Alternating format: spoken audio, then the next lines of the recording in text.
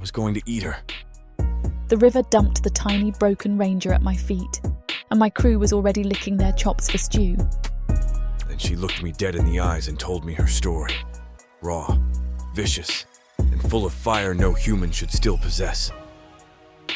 Now she's never leaving my bridge. She thinks she can run back to her war, back to her people, back to pretending a troll didn't just claim her as his bride the second she crashed into my world. She's wrong. I'm 400 years old, built like the mountain itself. I've never wanted anything the way I want this small, snarling woman who fights me at every turn. The more she defies me, the deeper my obsession sinks. The more danger hunts her, the more dangerous I become. Let the armies come, let the monsters circle. They can't have her. She's mine now. My tiny bride. Mine to protect. Mine to keep. Mine to ruin. Mine to love. Stay tuned for possessive troll obsession. Extreme size difference. A battle-hardened heroine who finally meets her match. Monster-found family.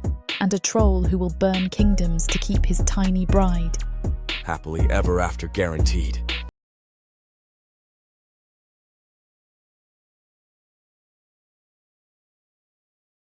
Chapter 1. River. The Emerald Mist Mountains live up to their name. Green, thick with moss and fog so dense it clings to your skin like spider silk.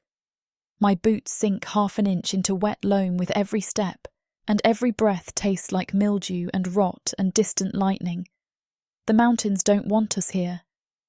I can feel it in my teeth. We're 10 strong, a lean line of rangers fanned out along the deer trail, though only 5 of us are really worth a damn. The others are green, new meat, twitchy fingers, wide eyes that flash too often to the trees. Me? I watch the ground, watch the sky, count the seconds between the snap of twigs. I don't need to look for danger. I can feel it.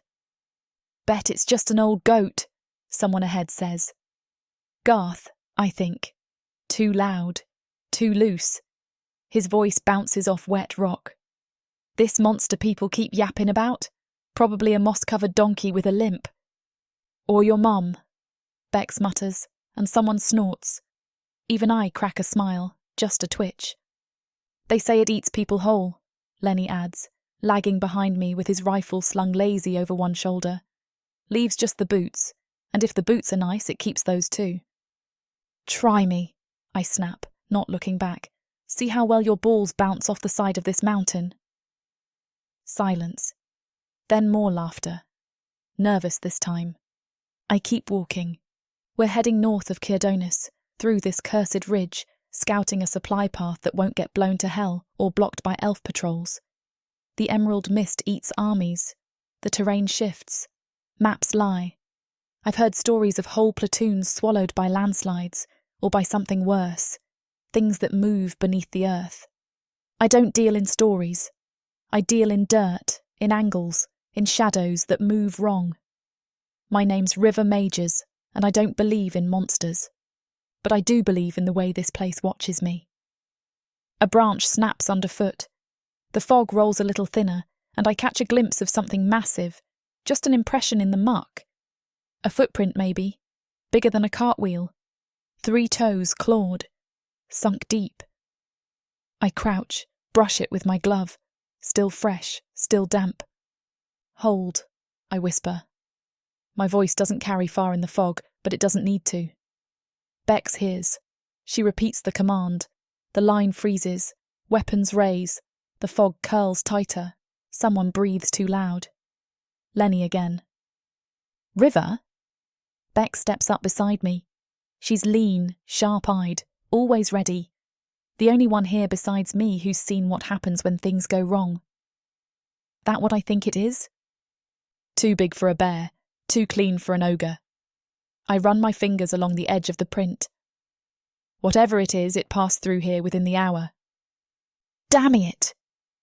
No talking, I hiss. We move on, slower now, tighter. No more jokes. The forest presses in, all dripping ferns and bent pines, branches clawing at our clothes like fingers. Every sound feels too close. Every shadow twitches. It takes me back. Not the good kind of back. I was 15 when Rizzo found me. Auction block, chained. My wrists still ache in the cold. He shot the bastard who bought me through the chest, gave me a gun and said, "Shoot or die, kid." I shot. I didn't stop shooting for 6 hours. When it was over, I was covered in blood that wasn't mine, and Rizzo said, "You're one of us now." I wasn't. Not really. But I stuck around, learned to disappear, to shoot straight, to make bullets sing. I learned to be useful. No one wants to screw what they're afraid of. Still, some of them try. "Hey, River," Lenny mutters, sidling up close. "Once we make camp, maybe you and me." I stop, turn. He nearly trips over his own feet. "If you ever finish that sentence," I say, voice flat, "I'll make sure your next words come out the back of your skull." He goes pale. Bex doesn't bother to hide her grin. We keep walking. The trail narrows, winding along the edge of a cliff. One slip, and it's a long, wet fall to the river below. I keep low, every muscle coiled. The fog here is almost solid, a wall of green and grey swallowing sound. I reach out with one hand, touch the slick bark of a pine to guide myself. Suddenly, a faint, distant, something growls, not a wolf, not an ogre, something lower, throatier, like stone grinding over stone. The team hears it too. I feel them tense behind me. Safety clicks, boots shuffle. I raise a hand, stillness. Something's ahead. I don't know what yet, but we're not alone in these mountains, and whatever it is, it's watching us. I look down. Another footprint, bigger this time. The path ends here. Something's wrong. I don't mean the usual wrong. This whole mission's been a dance with death. But now it's gone quiet. Too quiet. Even the birds have stopped chirping in the trees. That silence is a noose around my throat. "Hold," I whisper. Nobody listens. "River, it's probably just a..." Garth begins. That's when the first boulder hits. It doesn't roll or tumble. It falls, slams straight down into the line ahead with a sick, bone-wet crunch that silences everything. The fog erupts with screaming. I see blood, limbs. Bex spinning sideways through the air like a rag doll caught in a gale. "Ogres!" I shout, diving behind a knotted stump as another boulder whips past, close enough to shear hair off my temple. They come roaring from the trees like they were born in the bark, hulking slabs of grey flesh and muscle, their tusks stained red, their eyes glowing yellow through the mist. Each one's the size of a siege engine, skin bristling with embedded nails and armour made from dead things. One of them swings a club that used to be a whole damn tree, roots and all. I aim, breathe, squeeze. The bullet winds through the air, curves left, right, then strikes one dead in the eye. He jerks backward with a wet pop. Brain matter sprays the fern behind him. One down. "Cold iron!" I yell. "Only the eyes or neck." But it's already too late. Bex gets caught mid-sprint. A tree trunk club slams into her side with a sound like an axe splitting wet wood. Her spine folds. She flies, lands 20 feet off the path in a twisted arc. Doesn't move again. "No!" Lenny screams next. Tries to run. One ogre snatches him by the waist, grinning. Not angry, almost pleased, like a man about to bite into a hot pie. Lenny thrashes. The ogre lifts him, gazes into his face, then bites his head clean off, spits the skull into the fog like an olive pit. Garth doesn't even get a scream, just a boulder that turns him into paste. Gunfire erupts around me, but it's panic, not precision. Shots go wild. The air reeks of sulphur, piss and blood. I drop 2 more mags, focus, breathe. Another shot hits an ogre in the throat. He stumbles, gurgles, but doesn't fall. "Fall back!" I bark. "Fall the hell back!" Nobody's left to obey. The last man, Todd, swings his rifle like a club. He lands a hit. Then an ogre kicks him so hard his torso splits from his hips. His legs stay standing for a second, then collapse. I'm alone. I bolt through the trees, lungs burning, legs screaming. My boots skid across wet leaves as I crash out onto open rock and freeze. The cliff. I stagger to the edge and gape down. It's a God's-damned ravine, wide as a canyon, with a river boiling at the bottom like it wants to tear me limb from limb. I kick a loose rock off the edge. It spins downward forever. No splash, just the howling wind between. Then a sound, shrill, shrieking. A boulder whistles past my ear, so close I feel the heat of its wake. It slams into the cliff beside me and explodes, spraying stone shards. No choice. I scream something, I don't even know what, and hurl myself into the air. For one heartbeat, everything slows. The roar of the ogres fades. The world turns quiet and syrup thick. My body hangs in the fog, arms flailing, eyes wide. I feel the weightlessness, feel my guts trying to climb into my throat. Then gravity finds me. The air screams past. I twist, tumble, crash through mist and shadow. The river punches the breath from my lungs. It's not a splash. It's a body slam from the gods. The cold is so violent it stops my heart for a second. Then I'm tumbling through black water, spinning, choking, clawing for light. The current grabs me and drags me under. The river is a bastard.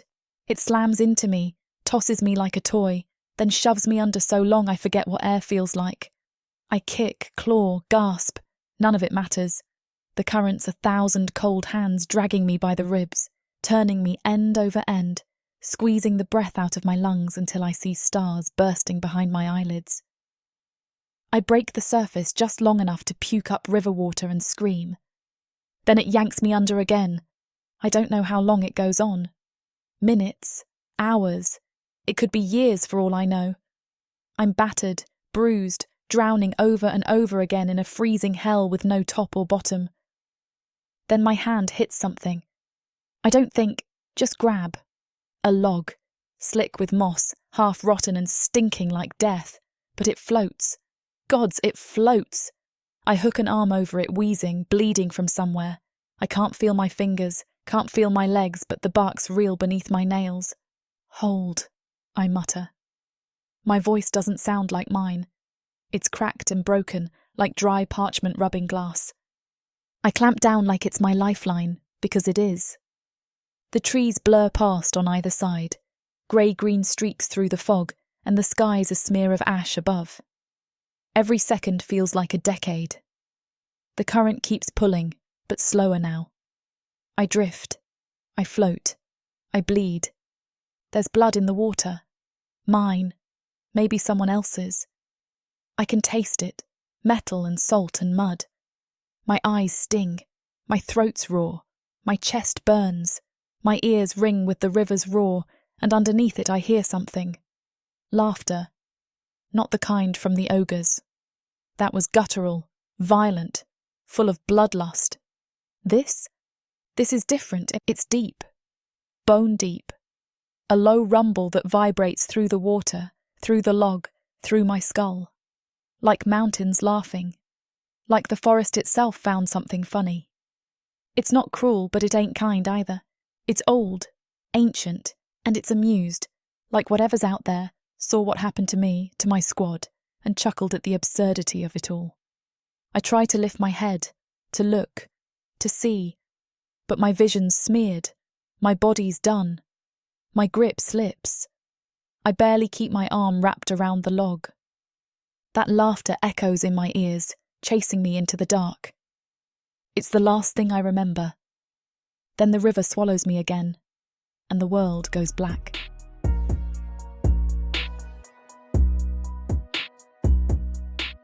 Chapter 2. Krogna. The light finds me through the slats in the old wood and the cracks in my stonework. A soft gold that slinks in under Heartbreak Bridge, brushing warm fingers across my iron-gray skin. I stretch, joints popping like kettle stones in heat. The mountain air's crisp, thin, filled with the heady scent of moss, dew, and last night's fire. A good morning. A slow morning. My beard's a mess. I shuffle to the mirror, really just a polished hunk of bronze I hammered into shape a century ago, and eye the situation. Twigs. A dead beetle. One stubborn knot of crabapple paste I don't remember getting there. Charming, I grumble, plucking out the worst of it. Clippers. Comb. Oil from the amber root bush. I groom like a knight about to ride into court, beard glistening, horns polished to a burnished gold. My reflection's not bad, all things considered. Big nose, thick brow, a face you could carve into a cliffside and call it home. A deep groan echoes nearby, my still waking up. I cross the flagstone path to my distillery, where the stone's still warm from the night fire. The barrel burps gently, steam curling from the copper piping as the first drips of moonshine splash into a catch jar. I take a sniff. Nose full of smoke, bark, and fermented crabapple. Just right. Another week and she'll be perfect, I say to no one in particular. The fog clings low over the forest, but it's thinning.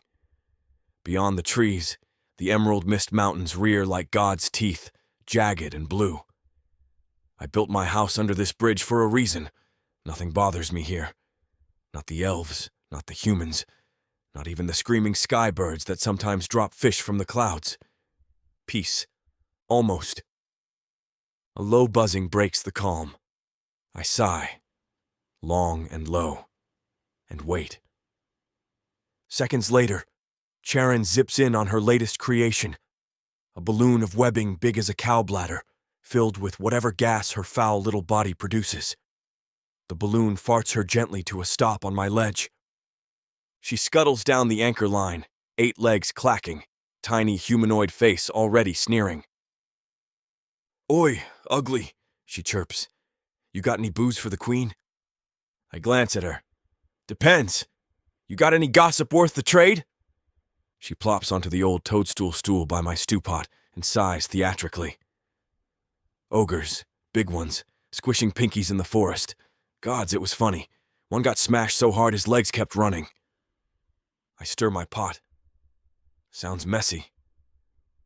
Oh, it was divine. Blood, guts, the whole buffet. Some ranger types, I think. She flicks one leg toward the smoke hole. They were creeping toward Cardonis. Real hush-hush. Didn't end well. Something twists in my gut. Not guilt, but something like nostalgia. The last time rangers came this way, it ended with fire and broken teeth. But Charon's always full of it, so I don't pay it too much mind. Any survivors? I ask. She shrugs. Maybe one. I don't know. Got swept off the cliff. Probably Soup by now. I grunt. Soup sounds nice. Speaking of soup, she says, sniffing. What's in the pot? Lemurian bone marrow, swamp carrots, and red root. I lift the lid.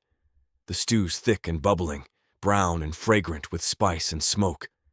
My mouth waters. Vito's supposed to bring smoked squirrel. Charon snorts. If he shows up sober, I'll eat my own web. I hand her a thimble of shine. She sips and immediately starts hacking. Dark elf's balls, Crag. That's strong enough to polish metal. Thank you. The mountains hum around us. Low, slow, like the earth itself is thinking. I sit, breathe, watch the fog roll over the trees like a blanket. My claws tap against my cup. Something's coming. I don't know what, but I feel it. I always do. Charon's half passed out on my stew pot lid when Vito comes clomping up the slope, whistling something obscene. He's got a bag slung over one shoulder and a bottle in his fist. His hooves leave little dents in my stone path, and his eyes are bloodshot. Typical. Look what the dog dragged in, I mutter, ladling out soup. You wish you looked this good when you're half in the drink, he replies, plopping down and tossing me a smoked squirrel with one hand. I catch it midair. "What did you pickle this thing in, Boot Sweat?" "Only the finest," Vito grins, taking a swig from his bottle. "Anyway, I brought you a new one." "A new what?" "Story." He grins wider, eyes gleaming under his unruly mane. "So, I'm out near the crescent spine, minding my business, when some idiot human with more balls than brains tries to jump me with a rusty pitchfork. Naturally, I dodge, grab the bastard, and stomp his belly so hard his kidney popped out his throat. Charon wheezes from the stew lid. "Bull." "True story," Vito says, holding one hoof up like he's swearing to the gods. "Kidney, tongue, same space. It looked like a pink slug trying to scream." I squint at him. "Vito, I've dissected more humans than you've seen sober mornings. The kidneys don't connect to the tongue." "Not normally," he says with a shrug, "but I rearranged his anatomy real creative-like." I snort. "More like you hallucinated it."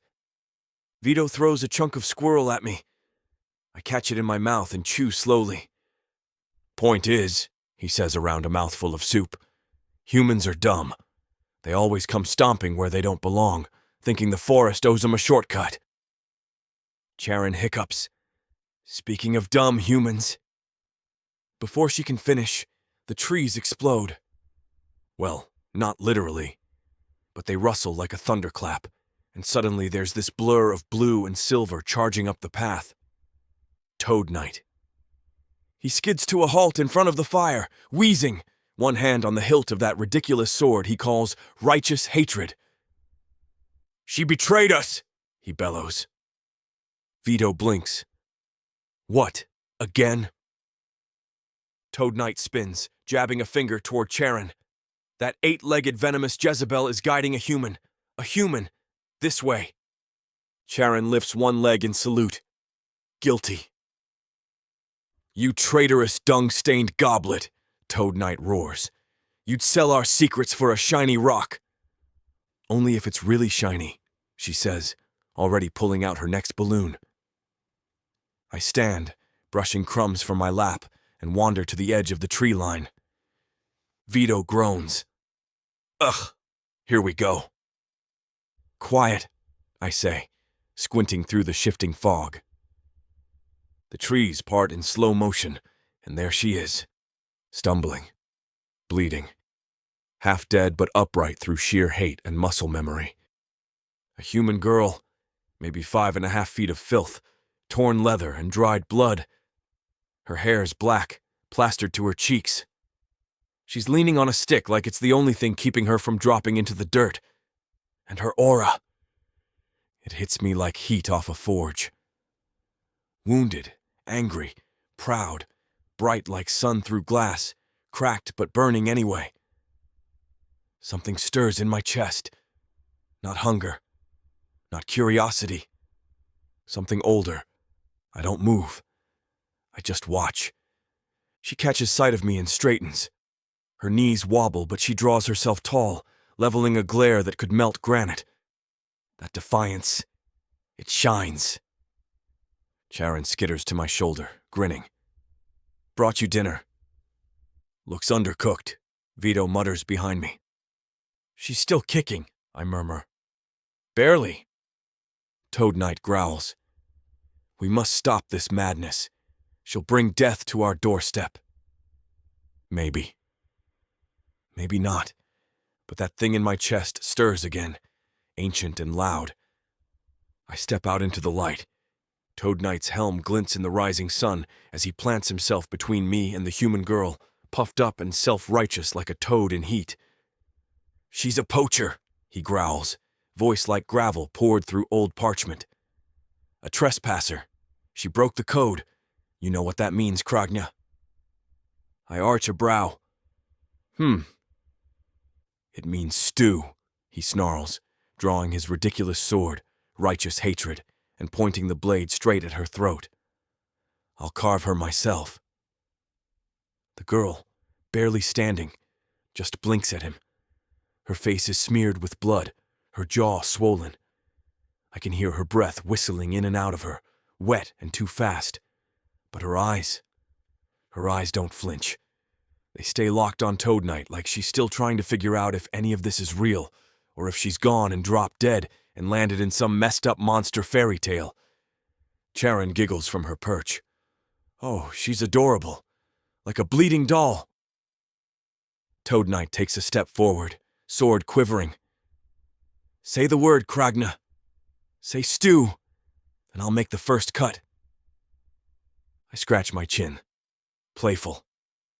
Well, I rumble, loud enough to make the trees hush. It's been a while since I roasted a human. The girl's eyes flick to me, then to the others, then back. She doesn't speak, just tightens her grip on that sad excuse for a stick she's got in her hand. Vito snorts. Stick won't help you, sweetheart. He leans on a log, licking his fingers. If it's stew, we should gut her quick. Less bile in the meat. Then there's spit roasting. Or Kragna's favorite.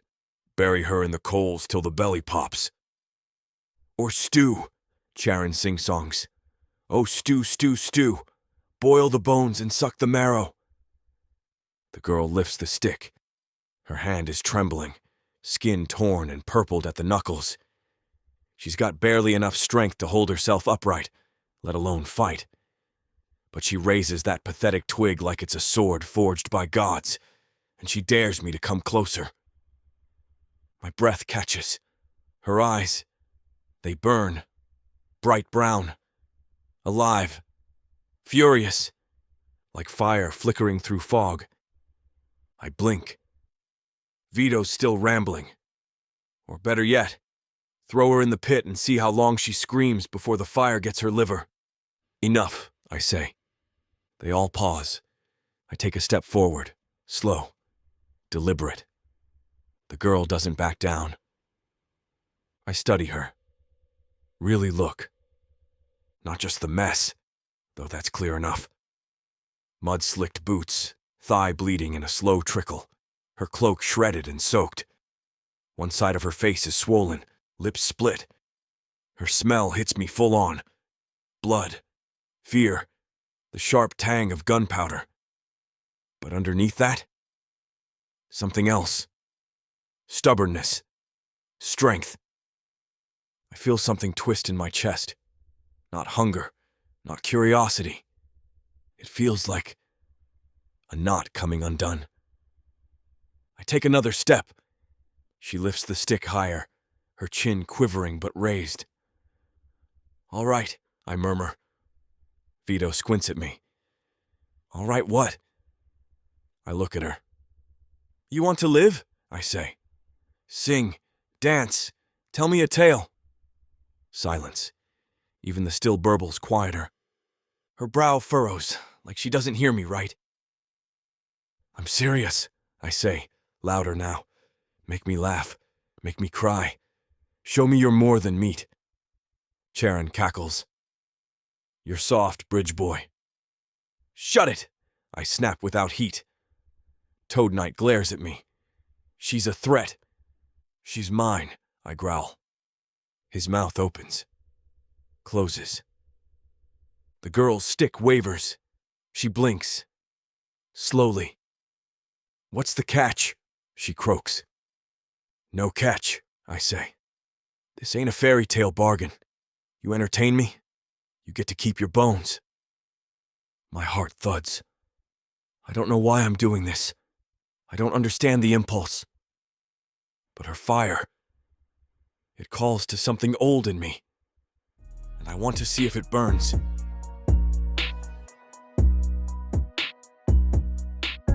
Chapter 3. River. I'm not hallucinating. I'm not. I keep telling myself that, like it'll make it true. But the air stinks of smoke and moonshine, and there's a spider with a crabby voice spelling out profanities in a goddamn web balloon. A satyr is licking his fingers like he's already tasted my marrow. And the troll? The troll has lava for eyes. His gaze is fierce and quiet and terrifying, Like he's not looking at me, but through me, measuring something I don't even know I still have. I can't feel my legs, can barely hold the stick up. My arms jelly and every breath scrapes like sandpaper. The inside of my ribs ache like something splintered, and my mouth's full of copper and grit. But the stick stays up, because if I drop it, I'm meat. Sing, dance, tell me a tale. His voice rolls like distant thunder, low and sure, and not even slightly joking. The other freaks go quiet, the toad knight with his pompous jaw, the satyr with roast girl on the menu, even the spider hushes for a beat. A dry laugh bubbles out of me, cracked and wrong. You want a damn story? I croak. My throat burns, my lips split. He nods once, solemn as a damn priest. I take a breath, and then something inside me gives. It doesn't break, not yet. It bends. I drop the stick, not from surrender, from rage. All right, I say.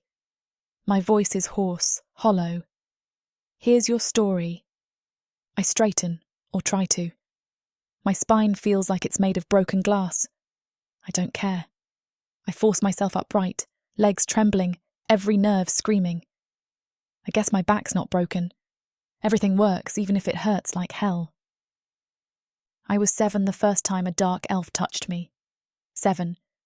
He had gloves because I was property, untouched.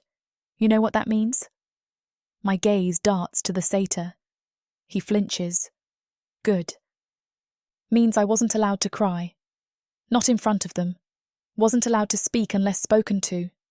Wasn't allowed to bleed. Wasn't allowed to breathe without permission.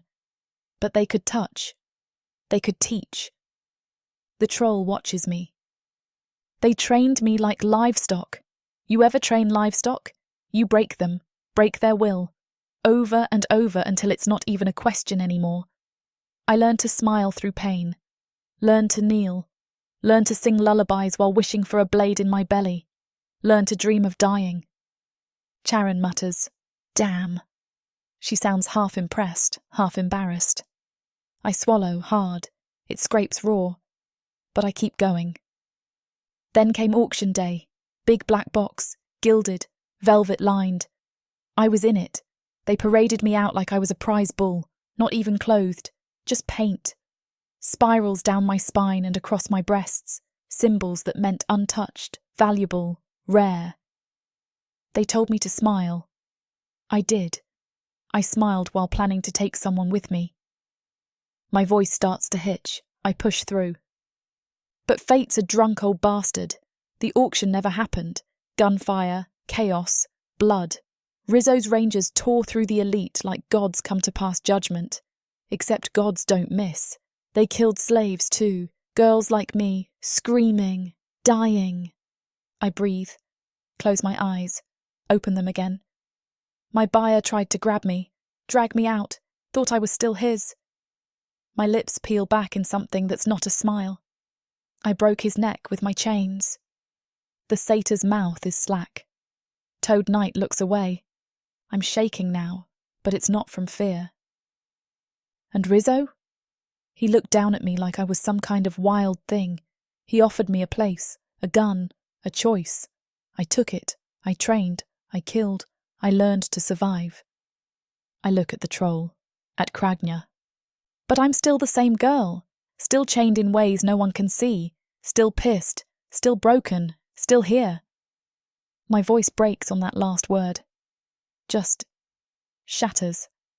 And before I can catch it, the sob comes, raw, ugly, from the pit of me. I drop to my knees, not out of fear, but from sheer exhaustion. And now I'm here, in the woods, with a troll, a satyr, a mutant toad with a sword, and a freaking spider with a sailor's mouth. And you want a song? I spit. Here's your damn song. Silence. The fire's crackle fills the silence I leave in my wake. It pops and hisses, gnawing on wet logs like a thing alive. Nobody says a word. The satyr, Vito, his mouth still open like he's trying to catch flies. Toad Knight's helmet glints in the flames, but his eyes are on the dirt. even Charon's quiet, which for her is practically a blood moon miracle. Kragner, though, he just watches me, but different now. Not like meat, not like prey. There's weight in his stare, something heavy, uncertain, like a storm deciding whether to fall or pass. The pain claws at my insides, a low, grinding throb. I can barely stay upright. My muscles are trembling like I'm trying to hold the sky up with a splintered stick. My stomach lurches with each breath, and everything spins when I blink. But I refuse to fall. He moves, big, slow, deliberate, hooves crunching in the dirt. His horns catch the light, casting long shadows against the stone and moss. I don't flinch, maybe because I've got nothing left to lose, or maybe because deep in my bones something tells me he won't hurt me. Not now. Kragner stops a few feet away. His eyes flick to the others, then back to me. Then he crouches, massive body folding down like an old tree easing to the ground. He holds something out. A thick hunk of meat skewered on a blackened stick. Still steaming. Smells like rabbit. Or possibly raccoon. I don't ask. You look like you need this more than I do, he rumbles. I stare at it. My hands twitch. Poisoned, I rasp, only by flavour. A ghost of a smile plays on his lips. I snatch it. The tremble in my hands is worse than I thought. I rip into the meat with my teeth, not caring that it's hotter than dragon spit. It burns my tongue, sears my cracked lips, but I don't stop.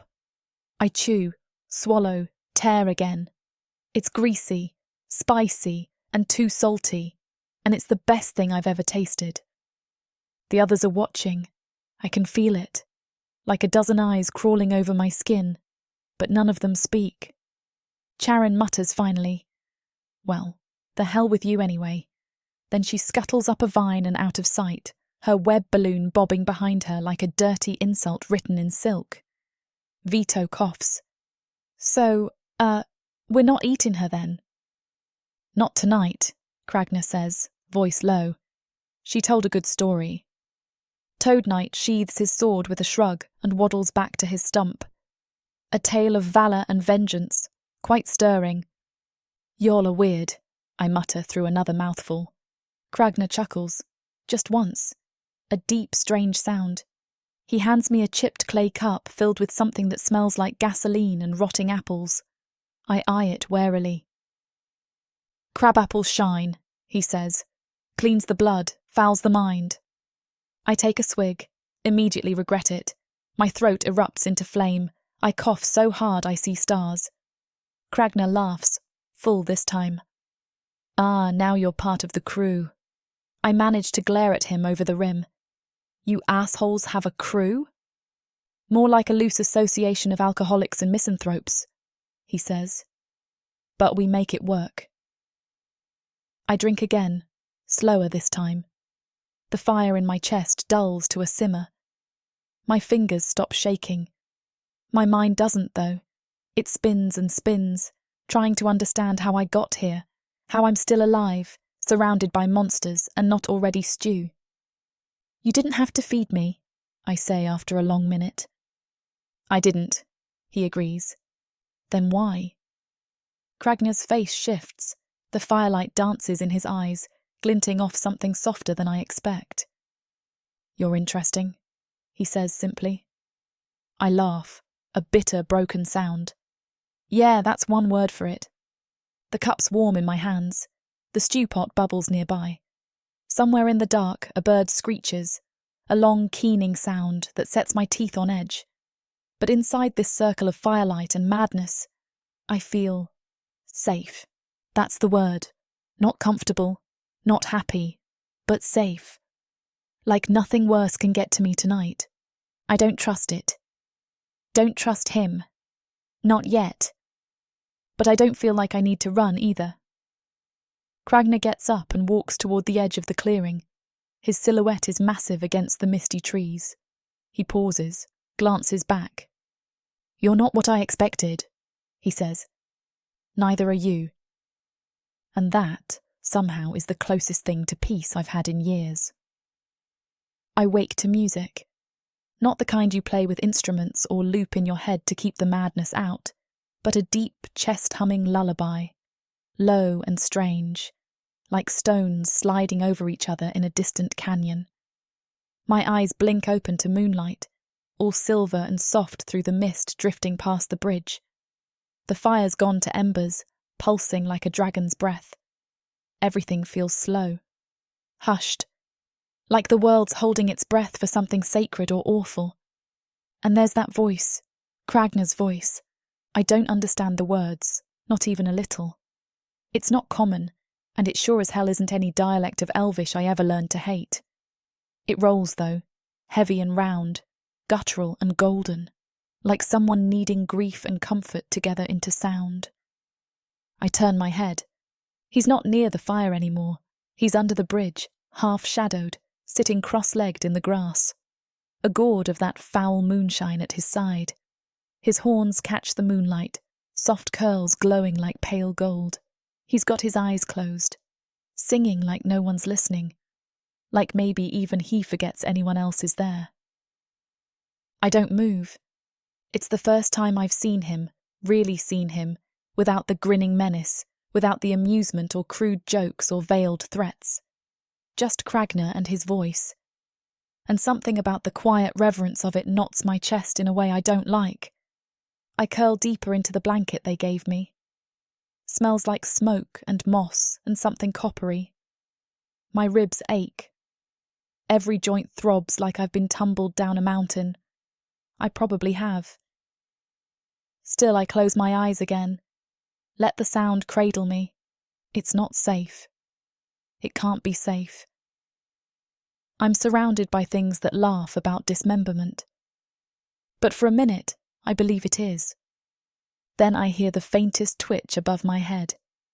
A sound like silk scraping bark. My eyes snap open. Charon's perched on the limb of a nearby tree, tiny spidery body backlit by moonlight, spinnerets twitching furiously.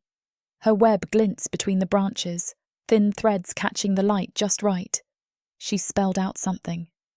"Still think he won't eat you, dumbass?" I groan, loudly. "Seriously?"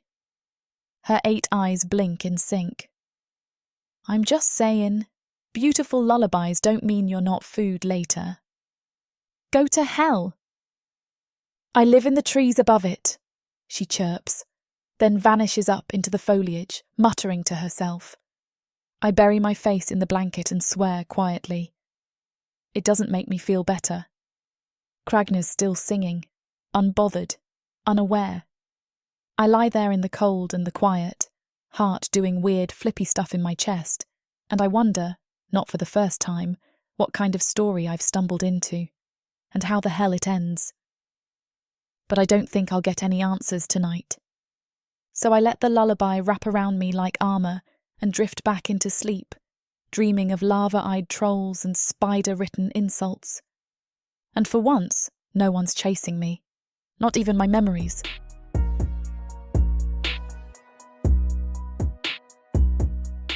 Chapter 4.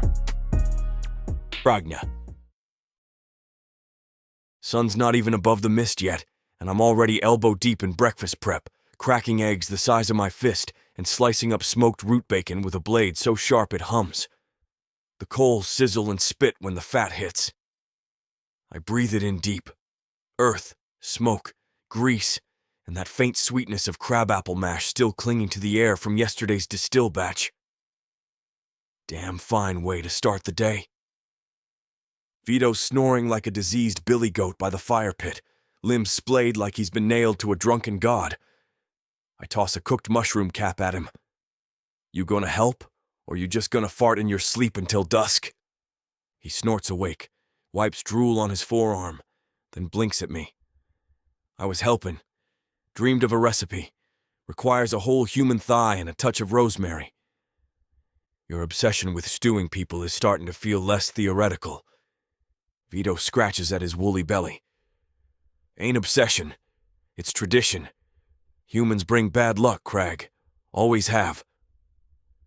He jabs a stubby finger toward the slope. You bring her in, now what? She heals. She runs. Or worse, she don't run. Starts wanting things. Like safety. Shelter. Gods forbid. Conversation. I grunt, flipping the bacon. And? And then what? You letting her build a nest under your ribs already? Vito narrows his eyes. You're softening, mate.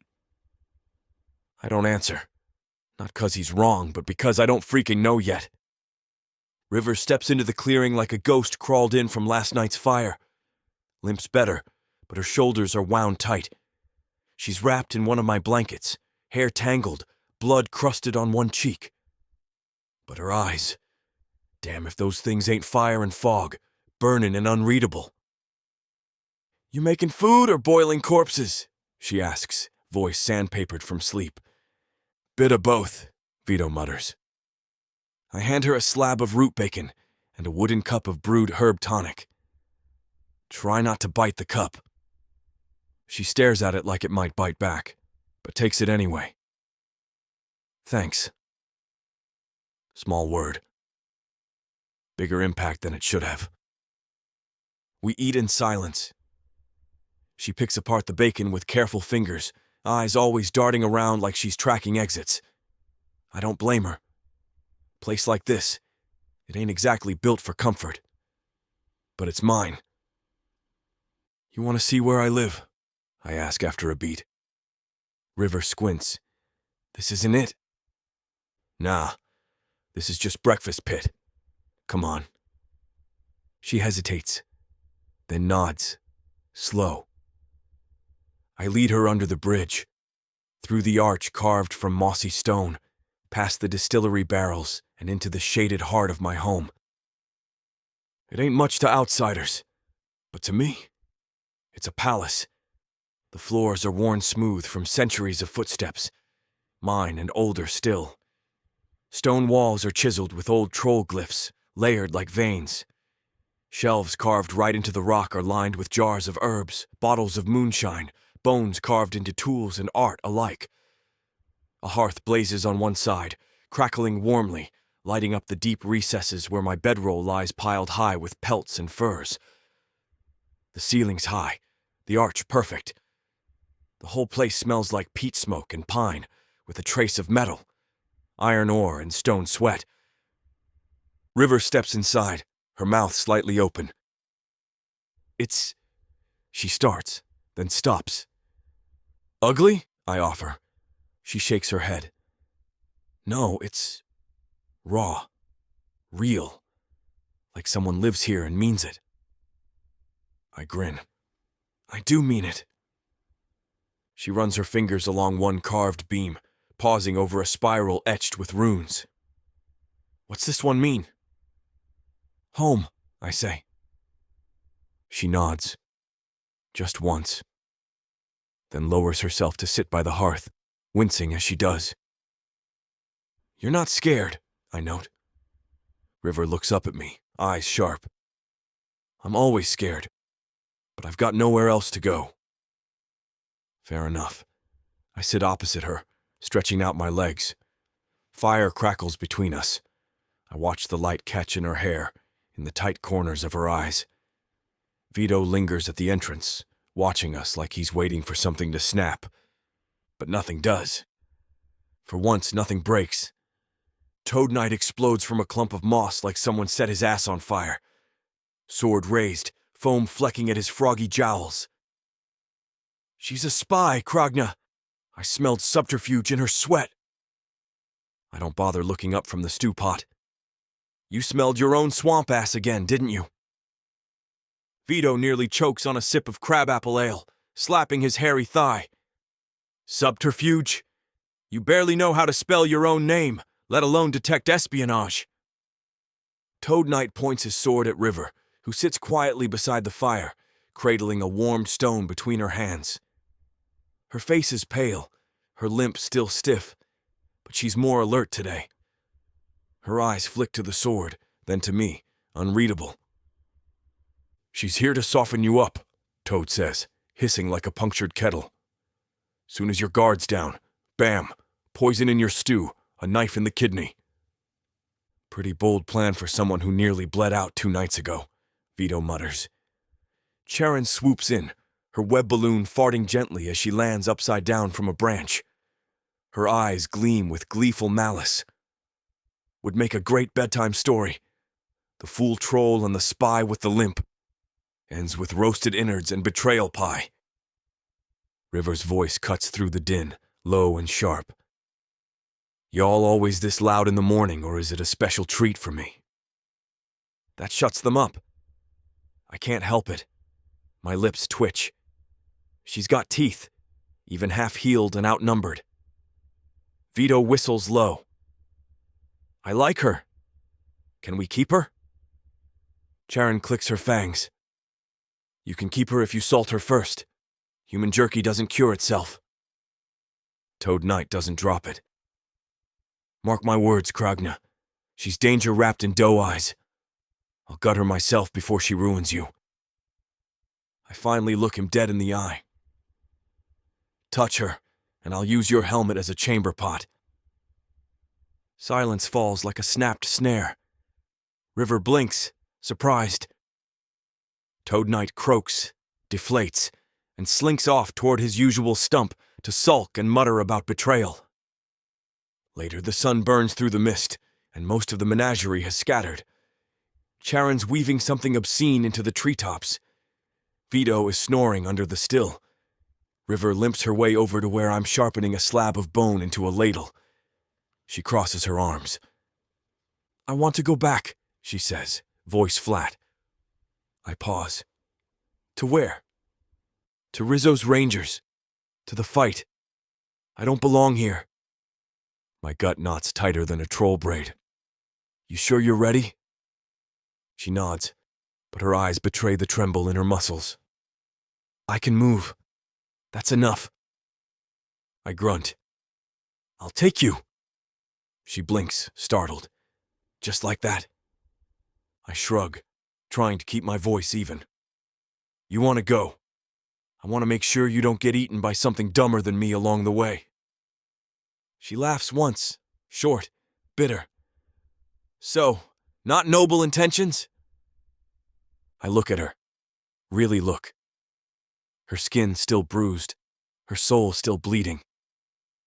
Doesn't matter what I want. You're not a prisoner here.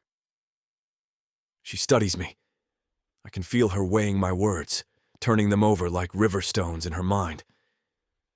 You don't trust me, I say quietly. She flinches just a bit. Should I? That one stings, but I don't let it show. No, but I'm not the one who dragged you out of a river with half your insides trying to be outsides. River exhales and looks away. I didn't ask for help. No, I say, but you needed it. She's quiet a long time. You confuse me, Kragna. Good, I mutter. Means we're even. I sling the satchel over my shoulder and double-check its contents for the third damn time. Smoked meat, check. Fire starter stones, check. Extra moonshine, stashed in a padded gourd so it won't clink, hell yes. Knotted rope, bone-hilted knives, 2 carved totems for luck. Not that I believe in that rot, but it never hurts. The forest's teeth are sharper than most gods' mercy.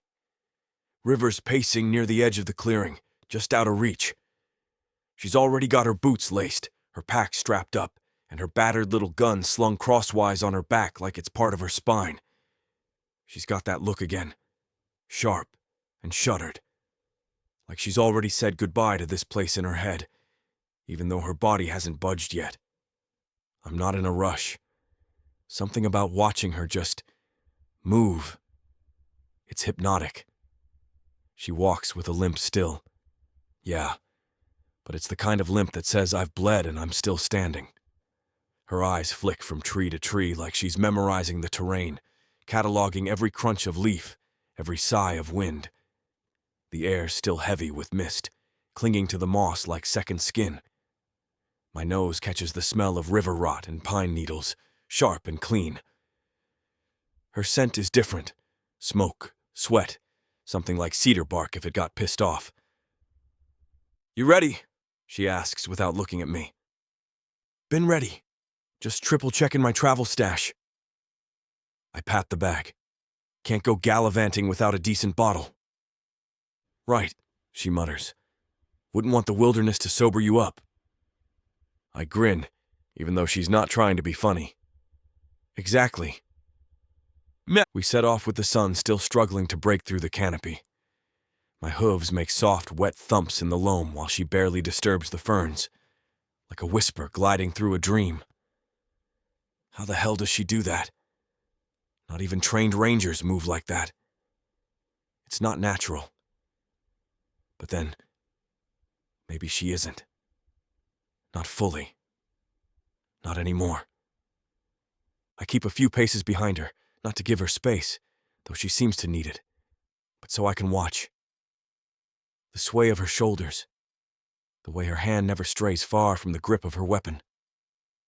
Her braid bounces just slightly with every step, a black whip against the fog.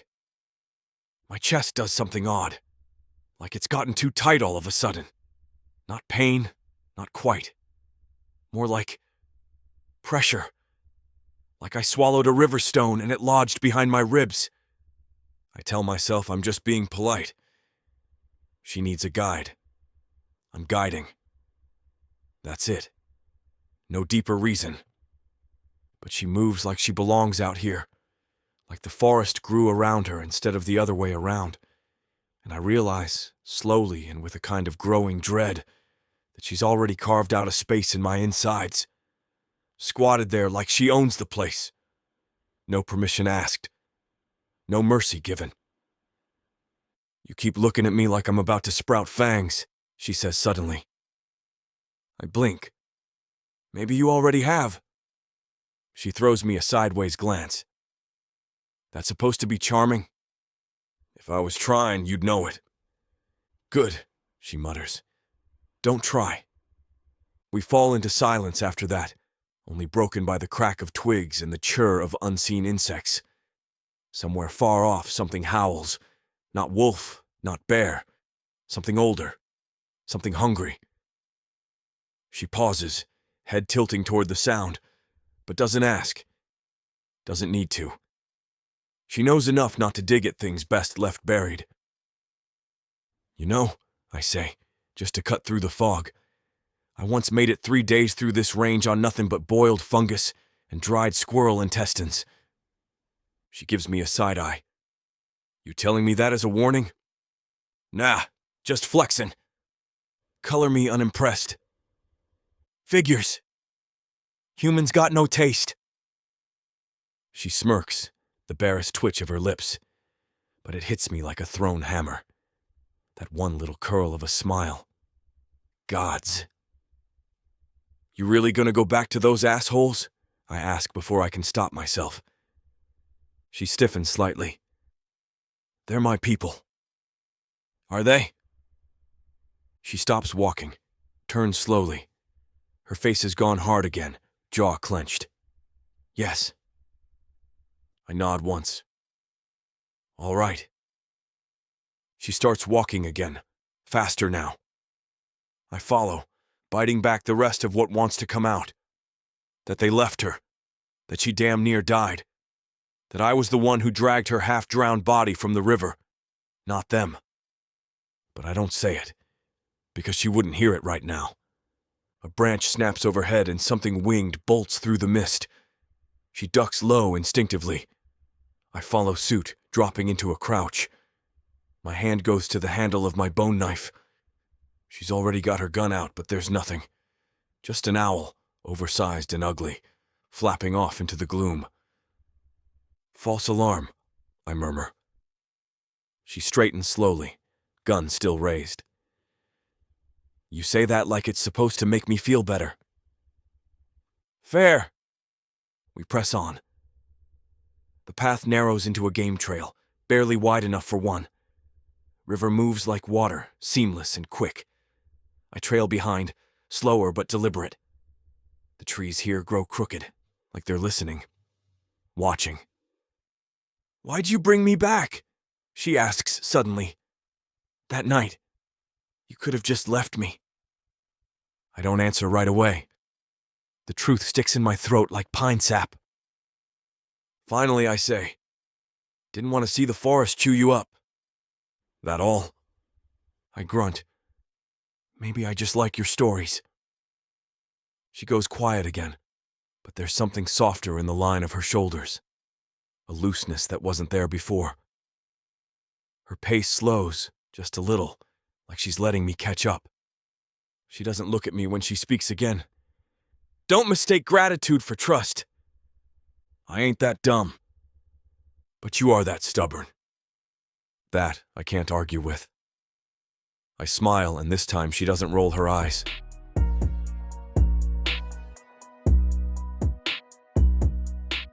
Chapter 5. River.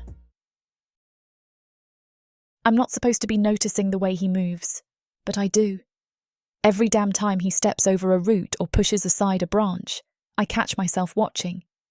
He's too big to be quiet, but he is. Somehow.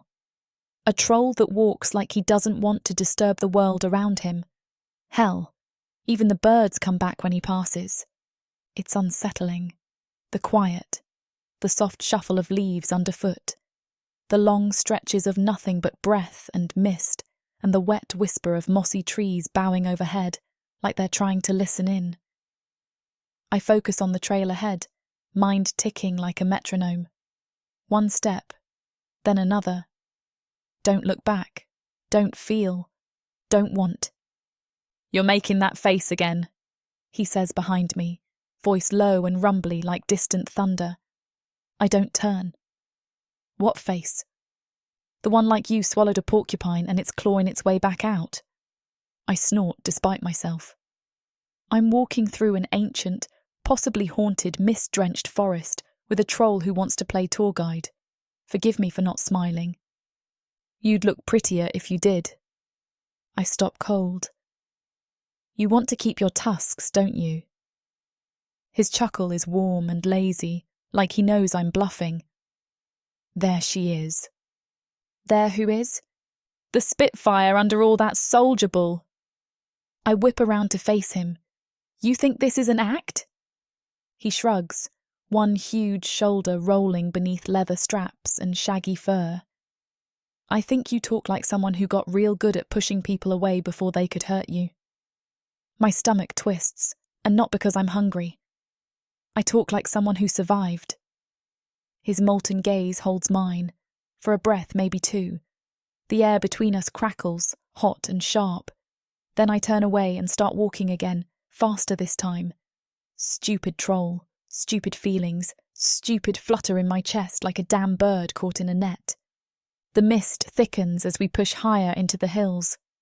The trail narrows, overgrown and slick. I slip once, catch myself on a twisted branch, and hiss through my teeth. Kragnir's there in a second, close enough to feel the heat rolling off his skin. You all right? He asks, voice soft in a way I don't expect. Fine. I yank my arm away before he can touch me. Don't go getting all nursemaid on me. He steps back with hands raised. Didn't mean to offend, soldier girl. It's River. Right. He says it like a prayer, slow and deliberate. River. I wish he wouldn't say my name like that. Like it tastes good in his mouth. We walk in silence again, though this time it's loaded. Not awkward exactly. More like charged. Like the air before lightning hits. I feel his eyes on me sometimes, watching, not leering, not like most men I've known. Just observing, measuring, like he's trying to figure me out piece by piece. Finally, I break. What? He doesn't pretend not to know what I mean. You fascinate me. My boots crunch dead pine needles. I'm not here to be fascinating. Too late. I rub a hand over my face, suddenly exhausted. You're relentless. I'm a troll. We don't give up, especially on things that matter. You don't even know me. Not yet, he says, but I'm trying to. We stop for a break in a clearing wrapped in low fog and shadow. I sit on a fallen log, stretch my legs, and sip from the canteen. The water's stale, metallic, still better than nothing. Kragner crouches nearby, rummaging through his pack and producing some dried meat. He tosses me a strip without a word. I take it and chew. It's salty and gamey and tastes faintly of smoke and something vaguely sweet, maybe crabapple. He watches me eat, and I know he's thinking something, so I give him a look. "What?" I ask through a mouthful. "Just wondering how long it'll take before you stop looking like you're gonna bolt." "Depends. How long until you give me a reason to?" His smile's slow and rueful. "Fair." We eat in silence. The fog curls around us, thick as wool, pressing in like it wants to be part of the conversation. I glance at him. His eyes are on the trees, distant, thoughtful. "You ever eat a person?" I ask, because subtlety's never been my strong suit. He doesn't flinch. "Yeah." That catches me off guard. "Just, yeah? I'm not going to lie to you. Do you enjoy it?" He meets my eyes again. "Not anymore." It's honest. That's what shakes me. He's not trying to scare me, not trying to seduce me or manipulate me. He's just saying it plain, and that somehow makes it worse, makes it real. "I should be terrified of you," I mutter. "You are." He says it with no malice, no arrogance, just fact. "And yet here we are," I say. "Yet here we are," he echoes, nodding. I pull my knees up and rest my chin on them, the cold damp of the log seeping through my pants. "Why?" "Why what?" "Why help me?" He exhales through his nose, looking older for a moment. Sadder. "Because you were drowning, because you looked at me like I was a monster, but you didn't scream, because you're still here, and that means something." "That's not an answer." It's the only one I got. I shake my head and mutter, "You're gonna break me." "No," he says, voice rough. "I'm gonna hold the pieces." I hate the way my throat tightens, the way my eyes burn. I don't cry. Not anymore. Not since the auction. Not since the chains. "Don't say things like that," I whisper. "Why?" "Because I'll believe you." I stare at him, and he stares right back. There's something happening here. Something I don't have a name for. His eyes, those molten, impossibly bright eyes, burn into me, not with hunger, but with something quieter, deeper. It's not lust exactly. Or maybe it is, but not the gross, leering kind I know too well. This is different. He leans in slightly, and I swear my breath stops in my chest. Is he going to kiss me? Why the hell would I even wonder that? My lips part without permission, some reckless part of me whispering maybe, just maybe, but then, crunch. A sick, wet, dragging sound slices through the air like a cleaver through sinew. Kragner's head snaps toward the trees, my hands already on my rifle, fingers tight around the grip. We freeze, side by side, breath caught, hearts pounding. The fog parts, and out lumbers the stuff of nightmares. She's bigger than a wagon and just as wide. 6 heads, all Lemurian and serpentine, jerk and bob on long, scaly necks, each one hissing, snorting, muttering to itself in some ancient tongue. Her hide is a patchwork of scale and fur, the colour of old bruises. Between her claws drags a moose-like carcass, limp and bloody, antlers shattered, belly torn open like a burst wineskin. I raise the barrel out of instinct, but Krana's hand is suddenly on mine, firm but gentle, pushing it down. "She won't hurt us," he says low, without taking his eyes off the beast. "She's a friend." My mouth opens, shuts. I've got a million questions, but I can't seem to make my tongue work. The creature, Hydra? Harriet? Shuffles past, one of her heads eyeing me with a sort of feline boredom. Another head burps loudly. A third sneezes, The others just mutter and hiss among themselves like they're having a six-way argument and nobody's winning. She lumbers off into the gloom with her kill, the dragging sound fading into the mist. I blow out a breath I didn't know I was holding. You have weird friends. You should see my neighbours. I feel like I just did. He grins, wide and boyish, and I don't know what to do with that. I've never seen something so monstrous look so gentle. We walk again, the silence now humming with unspoken things. My chest still aches from the adrenaline crash, my head spinning with too many thoughts I don't want to unpack. But the forest doesn't care. It keeps on being what it is, vast, damp, secretive. The trail narrows near the ravine. Trees grow denser, curling over like skeletal fingers clawing at the light. We step through a break in the underbrush, and my boot hits something. It clinks. I look down. A shell casing, cold iron, one of ours. I freeze. Kragner notices and slows, watching me. I crouch, pick it up with shaking fingers. It's scorched, still smells faintly of magic and sulphur. The kind of shot that only leaves a barrel when it's already gone to hell. I scan the forest floor. Bits of gear are half buried in the loam, shredded cloth, a shattered scope, a broken belt buckle. Someone's knife snapped in half. Blood stains on stone, turned brown with age. This is where it happened. Where we were ambushed. Where they died. I feel it like a blow to the chest. The past cracks open like a fault line under my feet, and the memories come rushing up, fast and hot and ugly. They screamed. I remember that. The way their voices got choked out mid-word. The wet slap of flesh against stone. The crunch of bones. The laughter, deep, cruel, unhurried. The taste of copper in my mouth as I bit back panic. The burn in my lungs as I ran, jumped, fell. The river, the cold. And then nothing. I sway where I stand. Krana steps close.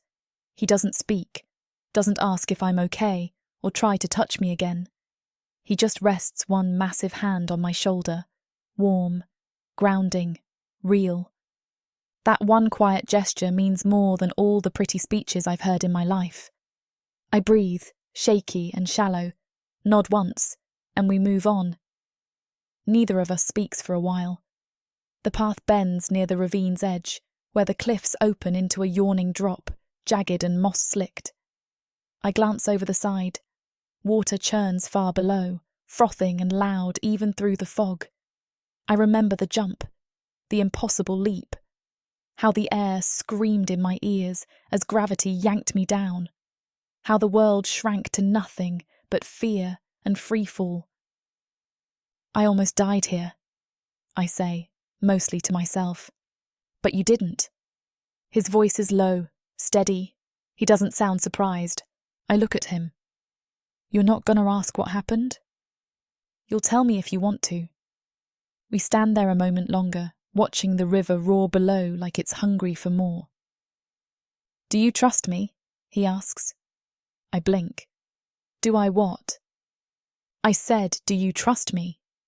I stare at him, at his too big frame and strange, intense eyes, and voice like cracked stone warmed in the sun. I should say no. I should laugh. I should walk away and never look back. Instead, I say, I don't know yet. He nods. That's fair. We keep walking. The forest closes around us again, and I wonder if I'll ever really get out of it, or if some part of me will always be lost here, among the fog and blood and ghosts. Kragner hums something under his breath. A tune I don't know. It's low and rhythmic, like river stones tumbling. I don't ask what it means. I just let it carry us forward. The birds stop singing again. It's like a breath sucked out of the forest. I know that silence now, know it in my bones, the way an old wound knows a storm's coming. But before I can speak, Kragner moves. Down! He roars, and the ground vanishes beneath me. My shoulder smashes into dirt and rock as he yanks me flat against the mossy forest path. A heartbeat later, the world screams. A boulder sails overhead, close enough that I feel its hunger in the air, like it's tasting for blood. It slams into a tree with a thunderous crack, obliterating bark and branch alike in a shower of splinters. Another one follows. And then they appear, 2 ogres, hulking and stinking of rot and wet stone, smashing through the underbrush like they were born from the mountain's bile itself. One has a skull helmet, too small for its head, teeth sticking out like a crown. The other drags a slab of uprooted tree in both hands, its feet pounding earth that quivers beneath us. "No," I whisper. My knees turn to water. Same band, same bastards. I remember that grin, wide, dull, innocent in a way that's somehow worse. The one with the crown licked blood off a friend's crushed ribcage. I lift my gun with a shaking hand, but before I can aim, Kragnar's already moving, toward them, running toward them, and then he changes. His laugh rumbles out first, low and sharp like thunder cracking sideways. His skin ripples, hardens, darkens, like stone sweating blood. His shoulders stretch impossibly wide. Bones crack and reform with wet, sickening sounds. A second pair of arms burst from his sides with a spray of steaming flesh, ending in hooked claws that shine like obsidian. Veins of striking light flicker under his skin, his eyes burning lava red. He's a goddamn nightmare. The ogres halt, their thick brows twitching, nostrils flaring as they finally catch his scent. Kragnar growls, a sound deeper than the river's pull, deeper than the grave. He launches himself at them with a howl that shakes the trees. And then it's chaos. Kragnar slams into the tree wielder first, shoulder first like a battering ram. Bones explode. The tree weapon snaps in two, its jagged stump embedding in the ogre's gut. The creature stumbles back, gurgling, but Kragnar doesn't stop. One of his clawed arms stabs upward through the ogre's jaw, punching out the top of its skull in a mist of brain matter and bone shards. It twitches again, and then flops like a broken marionette. The crowned one roars and charges, swinging its spiked club in a brutal arc. Kragnar ducks under it, fluid despite the bulk. He moves like something born of battle, like he's dancing with death and calling it sweetheart. His claws rake across the ogre's belly, spilling hot, ropey guts onto the ground. But the beast keeps coming, enraged, grabbing Kragnar by the arm and trying to crush him against a tree. That's when the troll laughs again. It's joy, unfiltered, feral. He headbutts the ogre, once, twice. On the third blow, the ogre's face caves in, the crowned skull helmet cracking like an egg. Teeth go flying and something pink splatters my boot. Kragnar doesn't stop. He tears the ogre's head clean off, vertebrae snapping in his fists like kindling. Steam hisses from the ragged neck stump as he flings the head into the woods like a skipping stone. Silence follows, broken only by the wet drip of blood off leaves. He stands in the ruin of them, chest heaving, gore dripping from his claws and face. Eyes glowing, the monster in the moonlight. And he turns to me. My gun still in my hands, half raised, though my fingers are numb. My heart is trying to beat its way out of my chest. My breath comes in short, hot gulps. He's magnificent, horrific, a force of nature wrapped in flesh. He walks toward me slowly, steam rising off his body. The extra limbs retract with a grotesque sucking noise, folding back into his frame like they never existed. And then he's just him again. Kragnar. Didn't like the way they looked at you, he mutters, wiping blood from his brow with the back of one hand. I blink, unsure if I'm supposed to laugh, faint, or run. We set camp a little further off the path, under the shadow of a wide boulder draped in moss. I start a fire with shaking fingers. He doesn't speak much, just grunts, busies himself with collecting dry wood and slicing something edible from his pack. My brain's still trying to wrap around what I saw. That wasn't a fight, it was slaughter, and he did it for me. The wind shifts. I breathe in the scent of scorched pine, the faint sweetness of moss crushed underfoot, the copper tang of blood clinging to Kragna's skin. I don't sleep right away. Instead, I watch him from across the flames as he whittles something with a rough knife.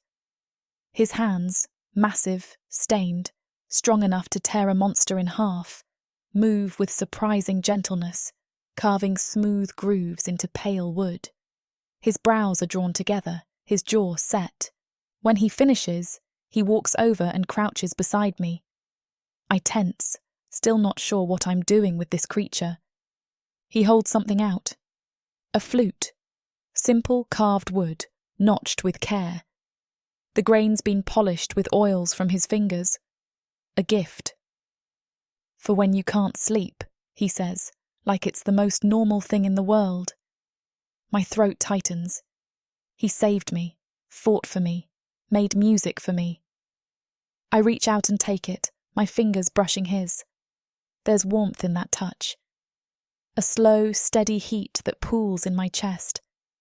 And for the first time in years, I feel something I forgot I could. Safe.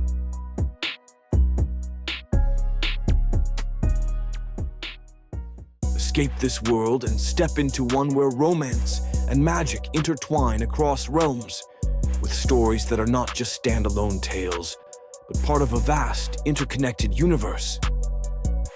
Imagine not just one, but 100 stories, where characters, destinies, and legends cross paths in unexpected ways. 100 audiobooks from the Romantasy 100 book bundle. These aren't just isolated stories. They share themes, worlds, and threads that make every journey feel part of something grander. Fated lovers, ancient prophecies, and the delicate balance between power and passion. Get all of these stories today for a mind-blowing 90% off. That's right, 100 audiobooks for the price of 10. 800 hours of audio where these alpha males prove just how puny the human men of Protheka are. 12 complete series where they show their human women what they've been missing and more.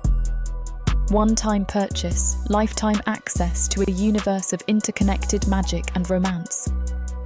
Protheka's magic is eternal. With the Romantasy 100 book bundle, your pleasure will be too.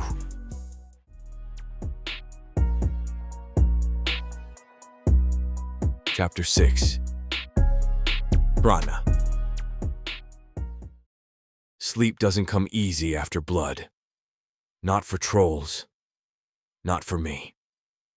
When it finally does, it comes in the shape of war.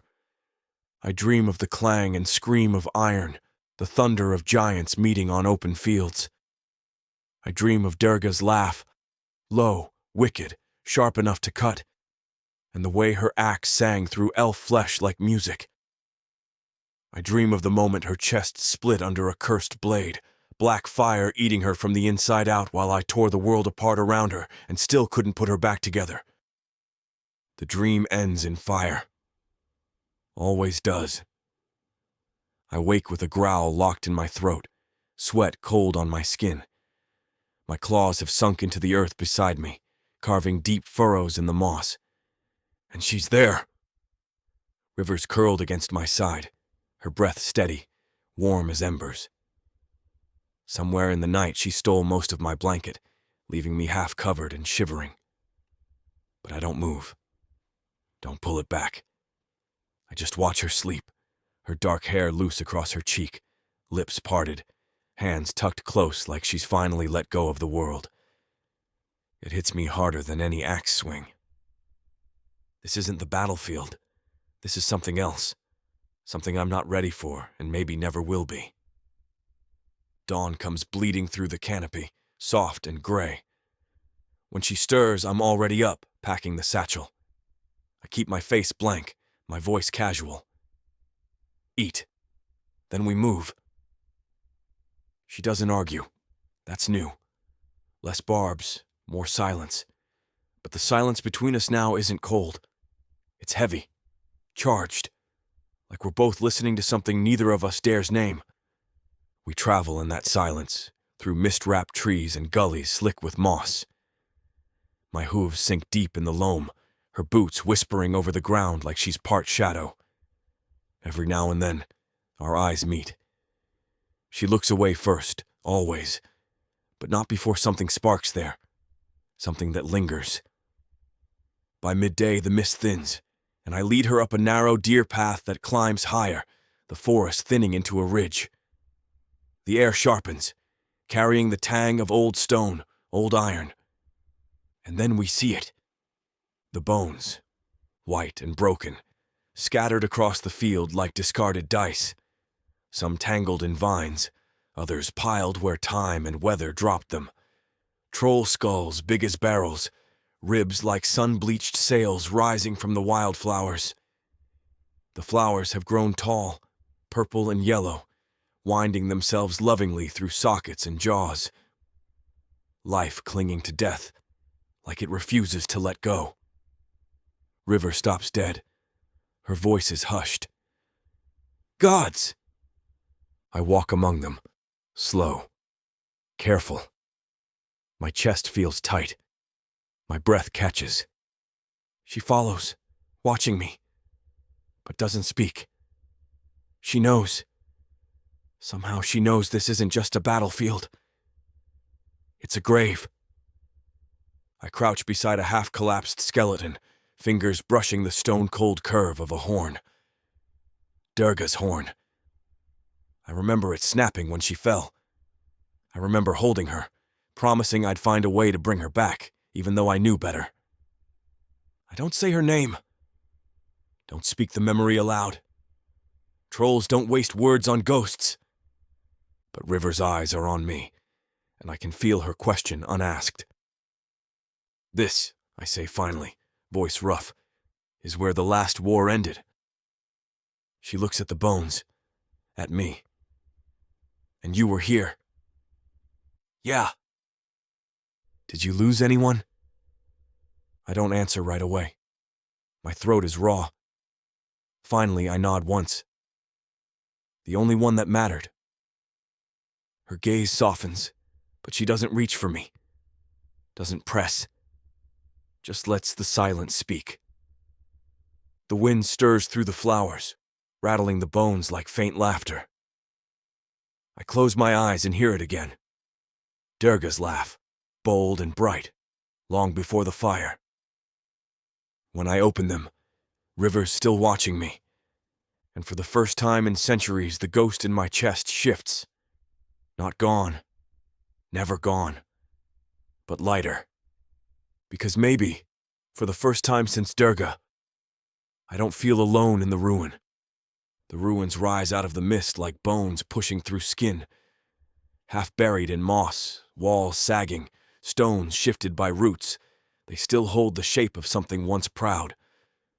A tower, maybe, or a chapel. Dark elf-craft, by the taste of iron dust in the mortar.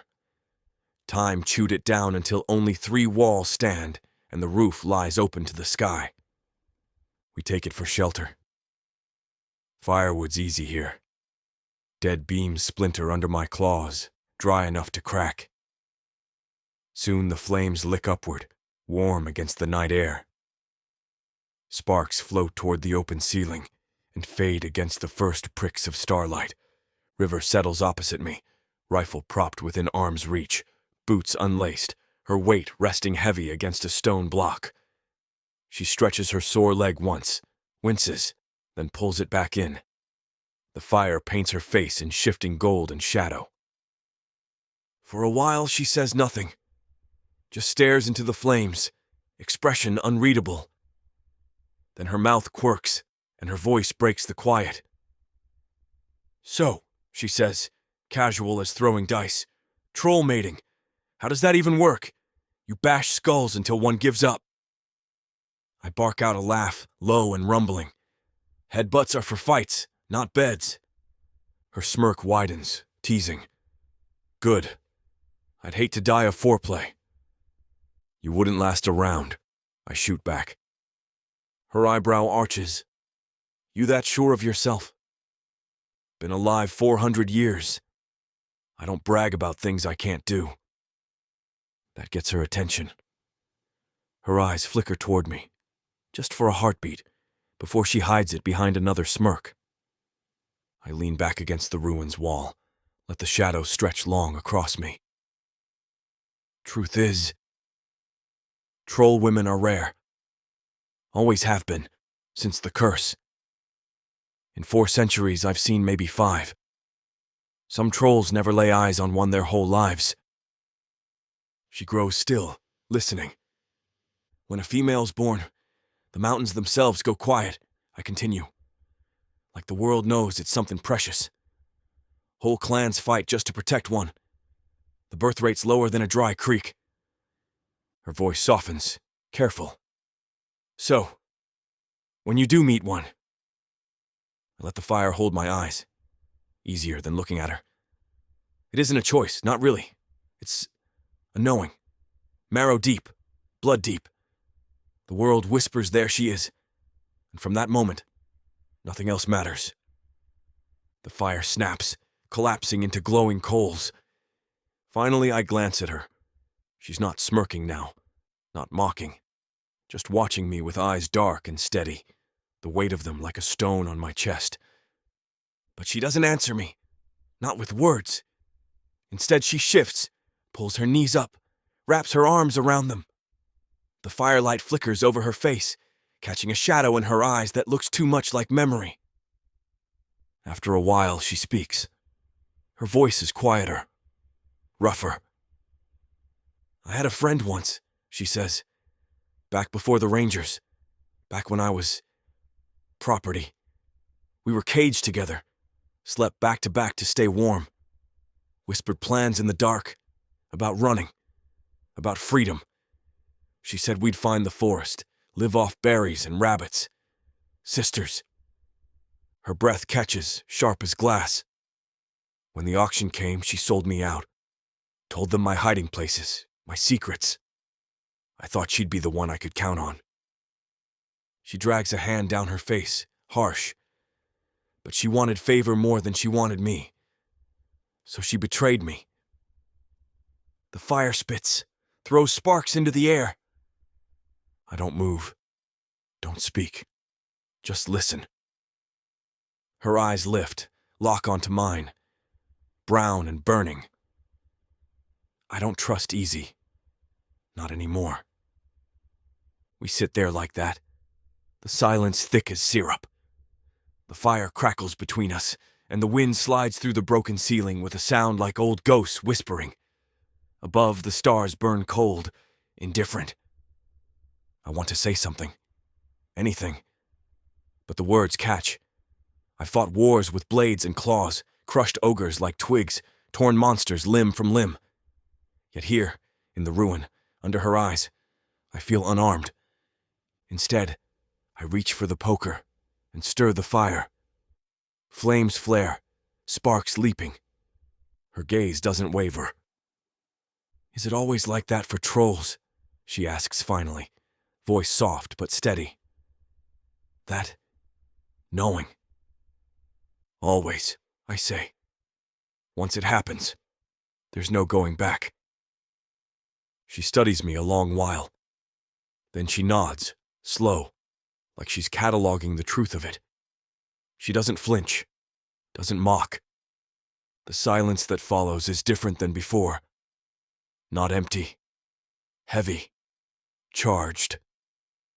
Her story hangs between us like a wound left open to the night air. Mine too, though I never spoke it. Our eyes lock again. The fire throws gold into hers, red into mine. The ruin seems to hold its breath. And then we're moving again, by unspoken agreement. Close. Too close. Gotta watch my step before we get past the point of no return. River finally drifts into sleep, curled near the fire with her rifle hugged against her chest, like it'll whisper comfort if she dreams wrong. Her breath is steady, her face in firelight, almost soft. I sit with my back against the wall of the ruin, claws idly dragging lines into the dirt. Sleep won't come, not after what I felt in her eyes tonight. So I reach into the satchel. The crystal is there, heavy as a heart I never wanted to use. Black quartz, cut rough, humming faint with the stink of old spellcraft. I haven't touched it in years, not since I swore off ties, but my hand finds it anyway. I mutter the word that wakes it. Light spills inside, purple veins crawling through the rock until it glows like a caged storm. Then, clear as if he's squatting right beside me, Vito's voice bursts out. Well, well, if it ain't old bridge-ass himself, the satyr crows. His tone is smug enough to curdle milk. Didn't think you remembered how to work that thing. Must be dire. You run out of moonshine, or finally fall in love with your own reflection. I grit my teeth. Shut your mouth!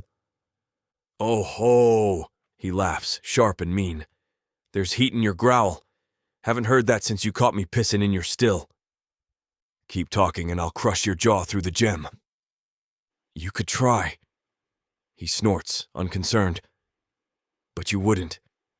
You called me, Krana. You. That means you need something. And I bet I know what. His voice dips, mock sincere. Tell me. Is she pretty? Smells like fear and gunpowder, I wager. Got that look, don't she? The one that crawls under your hide and won't leave? The one that makes you stupid? My claws dig deeper into the earth. Careful, goat! He only laughs harder. You're soft. By the stones, you're soft. You found yourself a human girl and now you're crooning lullabies instead of tearing out throats. My lip curls. I tore 2 ogres to ribbons today. And then what? Vito shoots back. You carved her a flute. The bastard's laughter rips through the crystal, wild and cruel. My pulse hammers in my skull. I want to crush the quartz to powder, but my grip holds. Listen to me, I growl, low enough to shake the dirt. If you breathe her name with that stinking tongue of yours, I'll find you. Doesn't matter how many forests I gotta burn to ash. Doesn't matter how deep you crawl. I'll find you. And you'll beg me to kill you quick. For once, Vito goes quiet. Just breathing, heavy and thoughtful. Then, softly, almost amused. That's it then. You're gone. The words land in me like a hammer. You're gone, he says again. Fallen, harder than a dwarf down a mine shaft. She's not just some lost little soldier to you. She's in your blood already, your marrow. That's why you're snarling. That's why you're calling me in the dead of night, instead of sleeping like a troll should. The crystal hums. My throat works, but nothing comes out. Vito chuckles low. Careful, old friend. A troll with a maid in his heart. That's the most dangerous creature there is. Not just to others, to himself. I slam the crystal shut with a hissed word, drowning his voice in darkness. The ruin returns, quiet but for the fire and rivers breathing. I sit there, claws shaking against the stone, breath rough in my chest. The satyr's words echo like war drums. Not because they're lies, because they're truth. River is no longer just a human I pulled from a river. No longer just a wounded soldier needing shelter. She's already more than that. Too much more. She's becoming everything.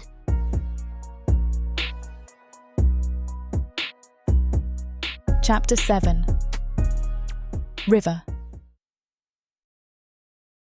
The pass cuts high into the mountain, a knife wound in the stone. Frost slicks every rock, and fog wraps around us like wet cloth. My boots crunch on the ice-crusted trail, every step a gamble, every breath a cloud. The air stings, sharp enough to slice lungs, and my thighs burn from climbing, but I keep my jaw tight. I won't ask him to slow down. He doesn't stumble. Of course he doesn't. Kragner moves like the mountain made him, hooves steady even on ice, shoulders broad enough to shoulder the fog aside. He glances back every so often, heavy eyes catching light, and I make sure to glare right back, like I'm fine. I'm not fine, but pride is armor. It's saved me more than steel. Cold? He asks at one point, voice low, more rumble than sound. No, I snap, breath puffing white. I'm peachy. His mouth twitches like he's hiding a grin. That makes me want to shove him right off the cliff. We climb until the trail narrows, cut so close to the edge that the drop yawns beside us, dark and endless. Fog fills the ravine below, a sea of shifting grey. I keep my eyes forward, hands clenched around my rifle, heartbeat loud in my ears. Then the river shows itself. It's narrow, maybe 10 feet across, but half-frozen, jagged slabs of ice floating downstream. The water beneath surges fast and black, a whisper of thunder under the frost. The only way across is a half-rotten log someone jammed between the banks years ago. Its surface glistens with rime, slick as glass. My stomach knots. Cragner steps onto it first, casual, as if it's a stone bridge in summer. His hooves don't even slip. He crosses in 3 strides, easy as breathing, then turns to wait for me. I swallow hard. The river growls under me, dark and hungry. I set 1 foot on the log. Ice crunches. My rifle weighs heavy across my back, balance already tricky. Take your time, he says. Don't tell me what to do. My voice shakes more than I want it to. Another step. The log creaks. The ice shifts below, a grinding sound like teeth. I clench my jaw, move again, breath sharp in my chest. Halfway across, my boot skids. The world tilts. The fog, the cliff, the water, all of it spins. My arms pinwheel, a scream tearing from my throat. The river opens below me, black jaws waiting to swallow me whole. And then he's there. Cragner's hands clamp around my waist, strong and hot even through layers of fabric. He yanks me upright with impossible speed, hauling me against his chest before gravity can claim me. The log groans. Ice splinters under us, but he holds steady, unshakable as stone. For one breathless moment, I'm pressed to him, every muscle tight, his heat bleeding through me. His face is inches from mine, eyes glowing like embers through fog. His breath ghosts across my cheek, warm and rough. My heart goes wild, too loud, too fast. I forget the cold, forget the river. There's only him, the heavy weight of his gaze, his claws gentle where they grip me, careful as if I'm glass. The moment stretches, fragile and dangerous. I shove it away. Let go, I mutter, too sharp, too quick. My voice is thin, brittle, but it's all I have. He blinks once, then releases me. The warmth of him lingers, even as the air rushes back, cold and merciless. I step off the log fast, almost stumbling onto the bank, pretending like nothing happened, like the world didn't stop spinning for a heartbeat, like I didn't just almost die, and like being caught didn't shake me more than the fall would have. He stays on the far side a moment, watching me with that unreadable expression, then follows. His hooves crunch frost. He doesn't say a word.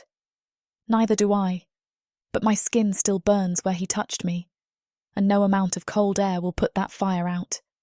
The silence after the river crossing is thick. My boots crunch frost and my breath fogs the air, but all I can hear is the echo of his hands on my waist, the way the world narrowed down to nothing but heat and heartbeat. I don't want to think about it. I can't. That's when the air shudders with a snap of webbing, and Sharon drops down from the fog above like a bad dream made flesh. Her little spider body skitters on the ice-crusted ground, her human-shaped face grinning too wide. Well, if it isn't the happy couple, she sings, voice sharp as broken glass. Thought I'd check in before you two start rutting on the trail. You're welcome. Go away, I snap, fingers twitching toward my rifle.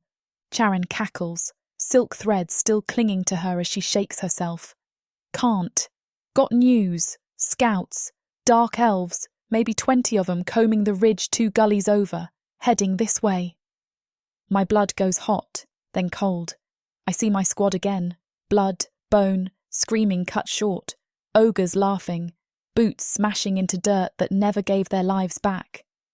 I force the words out. Which house? She shrugs, casual. Didn't stop to ask, darling, but they're armed to the teeth, hungry for trouble. Thought you'd want to know before they painted this mountain with your guts. Cragner steps forward, looming, his voice deep. We detour, give 'em wide ground. No sense stirring a nest we don't need to. No. The word cuts out of me like a knife. We find them. Both of them look at me. Girl's gone mad, Charon says cheerfully, licking a fang. Finally broke, eh? Cragner's brows knit, his eyes narrowing. Why in the frozen hell would we find them? Because it might be them. My voice cracks like ice, sharp and thin. The unit that sent the ogres, the ones that slaughtered my people. Charon whistles, long and low. Oh, revenge party. Cragner growls, a sound that rattles the stones under my feet. You don't know that. Could be any unit. Could be 20 different ones. It doesn't matter. They're elves. They're his. My jaw locks so tight it aches. Every step they take on this mountain is an insult. Every breath they draw spits on the dead. I can't just walk away. His roar splits the fog, sudden and violent. Your rage will get you killed. It echoes off the cliffs, a sound too big for the space. Charon skitters backward, muttering about how she doesn't want to get stepped on by accident. I bare my teeth, stepping into him, close enough to feel the furnace heat of his chest. And what would you know about it, troll? You sit under your bridge and drink while the world burns. You don't understand sacrifice. You don't understand losing everything and having to keep moving anyway. His eyes blaze, fire flaring. You think I don't know loss? His claws flex, sinking into stone until it cracks under his grip. You think I've never buried friends, lovers, kin? Don't you dare tell me I don't know. Then prove it, I spit. Stand with me. Don't cower behind your caution like an old man afraid of shadows. His face twists, torn between fury and something else I can't name. For a breath, I almost expect him to lunge, to drag me back by force, but he doesn't. He just shakes his head, voice breaking low. You're going to tear yourself apart chasing ghosts. And that hurts worse than if he'd shouted again. I shove past him, boots crunching frost as I storm into the fog. I need space, air, anything that isn't the fire in his eyes or the echo of my own rage. My chest heaves, throat raw, vision blurred. Behind me the fire crackles, Charon cackles, and Cragner doesn't follow. Good. Because if he did, I might not stop myself from breaking. The fog swallows me whole as I march off, boots sinking into crusted snow, breath ragged in my chest. Every step burns, but I keep moving, stubborn and stupid, because turning back now would mean he's right. And I can't let him be right. Not about this, not about me. The night air is knife cold. My fingers ache around the rifle's grip. My ears catch every snap of twig, every crunch of frost underfoot. My anger should be warming me, but all it does is make me shake. Then I see him. One of them, a dark elf scout, half hidden behind a pine, his trousers unlaced as he pisses steaming arcs into the snow. His head tips back, relaxed, unaware. His skin is that same pale ash, his ears tapering to points that make my teeth grit. His hand rests careless on the hilt of a blade. I raise my rifle before I even think. The cold iron feels like an extension of my arm, my rage channeled into steel and powder. The report cracks the silence. His skull snaps back, neat hole punched right between the eyes. He doesn't even gasp, just crumples, knees folding, piss hissing into the snow as blood pours after it. My breath comes sharp, almost sobbing. One down. Not enough. Never enough. Movement. 3 more shadows flinch at the noise, less than 20 paces away. They whirl, blades flashing. My finger twitches on the trigger, but my hands are shaking. Too close, too fast. The first lunges, a short sword whistling through the fog. I fire again, but the bullet tears his shoulder, not his head. He screams, blood spraying against the snow like paint. Another rushes from the left, and I spin, rifle butt cracking into his jaw, teeth snapping like brittle stone. He falls, snarling, but I can't line up another shot before the third is on me. Steel arcs toward my throat, and then Kragner's roar splits the world. He hits them like a storm given flesh. One claw rakes across the elf with the shoulder wound, splitting him from collar to gut in a spray that paints the trees. Another he grabs by the leg and swings, once, twice, before dashing his skull against a rock until nothing's left but ruin. The last tries to flee. Kragner's claws flash in the fog, and the head parts from the shoulders with a wet crack. The body stumbles a step before collapsing. I'm left gasping in the snow, rifle half raised, ears ringing. My shot was messy. My hands are slick with sweat, my knees unsteady. Kragner stands there in the fog, chest heaving, gore dripping from his claws. The silence after is louder than the fight. I stumble back, collapsing against the trunk of a frost-bitten tree. My breath comes too fast, my body trembling all over. I curl my arms around my knees, trying to hold myself together. He doesn't speak, doesn't touch me, just lowers himself down beside me, massive frame folding onto the snow with surprising quiet. The heat of him radiates against my side, steady, immovable. For a long time we just sit. Snowflakes drift down through the fog, melting on my lashes, on his shoulders. Blood stains the ground, dark against white. The smell of powder and steel clings to the air. My rifle rests across my knees, useless now. My hands won't stop shaking. But he's there, not demanding, not judging, just there. And somehow, in that silence, I don't fall.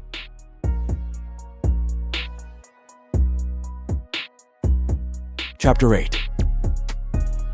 Kragner. By the time we reach the rim of human land, the air smells of smoke. Not cooking fires, not hearths.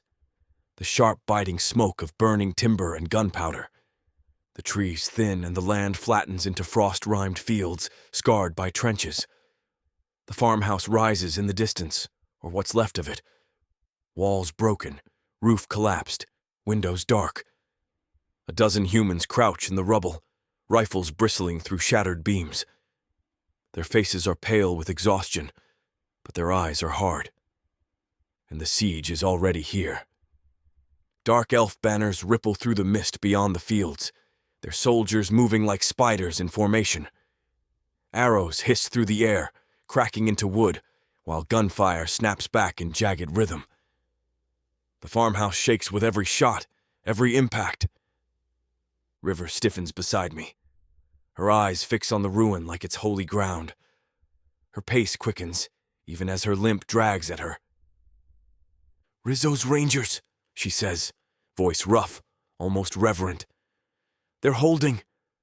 I grunt, watching the lines. The humans are stretched thin, maybe 20 left, pinned down by twice their number. They won't last the night. We break cover, moving toward the farmhouse. That's when the shouting starts. "Contact!" A man on the rooftop swings his rifle toward us, eyes wide. Others follow, barrels glinting, barrels steady. And all of them are aimed at me. "Monster!" one bellows. "He's with the elves!" I bare my teeth, heat rolling off me. "Try it," I growl. The air hums with tension. Fingers tighten on triggers. I can already taste the powder smoke, already imagine how many I'll kill before they put me down. My claws itch for it. And then River steps forward. Her voice cracks across the field like a whip, cutting through fear, through fury, through everything. "Stand down." The rifles hesitate. She moves into their sights, hands raised but steady, eyes blazing with something fierce and commanding. "He's with me. He saved my life. Lower your damn weapons. A murmur runs through the defenders, disbelief and confusion. But none of them shoot. Not with her standing there, fire in her eyes and steel in her voice. One man lowers his gun first, slow, then another. The tension bleeds from the air, sharp edges softening but not vanishing. I feel their stares on me like knives, fear, hatred, distrust. The same old song. But River stands in front of me, small and furious and unyielding. Her people. Her command. And for the first time in a long, long while, I don't feel the urge to crush the ones aiming their weapons. I just watch her, heat burning low in my chest. The farmhouse stinks of smoke and blood. Not fresh blood, but the sour iron tang that clings after wounds are half cleaned and bandaged in haste. The walls groan with every hit outside, every arrow striking wood, every bullet chewing through plaster. The floor is cold dirt, churned to mud by boots and blood alike. River pushes ahead, weaving through her people like she's never been gone. Their hands reach for her as she passes, brief touches, quick murmurs, eyes shining with something close to hope. And then he's there. Mike Rizzo. He looks like a man carved down to his bones. His frame still broad, but thinner, hollower. His face is all angles, the beard more gray than brown, eyes sunk deep but still burning with that fire I've only ever seen in zealots and dying stars.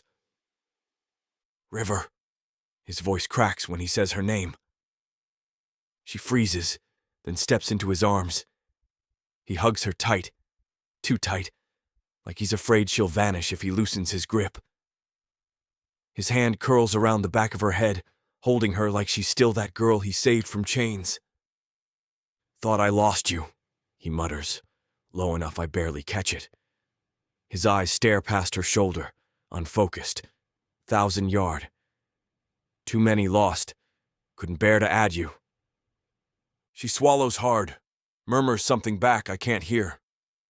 For a heartbeat, the war falls away, and it's just them.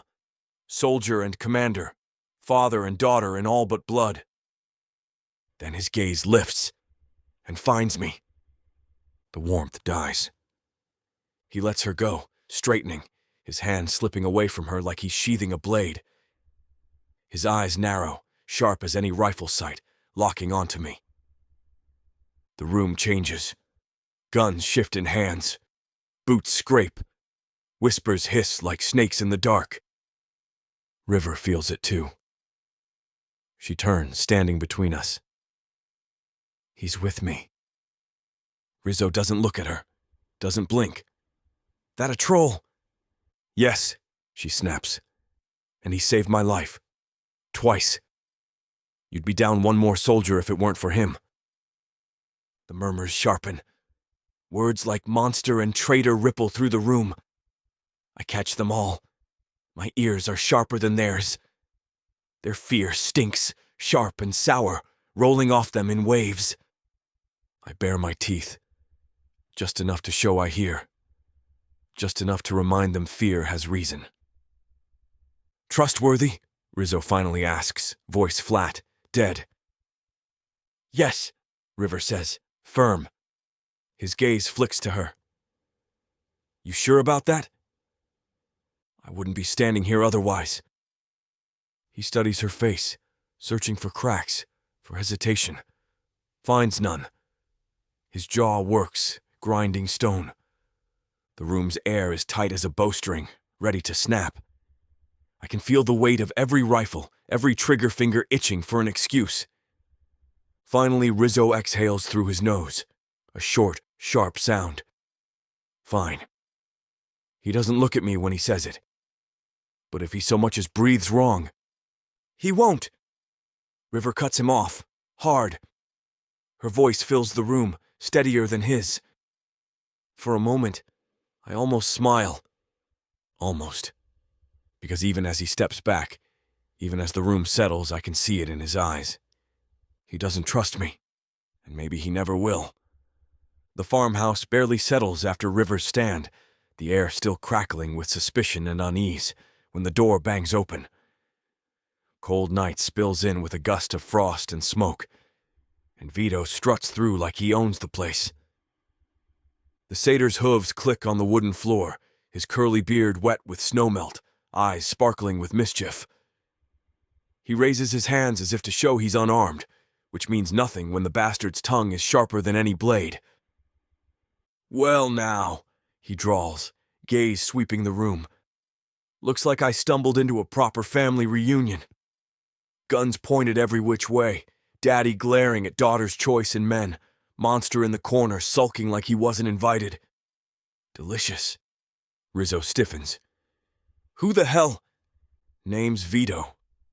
He gives a little bow, mock formal. "Friend of the troll. Supplier of good booze, bad jokes, and the occasional bit of intelligence when it suits me. Don't shoot unless you want the walls painted with my guts. Spoiler, they'd clash with the curtains." River pinches the bridge of her nose, sighing. "Vito." He perks at her voice, tilts his head, and grins wide. "And you must be the famous River. Well, well, I see why our big lug here went soft. Fierce eyes, fire in your voice, legs like—" "Finish that," I growl, stepping forward, "and I'll use your horns for a meat rack." The soldiers murmur, some snickering, some shifting nervously. Vito just laughs, the sound high and wild. "Oh ho! Look at him. Lava eyes blazing, fists twitching. Haven't seen you this riled in years, Kragna." He leans toward me, dropping his voice to a mock whisper. "Guess that means she's not just any pretty little soldier, She's your tasty war bride." The red fog hits me before the words finish leaving his mouth. My claws flex, my chest tightens, and I'm half a breath from driving my fist through his smug skull. The room tilts with rage, sharp and hot, the kind that leaves no space for thought. And then, her hand. River's palm presses firm against my chest, stopping me cold. Her touch sears more than my fury. For a moment, all I can feel is her hand, steady, her gaze locking mine with something harder than steel. "Not here," she says, low. "Not like this." The fight drains from me in a rush, leaving my chest heaving. Vito cackles, delighted, utterly unbothered by how close he just came to death. Gods above, she's already taming you. What a sight.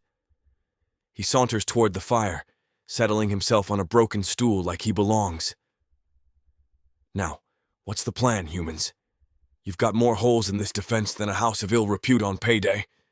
Rizzo doesn't rise to the bait, though I can see the twitch in his jaw. He's too tired, too stretched thin. Instead, he spreads a map across the table, pins it down with a knife, and begins to speak. "We're out of time," he says.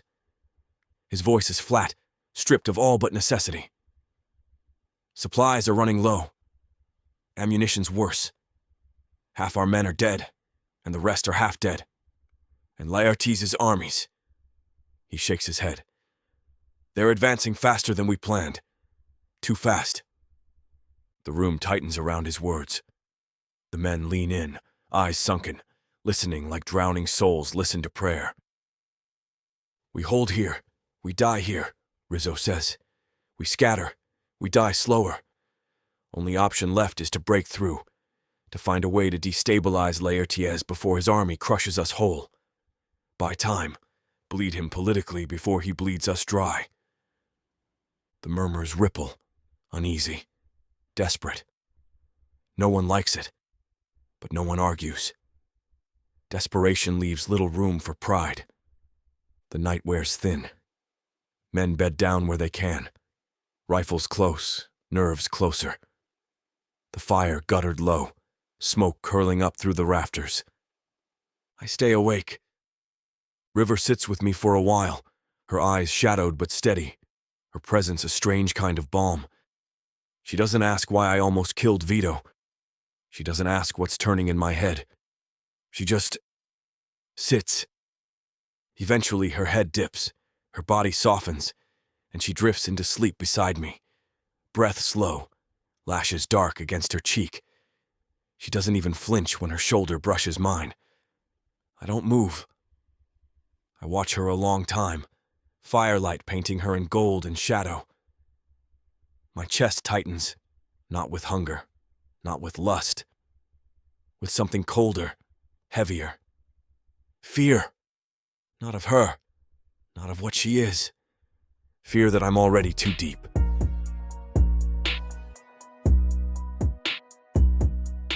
Chapter 9. River. At first it feels good, too good. The farmhouse buzzes with the hum of voices, boots scuffing across the floor, rifles cleaned by hands moving on instinct. My people, what's left of them, call out greetings, slap my back, tug me into half hugs that smell of sweat and cordite. "You're back," one man says, grin cracked but wide. "Hell, we thought you were gone." "River by God majors," another laughs, shaking his head. "Unkillable." They talk like they mean it, like it's joy and relief. But underneath, I hear the note that grates, the way they say my name like it's become a legend, like I'm a relic dragged out of a grave.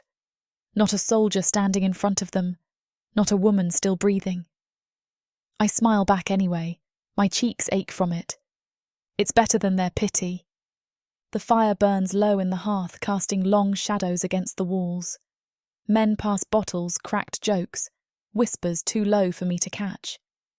It should feel like home, like slipping back into the skin I shed when the mountains tried to eat me alive. But it doesn't. Not quite. They don't touch me the way they used to. They touch me like I'm breakable, like I might shatter if they press too hard. I take a seat near the corner, rifle across my knees, and watch them. It feels like I'm outside looking in, pressed against the glass of something I used to belong to. Kragner keeps to the edges, looming like a storm cloud no one dares test. His presence gnaws at them. They glance at him and look away, fingers tightening on rifles. But it's not just him. It's me too. The way they look at me like I'm half ghost. Rizzo drifts from man to man, muttering orders, offering claps on shoulders. When he passes me, I catch his sleeve. "We found scouts," I tell him. "Elves. 4 dead." His eyes flicker. He doesn't ask how, doesn't ask what it cost me. Just nods, once, quick and sharp. "Good." Then he moves on, like it doesn't matter. Like they weren't the same bastards who tore my squad to pieces. I sit there, throat tight. The laughter around me feels hollow, tinny, like someone banging spoons on a pot. I sip from a flask passed my way, the burn harsh, the warmth empty. The men joke about Vito's horns, about Kragner's size, about River the unkillable. All of it clangs false in my ears. There's something here, a shadow under the words. Plans whispered when I'm not listening. Glances traded over my shoulder. Secrets. I can feel them like grit in my teeth, sharp and bitter. I want to ask. I want to stand and shout until they tell me. But I don't. Because I already know how it'll go. They'll pat my shoulder, call me girl, tell me not to worry. And that would hurt worse than silence. So I sit there, jaw clenched, forcing the burn of liquor down my throat. My eyes stray to Kragner, who watches me with that bold stare that sees too much. He doesn't ask either. He doesn't have to, because the truth is gnawing at me already. I'm glad to be back among my people, until I realise maybe they're not mine anymore. The farmhouse grows too loud. The men's laughter scratches at my ears, false and jagged, every clink of flask against teeth reminding me I'm not really part of it anymore. I slip outside before someone notices, boots crunching over frozen mud. The cold hits like a slap, clean, sharp, honest. I breathe deep and let it bite. Out near the edge of the yard, beside a half-built barricade of splintered timber and bent nails, I find him. Kragner. He's perched on a beam like it's a throne, hunched forward, a blade in his hands longer than my thigh. The metal catches the moonlight, throwing quicksilver flashes across his eyes as he drags a whetstone slow and steady along its edge. The sound is rhythmic, rasping, like breath drawn through teeth. I walk over, boots crunching frost. He glances up once, then back to his work, saying nothing. I sit beside him, close enough to feel the heat rolling off his body, steady as a forge. My hands fold in my lap. For a while we just listen to the night, the crackle of the farmhouse fire behind us, the distant hiss of arrows being loosed into the dark, the whetstone rasping. Finally I speak. The words come out low, rougher than I meant. How many? He doesn't stop sharpening. How many what? How many humans you've eaten? The stone rasps once more, then stops. He sets it down slowly and lifts the blade. Moonlight paints it silver, sharp enough to split shadows. His eyes meet mine, steady, unblinking. 36, he says. His voice is calm, not proud, not ashamed, just fact. Give or take. The number punches the air from my lungs. I stare at him, waiting for a smile, a joke, a twist, something. But he just looks at me, face carved from stone, and I realise he's not playing. None lately, he adds after a beat, almost an afterthought. My mouth opens, then shuts. My throat feels scraped raw. I don't know what I expected. Less, maybe, or more, or a lie. I want to move, to stand, to walk, to run. But I don't. My legs stay rooted, my hands clench tight in my lap. Because if I leave, if I bolt like a scared deer, then it means I can't face it, can't face him. And I've faced worse. So I stay. The silence stretches between us, thick as tar. His blade gleams, my breath fogs, the cold creeps into my bones, but the heat rolling off him keeps me from shivering. Finally he looks away, drags the stone across the edge again. Rasp, rasp. The sound fills the air, steady as his breathing.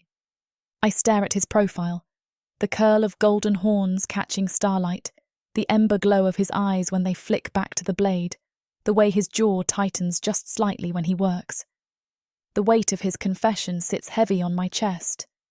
36, lives taken, bodies broken, flesh consumed. But he said it like a truth carved into the mountain. And somehow, that honesty means more than if he'd lied to soothe me. I don't know what to say. So I don't.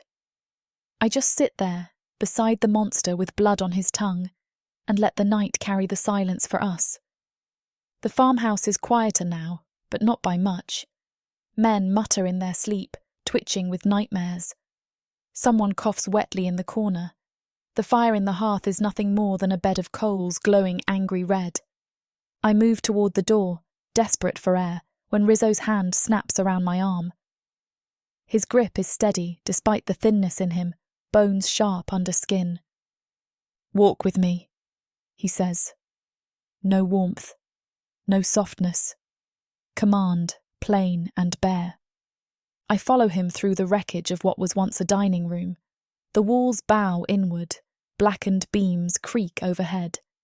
Moonlight spills through holes in the roof, silvering the dust that hangs thick in the air.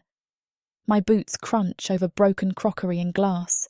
The stench of smoke, mildew, and unwashed bodies sticks to the back of my throat. He stops by what used to be a window. The shutters are long gone, just jagged wood framing a view of the mist-thick fields beyond. For a moment, he doesn't say anything. His shoulders rise and fall, each breath heavy like he's hauling a mountain with his ribs. Then his voice comes low, rough. We can't hold. The words stab deeper than a blade. I knew it already. We all knew it. But hearing him admit it makes the ground tilt. Laertes is pressing harder than we thought, Rizzo goes on. His eyes fix on the fog outside, as if he can see the enemy moving through it. He's got numbers, weapons, sorcery, supply lines tighter than a drum. He can afford to bleed. We can't. He shakes his head, lines carved deep around his mouth. We've got scraps and dying men. I bite the inside of my cheek. Then what? We cut him off at the knees before he crushes us, he says. Not here, not in the field, inside Kerdonis itself. Strike where he thinks he's untouchable. Infiltration. My throat is dry. Rizzo finally looks at me. His eyes are sharp, too sharp, but there's something trembling under the steel. You've walked their streets. You know their ways, the language, the mannerisms. You blend in where the rest of my boys would stick out like bonfires. My gut twists. Kerdonis, the city that caged me, paraded me, tried to sell me like meat. Going back feels like shoving my face into the fire that nearly burned me alive. And yet, I'll do it, I say. The words are out before I can second-guess them. Rizzo studies me, his gaze heavy, searching for cracks. He doesn't find any. He nods, once, short and sharp, like it's settled. You'll need backup, he says. The way he says it, it's not concern. It's a warning. His voice is sharp with implication. He already has someone in mind, one of his, someone he can control. But the thought of walking into Kerdonis with one of them, these men who look at me like I'm a ghost or a prize, it curdles my stomach. The silence grows ancient between us, and then I hear myself say it. Kragna. The air goes tight. Even the boards beneath our boots seem to groan at it. Rizzo blinks. His face goes still, carved into disbelief. What did you just say? I lift my chin. My voice is steadier than I feel. He comes with me. The words ripple through the farmhouse. Men stir from where they sit, rifles clutch tighter, eyes widening. Whispers ignite. She's mad. She's compromised. A troll. With her. The sound swells, ugly and sharp. And Kragna is sitting near the back, still as stone, a whetstone in one hand, the broad curve of a blade in the other. His eyes flick up when my words reach him. For a heartbeat the world holds its breath. Then his mouth curves, slow, dangerous, amused. Trolls clean up well, he says. The words slide through the farmhouse like oil over water, slick and impossible to grasp. Some men bark laughter, sharp and disbelieving. Others spit into the dirt, muttering curses. Rizzo's jaw locks so hard I hear the grind of his teeth. His eyes cut to me like blades. Do you understand what you're saying? Yes. He's not one of us. He's the reason I'm alive to stand here. That doesn't make him family. It makes him necessary. I snap, louder than I mean to. Heads turn. The men stare. The weight of it presses hard against my skin. Rizzo steps in closer, voice low enough only I hear. You trust him, do you? A troll, flesh-eater. You think he won't rip you open the second it suits him. My hands shake, but I don't look away. He's had chances. He didn't. And when the hunger takes him, then I'll put a bullet through his eye, I whisper back. My voice is steady. Too steady. Rizzo studies me a long moment, then exhales sharp through his nose. He doesn't argue further, but he doesn't agree either. The tension doesn't break. It just lingers, heavy as smoke. Kragna, still by the wall, hasn't looked away from me. That slow smile of his remains, unreadable and infuriating. And as the murmurs swirl, as the men eye me like I've lost my mind, I realise something cold in my chest. I didn't just volunteer him. I claimed him, and he knows it. This huge orc brings out the animal in me. In a world where humans have been driven underground, living like rats is the only way to stay safe from the marauding orcs. All my life, my only job has been to make sure I have enough to eat. These orcs of the Burning Sun clan will vow to keep their human mates safe. There is a nobleness to these giant savages, alpha male warriors who will protect their women at all costs.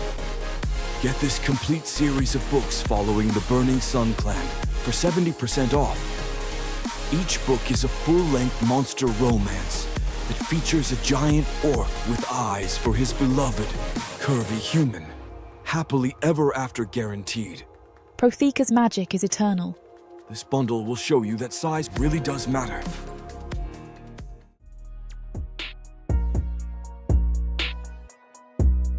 Chapter 10. Prajna. Cardonis rises on the horizon like a spider's fortress spun from black stone.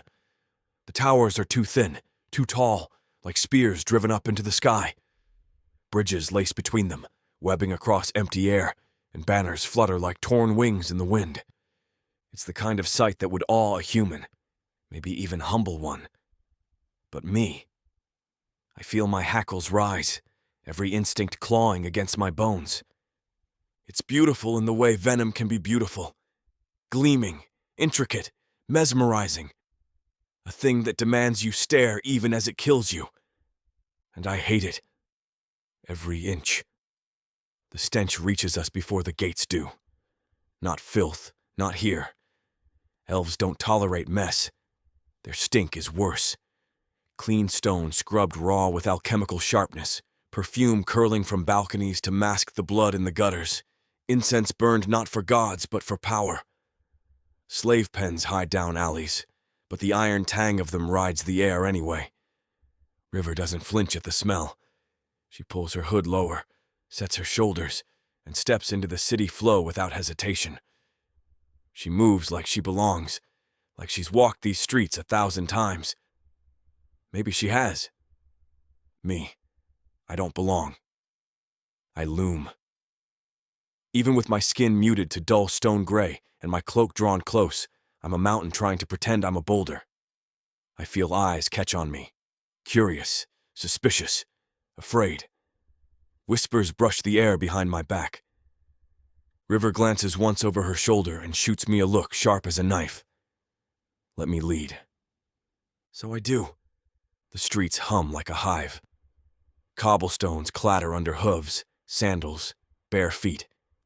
Merchants shout from stalls draped in silks, their wares glittering with gold leaf and cruel edge. I pass a stand with collars on display, some jeweled, some spiked, each a work of art meant to hide the shackle underneath. Children dart between legs, thin, quick, ears tapering to sharp points. One snatches a purse, vanishes down an alley.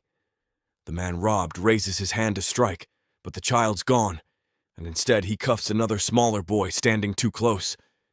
I hear the crack of it. My claws flex. River doesn't stop.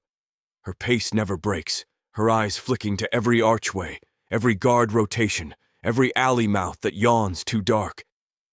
She doesn't miss a thing. It costs her. I can see it. The slight tightening in her jaw as we pass a plaza where women kneel, wrists bound, heads bowed for auction. Their chains glint in the torchlight. A crowd gathers, dark elf men shouting bids. River's fingers twitch at her side, just once. Then she pulls her hood lower and keeps walking. I hate Cardonis, but I hate it more through her eyes. A guard patrol rounds the corner ahead. 6 elves in lacquered armor, black as beetle shell, pikes in hand, expressions smooth and cold. Their eyes rake the crowd, sliding past River without pause. When they hit me, they linger. I bare my teeth without meaning to. Not a smile, a warning. River steps into my line of sight, blocking me. Her voice is sharp but low. Don't! They're staring, I growl. Let them. You glare any harder and they'll drag us both to the pits. I'm not glaring. You're always glaring. That earns her a snort, which she ignores. She adjusts her hood and keeps moving. We cut down a narrower street. Quieter, the crowd thinning, Tavern shutters are bolted tight, lamps smashed out. The cobblestones here are uneven, slick with damp. My shoulders ease with the space, though I keep my cloak close. River slows, checking the alleys with a glance before relaxing her pace. She walks like she knows the pulse of the city, like every corner has a rhythm she's memorized. I follow a beat behind, heat rolling off me, my eyes tracking every face that dares glance too long. "You move like smoke," I murmur. My voice comes out low, a rumble. She huffs, lips twitching. "You move like a thunderclap. Subtle isn't really your thing. Subtle's overrated." She finally glances back, a spark in her eye that might almost be humor. "Here? Subtle keeps you alive." I grunt, but keep my tone light. Truth is, if I had my way, I'd rip these streets up stone by stone, scatter the bones of this place across the mountains. But here, now, I let her lead. Because if I don't trust her to guide us through this viper's nest, we're already dead. We rent a room in a place that smells like everything that's ever died in it, never left. The walls are stained a greasy yellow, sagging under years of smoke and sweat. Floorboards groan under each step, like they want to confess something.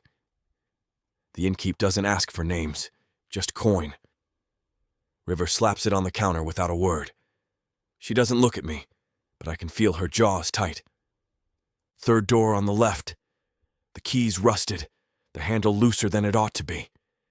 She pushes it open with the edge of her boot, and we step into a space that barely qualifies as shelter. One sagging bed, a hearth, and a cracked window that wheezes with every gust of wind. Something scuttles under the floorboards. I don't check what.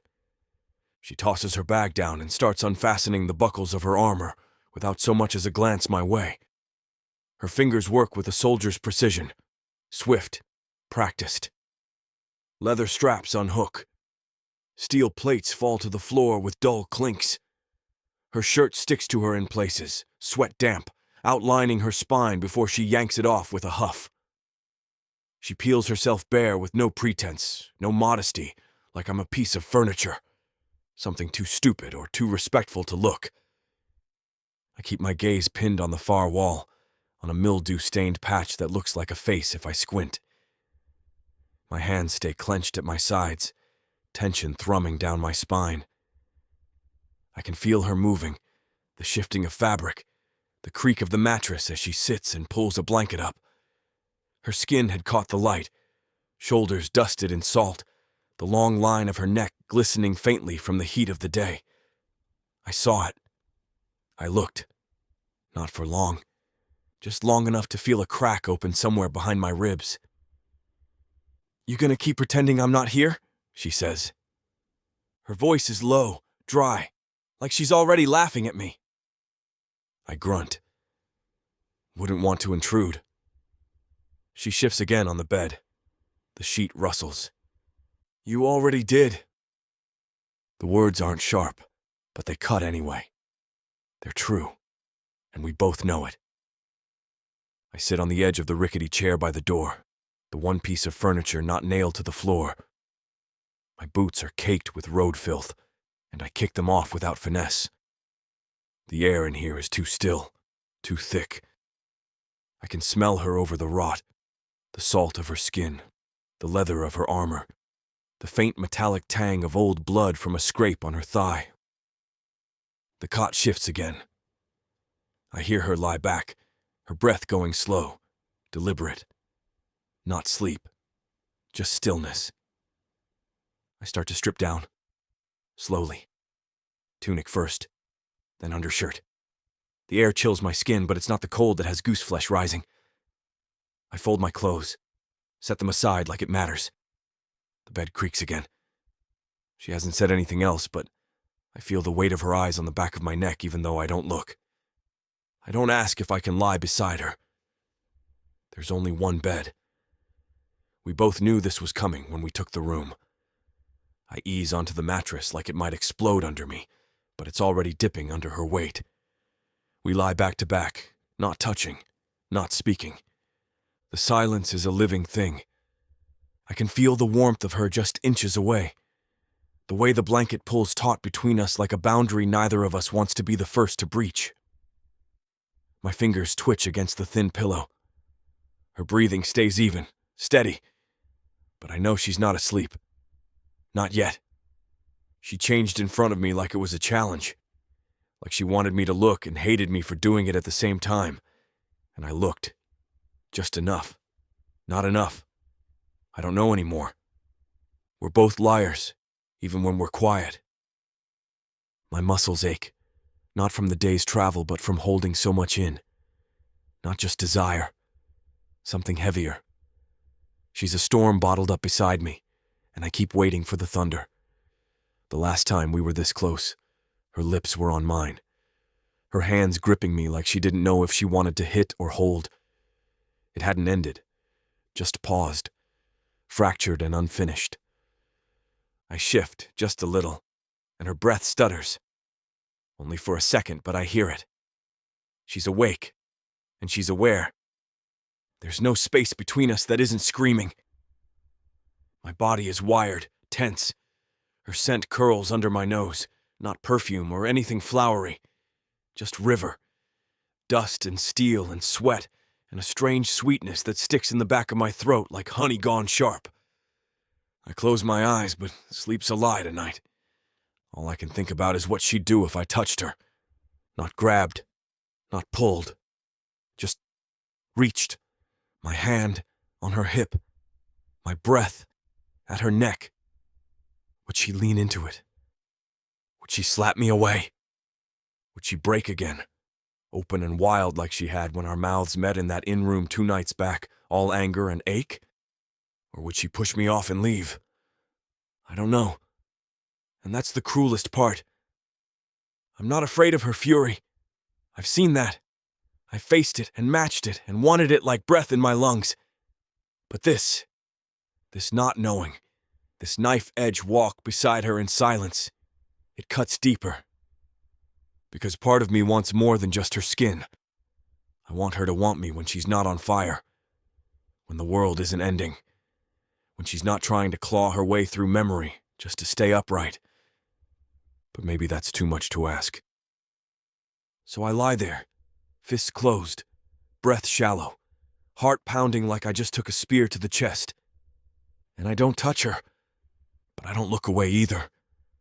The vampire meets us in the shadow of a half-collapsed clock tower, where the gears still creak like ghosts turning in their sleep. He leans against a weathered pillar, arms crossed, one boot kicked up on a broken stone. There's something lazy about him, like a cat sunning itself right before it pounces. His dark hair's a mess, deliberate, I think, and his grin cuts clean through the morning fog. Too many teeth, too sharp. He wears silk like he mugged a noble and rolled in the cloves afterward. His coat hangs open, wrinkled and stained, a splash of wine or blood on the cuff. Boots scuffed, fingers ringed in tarnished silver and greenish gold, a different story etched into each. He smells like rosewater gone bitter and something metallic under it. Old blood and older sins. "Darling," he says, eyes flicking over River with obvious interest. "You brought a chaperone." River doesn't flinch. "We brought coin." "Even better." His voice is smooth, too smooth, and it slips between words like oil, clinging and cloying. Every syllable says, "I know something you don't." Every smile says, "And I'll charge you for it." He pushes off the wall and stalks toward us, slow and easy like he's not in any hurry to live. Or die. Kragna doesn't move. I let him get close enough to count the freckles on his throat. He stops short, smirk never slipping, gaze flicking to my tusks like he's sizing up furniture. "You're a big one," he says. I grunt. "You're talkative." He laughs, a bright sound that doesn't match the dead look in his eyes. "Fair," he says. "You want rumors or leads? Coin buys both. Chaos buys better." River folds her arms. We'll pay in whatever currency works, long as it gets us close to Laertes. Cervantes arches a brow. Careful. You say things like that too loud in Cordonus, and you'll wake up shorter. Let them try, she says. He whistles low, then looks to me. She's got bite. She's got more than that, I mutter. The vampire chuckles, fingers tapping against his jaw as he walks a lazy circle around us. The city moves on around the square, wagons creaking by, hawkers shouting about bruised fruit and boiled rat. But none of it touches this moment. Just the three of us in a cocoon of sharpened words and old hunger. There's chatter, he says finally. One of the highborn. Elven, of course. Pale and perfect, like they poured her from moonlight. Word is she's looking to cut ties with her current benefactor. Quietly. River's eyes narrow. She close to him? Close enough to know where he sleeps, where he bleeds. She nods once. Set the meeting.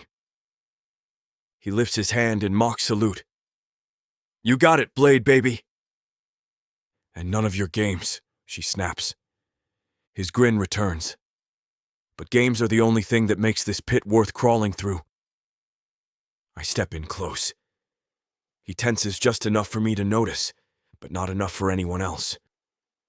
No games, I growl, voice low enough to shiver in his bones. He looks up at me, mouth still curled in a smile, but there's steel under it now. Good. Means he's listening. Message received, he says. As we turn to leave, he shifts closer, shoulders brushing mine. His breath is cool and cloying, like mint and blood and secrets. She'll eat you alive, he whispers. I grin, wide and toothy.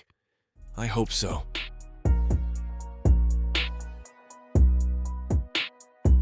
Chapter 11. River. Lowtown smells like damp stone, offal, and old despair. There's no point sugarcoating it. The stench creeps up your nose and settles at the base of your skull, coating your tongue until everything tastes like mildew and rot. The air's thicker here, heavy with smoke from gutter fires and the sharp tang of sweat. Sour, desperate, human. Cragner keeps close behind me, boots crunching on gravel and filth. His cloak's pulled tight, hood low, but there's no hiding what he is. Not really. He moves too smoothly, too silently.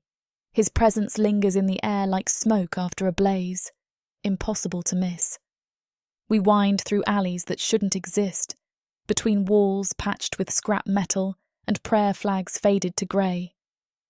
People live in these crevices. You can hear them breathing, huddled behind crates, crouched under broken archways. Mothers clutching thin-limbed babies. Old men with brands seared into their cheeks or necks. Faces so hollow you could pour sorrow into them and still not fill the emptiness. Every time I see those brands, my chest tightens. Not because they shock me, not anymore, because once one of them was mine. A little girl squats beside a collapsed stairwell, gnawing on what might have once been bread. Her ribs show through a threadbare tunic.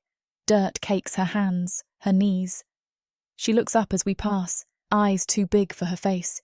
She doesn't smile, just watches. Cragner slows. I shoot him a warning look over my shoulder. Don't, I say. He doesn't answer, but I hear the way his breath shifts, shorter, rougher. This place, he murmurs, isn't yours to fix, I finish for him. He falls quiet again, but I can feel the tension rolling off him. He's not made for ignoring things, not made for watching and doing nothing. Especially not when a boy with a crooked leg limps past, clutching a sack of mushrooms and glancing up like he's expecting to be kicked. We turn a corner and nearly step over a man passed out in his own filth. The door beside him is missing its hinges. Inside, shadows shift. I don't look too long. Every time you stare, you mark us, I say. They'll notice. I'm already noticed. he growls. He's right. They're watching us. Whispers curl up from doorways. A flash of movement between crates. A rustle behind a tarp. Not everyone here is a victim. Some of them eat the weak to stay alive. Kragnya's big, unmistakably not human. In Lowtown, that's more than strange. It's dangerous and intriguing. The kind of thing that might draw out opportunists or guards with nothing better to do than crack skulls for fun. I keep walking. We pass a woman with a face like a ruin, one eye glazed white, a chunk of ear missing, a toothless mouth that opens just wide enough to murmur a blessing in a tongue I haven't heard in years. I don't reply. I just nod. Behind me, Kragnar's breath catches. How long? He asks. I know what he means. How long was I one of them? I say, voice flat. He doesn't push. Smart. Instead, he says, you walk like you still belong here. I never stopped. He's quiet again. Not because he doesn't care, but because he does. Too much. I hear it in the way his boots slow when a boy trips and scrapes his elbow on loose brick. In the way his shoulders square when he hears laughter that's too cruel to be anything but someone getting hurt. I stop short and whip around. You can't react, I say, voice low but sharp. They're looking for an excuse. To do what? His eyes burn beneath the shadow of his hood. Bleed me in the street. To bleed me. That shuts him up. The look on his face twists something deep in my gut. Rage, pain, power he can't use, not without hurting me too. He hates this place already. I hated it years ago. The alley bends again, narrowing so tight we have to turn sideways. The wall drips something slick that smells like rust. There's a child crying somewhere close, muffled by walls too thin and hearts too tired to care. I keep my eyes ahead. I don't look back, because if I do, I'll see her. The girl I used to be, dirty, branded, starving for something I couldn't name. Not food, not even freedom, just meaning. Something to make the pain make sense. Kragner brushes my hand as he follows me into another turn, and I flinch, not from him, from the past clawing up through the cracks beneath our feet. I can't stay here long, I murmur.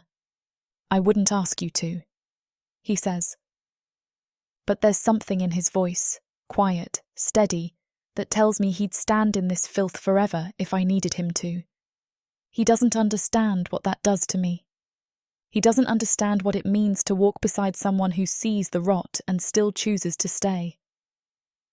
My old friend Elmira lives in the bones of a burnt-out tannery, tucked behind a butcher's stall where the meat looks more like mystery than muscle. The air's rank with blood and salt fat, and the flies hum loud enough to drown out thought. I duck through a hanging flap of hide and lead Kragner into the shadows. The smell doesn't get better inside. Mould, char, old fire, but there's warmth at least. A small brazier glows dim in the corner, and a ratty curtain blocks out the worst of the wind. Mira, I call. Something shifts behind the curtain. Footsteps drag, a creak of wood.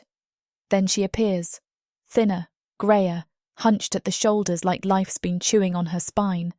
Her eyes narrow the moment she sees me, then widen, then narrow again. Well, I'll be damned, she mutters. Or maybe I already am. Her voice is raspier than I remember, smoked out and tired. She looks like someone scraped her out of a nightmare and left the rest behind. Hello, Mira, I say. She doesn't smile, just eyes me like I might be another ghost come back to collect. Didn't think I'd ever see your face again, she says, especially not with that behind you. She jerks her chin toward Kragner. He doesn't move, just watches, quiet as a mountain. I step forward. He's with me. That's not what I asked. And I didn't give a damn. That earns me the closest thing to a smirk I've seen from her in years. You always had mouth on you, she says, even when it got you whipped. I wince. not at the memory, at how easily it still slips from her mouth. Elmira doesn't invite us to sit, doesn't offer water or warmth, just folds her arms across her chest and leans against the wall like she's been waiting for this reckoning. "You look older," I say, regretting it the second it's out. She barks a laugh. "Time's a killer, River, and Kirdonis ain't kind to survivors." "No," I say, "it's not." Dust swirls in the brazier light. Cragner doesn't speak, but I can feel him bristling beside me, watching Elmira like he's trying to see through the crusted-over armour she's wrapped around herself. "You didn't come back just to say hi," she says at last. "So spit it." I glance around the room, walls patched with cloth and old wood, floor swept clean out of habit, not pride. No signs of listening ears, but paranoia's a religion in Lowtown. "I need information," I say, "on Laertes, on his movements, on anyone looking to move against him." Elmira snorts. "You planning a funeral?" "Not yet." She pushes off the wall, limps toward a crate, and yanks up a false lid. From inside, she pulls a scrap of parchment and something sealed in wax. "Your timing's crap, but maybe that's fate." She hands me the note. It smells faintly of sage and oil. The seal bears a half-cracked emblem, 2 swords crossing over a broken chain. I know that mark. Skeeler. Mira's eyes flick toward the door, then back to me. "That came 3 days ago. Said if you showed your face, she'd have something for you. Something big." "What is it?" "Meeting. Tomorrow night. Quiet." She didn't say more. I nod, turning the parchment over in my hands. "She's risking a lot," I say. "She always did," Elmira replies.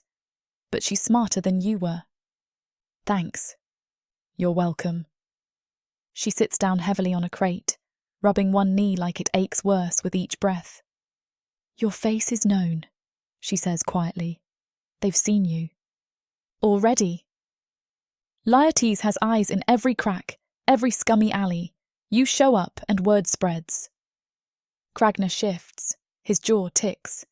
"Then we move faster," I say. Elmira leans in, her eyes hard now. "You shouldn't have come back." I nod. "I know." "I'm serious. You're not a symbol anymore, River. You're a target." I glance at Cragner. "I'm both," I say. She sighs and sits back, shoulders sagging like the fire's gone out in her bones. "You always had a death wish." "No, just a memory." That quiet hangs between us. Then Elmira reaches out, fingers cold and dry as paper, and squeezes my wrist once. "Don't let her see you bleed," she whispers. Skeeler respects strength, and she knows how to use weakness.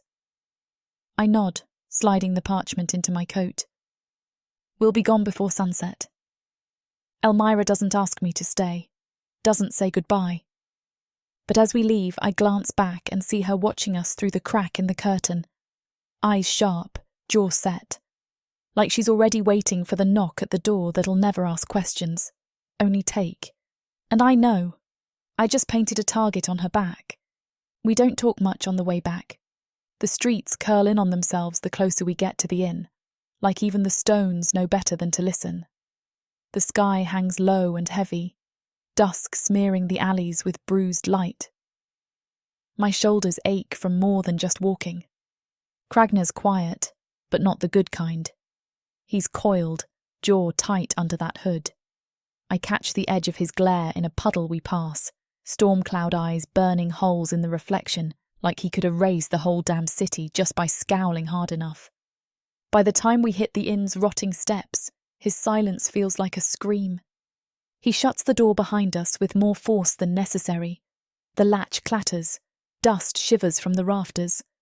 I drop my satchel by the chair, unstrap the knives at my hips, and stretch my neck until something pops. He still hasn't said a word. "You gonna explode or keep brooding like a moody cathedral statue?" I ask, peeling off my coat. Cragner turns slowly. There's a tightness in his eyes I've only seen once or twice, right before he kills something. But he's not looking at a threat. He's looking at me. "You didn't tell me," he says. I blink. "Didn't tell you what?" "Everything." His voice is rough, low, like gravel soaked in old blood. "The danger. How bad it really is. You walked me through Lowtown like it was a tour, River. Like we were sightseeing while your ghost bled in the corners." I scoff. "And what? You want me to spell it all out for you? Would that make you feel better?" "Yes." That stops me. He steps forward, shrugging off his hood. His hair's a mess, face shadowed from the dim lamplight. But those eyes, oh, those eyes burn. "Because every time you keep me in the dark, it means you're planning to go down alone." I stare at him. Maybe I am. That's bull. Is it? "You think I followed you here to watch you die?" I bite the inside of my cheek, tasting copper. My fists ball at my sides. "You think this is about dying? This is about not dragging you down with me." He laughs, harsh and bitter. "Too late for that, love." The word shouldn't hit the way it does. I don't move. Can't. He's in front of me now, chest rising hard, breath warm where it hits my cheek. I smell the city on him, ash and sweat, and something deep beneath, something that smells like the forests we slept under weeks ago. Freedom and war. "You think I don't see it?" he growls. "The way you flinch when someone looks too long. The way you freeze when a brand shows up. You live every second like a trap's about to spring." "Because it is!" I snap. He reels like I struck him, but I keep going. This city doesn't forget, doesn't forgive. It swallows girls like me and spits out bones. You think your size protects you? That grin, that snarl? They'll come for you, Kragna, same way they came for me. And if they think we matter, if they think we could matter, they'll tear out our throats and wear them like jewellery. I'm breathing hard now, too close, too raw. He doesn't back down. "Then let them try," he says, voice ragged. "I'd burn this place to ash before I let it take you again." There's a silence, a long, aching stillness between us. And then he reaches for me. Not rough, not forceful, just there. His hand cups my jaw like it might break if he grips too hard, thumb brushing over the corner of my mouth. My breath stutters. "You think I can't see it," he murmurs. "But I've seen you, River. The real you. The fire under the scar tissue. The way you keep walking even with ghosts on your heels." I should push him away. I don't. His mouth finds mine, hot and fierce and aching. It's not gentle. It's not sweet. It's every unsaid word, every sharp-edged feeling we've buried under survival. His lips crush into mine like we're trying to erase the last year, the last 10 years. I press back with everything I've got, arms winding around his neck, fingers digging into his hair. It's heat and breath and teeth. It's the sound he makes when I bite his lip and the growl that escapes when I tug him closer. It's the way our bodies crash together, all hips and hands and desperation. And then I stop, just for a second. Just enough. "No," I whisper against his mouth. "Not here." His breath stutters. "Not yet," I add, stepping back. "Not in this place. Not in this city full of chains and ghosts." He doesn't argue, doesn't push, just stands there, breathing hard, staring at me like I'm the only light in a goddamn pit. I lick my lips. They taste like him. "We have a meeting tomorrow," I say, voice hoarse. "And if we live through it, maybe then." His grin is slow, sharp, but there's warmth in it too, something I can't name yet. "Then I'll wait."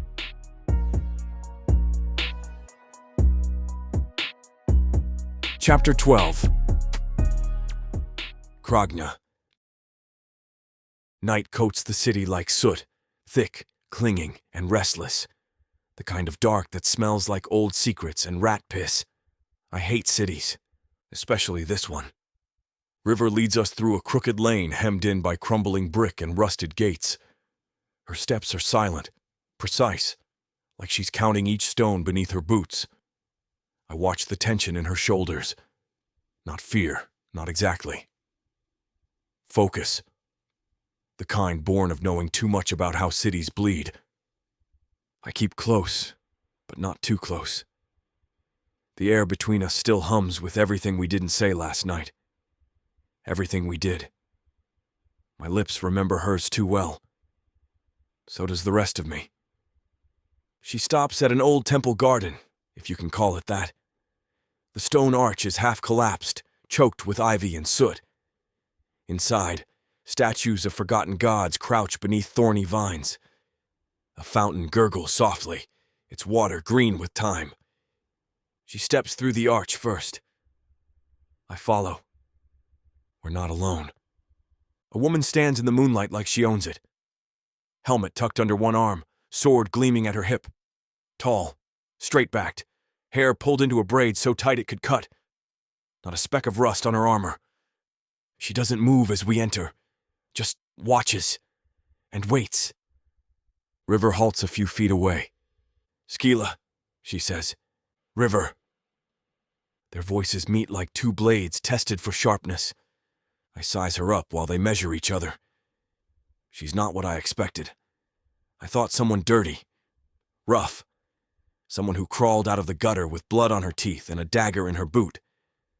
But this woman, Skeela, she's sharp in a different way, refined, composed, the kind of predator that doesn't need to growl to show her fangs. Her eyes flick to me, linger, hard. "Your kind don't usually walk free in Cordonis," she mutters. I grin, wide, sharp. "I don't walk," I say. "I hunt." That earns me a twitch at the corner of her mouth. Not quite a smile. She looks back to River.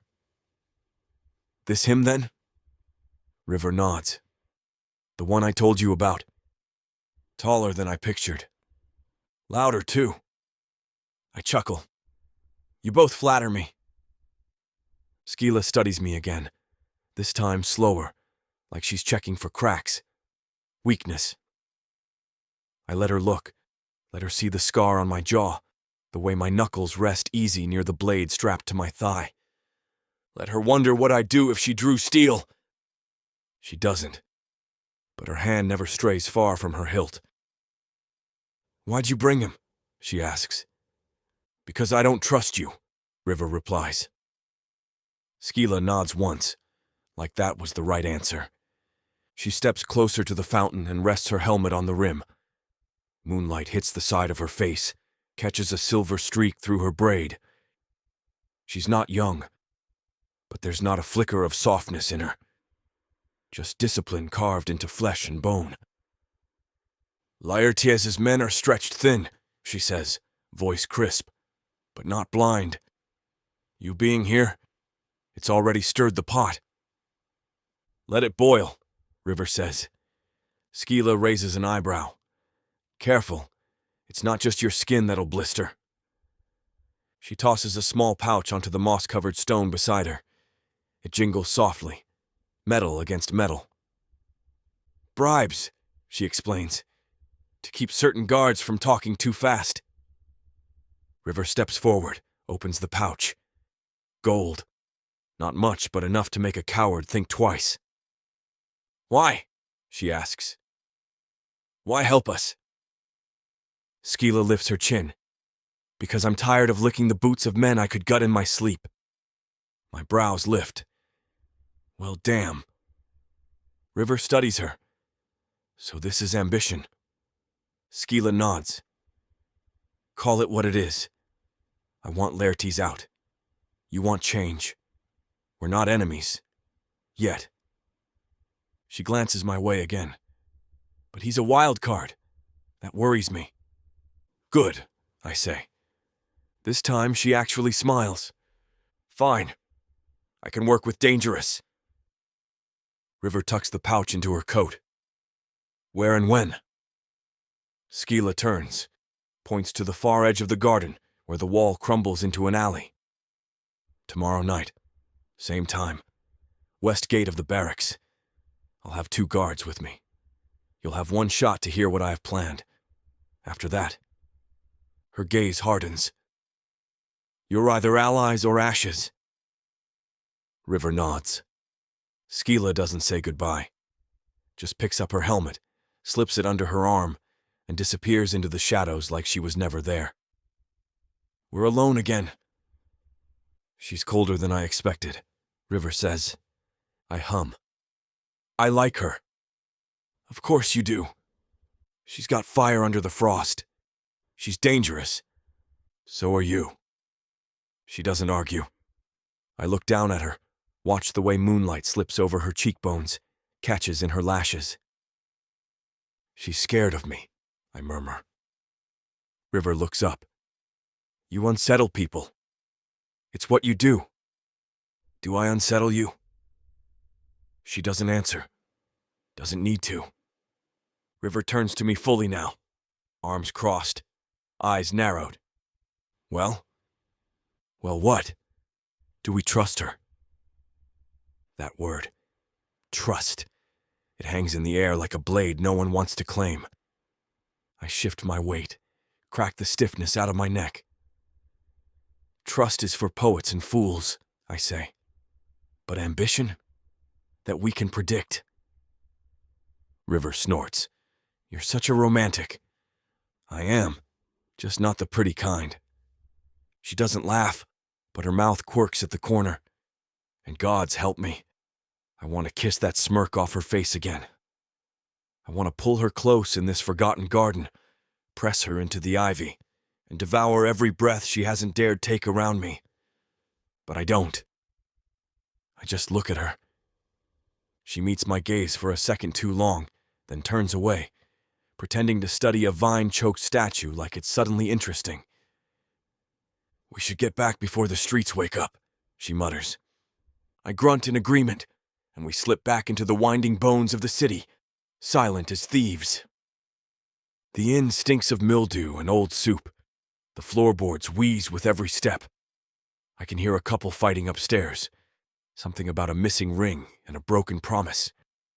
Down the hall, someone sobbing through the walls. The city never sleeps. It just suffers quieter after midnight. River shrugs out of her coat and tosses it on the chair. She's all angles and shadow in the low lantern light. Her back to me, her shoulders tight again. I can almost hear the gears grinding in her head. She doesn't speak, just moves to the bed, sits on the edge, starts pulling off her boots. I stay by the door a moment longer than necessary. Watching her, wanting her, afraid of what happens if I act on it. Because she doesn't flinch when I look at her like this. Doesn't pretend she doesn't notice. She lets me see. And that's the worst part. She gets under my skin without even trying. I finally kick off my own boots and move to the other side of the bed. We lie like strangers with shared secrets. Backs turned, breaths uneven, skin prickling with awareness. I listen to her breathing slow. Not sleep yet, but close. The room is dark, save for the sliver of lantern glow leaking under the door. I smell dust and oil and the faintest trace of her on the sheets. Salt, steel, lilac, and something warmer, something I shouldn't be able to name. I don't touch her, not even an inch. But gods, I want to. My fingers itch for her. My body remembers every stolen moment, every look that lasted too long. The taste of her mouth still clings to mine like sin. I wonder what she'd do if I reached out now. Would she turn to me? Pull me in? Let the dam break? Yeah. Or would she look at me with that same steel in her spine, that same fire she carries like a torch, and tell me no again? Not here. Not yet. I close my eyes, trying to banish the heat crawling through me. But sleep doesn't come. Only her breathing.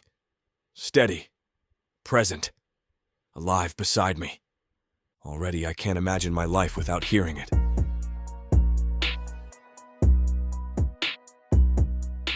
Chapter 13. River. The sun hasn't cleared the smog-drenched rooftops by the time I find him. Cervantes waits in a little courtyard choked with dead ivy and crumbling statues of gods no one names anymore. He's perched on the edge of a fountain that hasn't burbled in years, one leg crossed over the other, a silver flask glinting in one hand. A coil of incense smoulders beside him, pungent and sweet. Meant to mask the scent of blood, I'd bet. He looks at me like a cat sizing up a mouse that wandered back willingly. "River," he drawls, voice like velvet dragged over glass. "I was beginning to think you'd stood me up. I would have been heartbroken." "Your heart's been dead a while," I say. "Don't pretend it can break." His smile flashes, too white, too fast. Touché. But a man can still pretend, can't he? I don't answer, just fold my arms and stare. He sighs and stands, brushing imaginary dust from his immaculate coat. There's not a crease on him. His boots gleam, his cravat's pinned with a blood-red gem. He smells like sandalwood and danger, like temptation soaked in centuries of bad decisions. "You're late," he says, not unkindly. "You're early." "I'm always early, it's a terrible habit." I cut through the pleasantries. "You said you had the papers." He makes a show of being wounded. "Straight to business. And here I thought we'd have a little flirtation first. I even wore my best smile." "You always wear your worst intentions." "That's what makes me interesting." I roll my eyes, but my mouth twitches. Bastard's infuriating, but at least he doesn't lie about it. Cervantes reaches into his coat, slow and theatrical, and withdraws a thin bundle wrapped in oilskin. He hands it to me with a wink. "For you, my dearest war criminal." I unroll it. There it is, a perfect replica of a House Laertier's invitation. Gilded ink, crimson seal, the sigil pressed deep and sharp. Convincing enough. I run my thumb over the wax. "It'll do." He steps closer, close enough I can smell the iron under the perfume. "You'll make quite the noble," he murmurs. "All you need is a mask and a little less murder in your eyes." I look up at him. "If I do this, and I get caught?" "You won't. If I do." He shrugs. "Then I'll mourn you for at least 5 minutes, maybe 6. "I'm serious, Cervantes." "So am I." There's a glint behind his eyes now, a stillness. He drops the act just long enough to let me see what lives underneath the silk and smirk. "You know I'm playing both sides," he says. Not a question. I'd be stupid to think otherwise. And yet, here you are. I fold the invitation and tuck it inside my coat. Because I don't need loyalty, I just need you to play mine a little better. That grin spreads again, lazy and sharp. Gods, I do love you rebels, always so dramatic. Just keep your end of the deal. He leans in, breath cool as grave dirt against my cheek. I always do. I step back before he can linger, before he can tempt me into forgetting why I hate him less than I should. Because he's useful. Because he wants to live. Because chaos is his religion. And today, we pray at the same altar. I turn to leave. "Tell me," he calls after me. "Does the beast know how you look when you want to be touched?" I stop. Don't turn. Don't flinch. "Because I'd pay to watch him lose control," he adds. "You're fire under all that frost, River. One kiss away from burning down every wall you built." I walk away. He laughs. Not cruel, just entertained. It's only once I'm out of the courtyard and back in the filth of Lowtown that I let myself breathe. Because damn him, he's not wrong. All morning, Kragner's been in the corners of my thoughts. Not his words, his hands, his heat. The ache in my chest when I pulled away. The promise I didn't let bloom. Not yet. Not here. Not when ghosts still cling to the walls of every place we sleep. My fingers brush the invitation again. Masquerade. Velvet masks and whispered lies. Silk gloves and poisoned smiles. It's been years since I was that girl in a borrowed dress, taught how to curtsy before she was taught how to run. I haven't walked among the gilded wolves since the night they put me in chains and called it a dowry.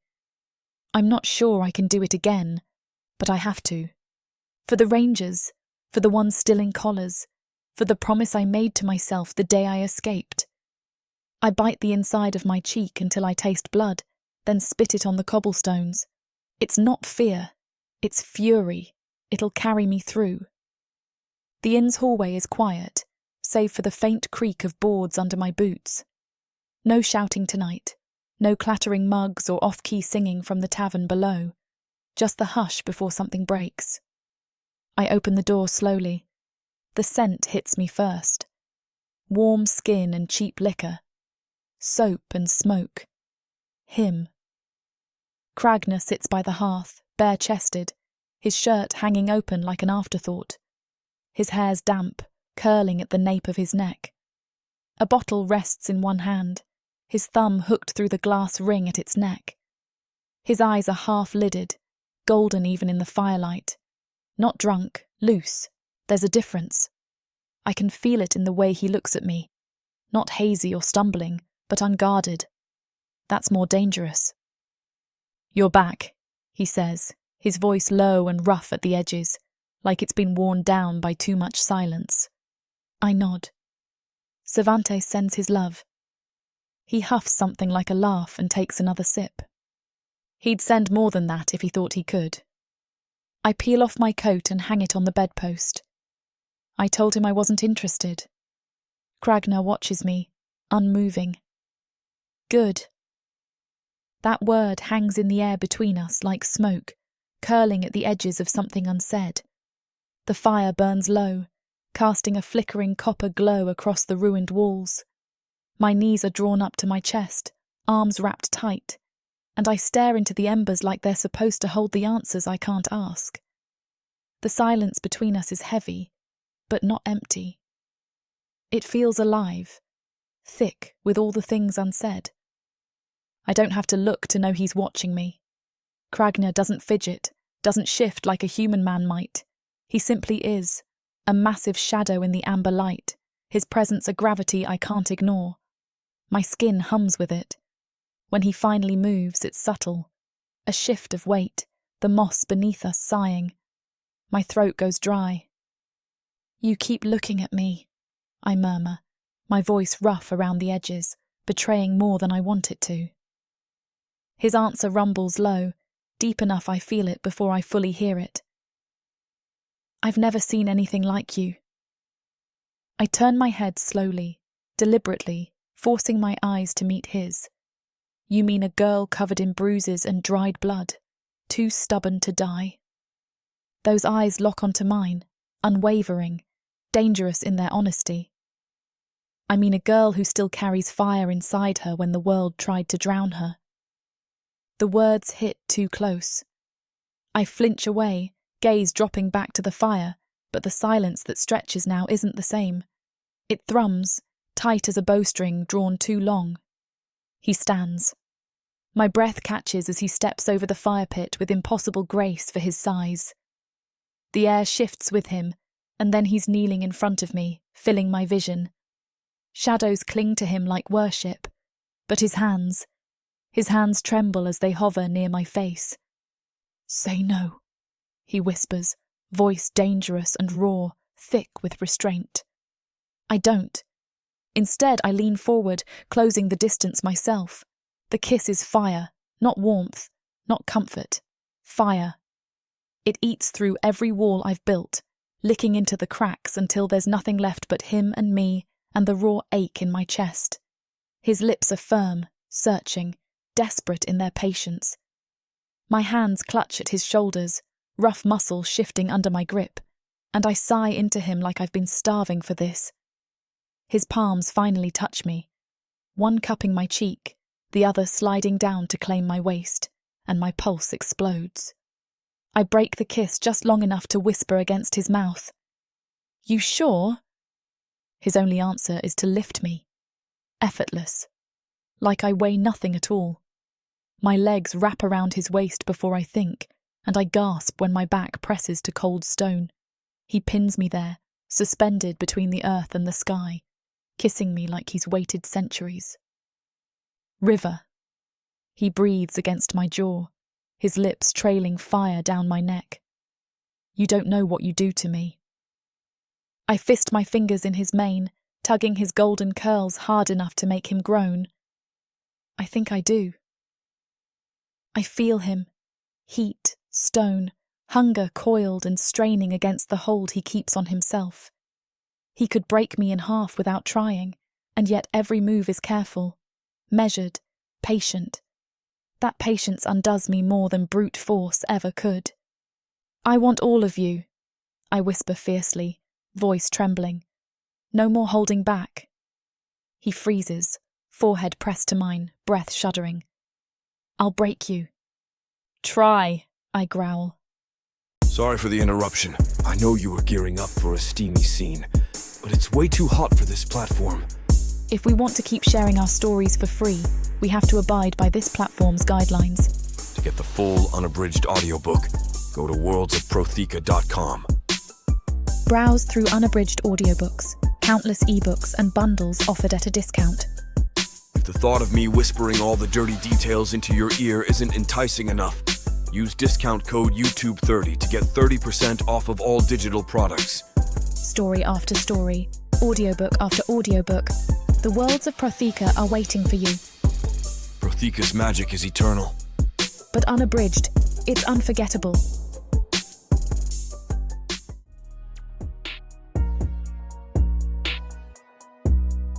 Chapter 14. Kragna. The sun hasn't even climbed all the way up, and already I want to fight something. Not because I'm angry, because I'm restless, because my skin still remembers hers.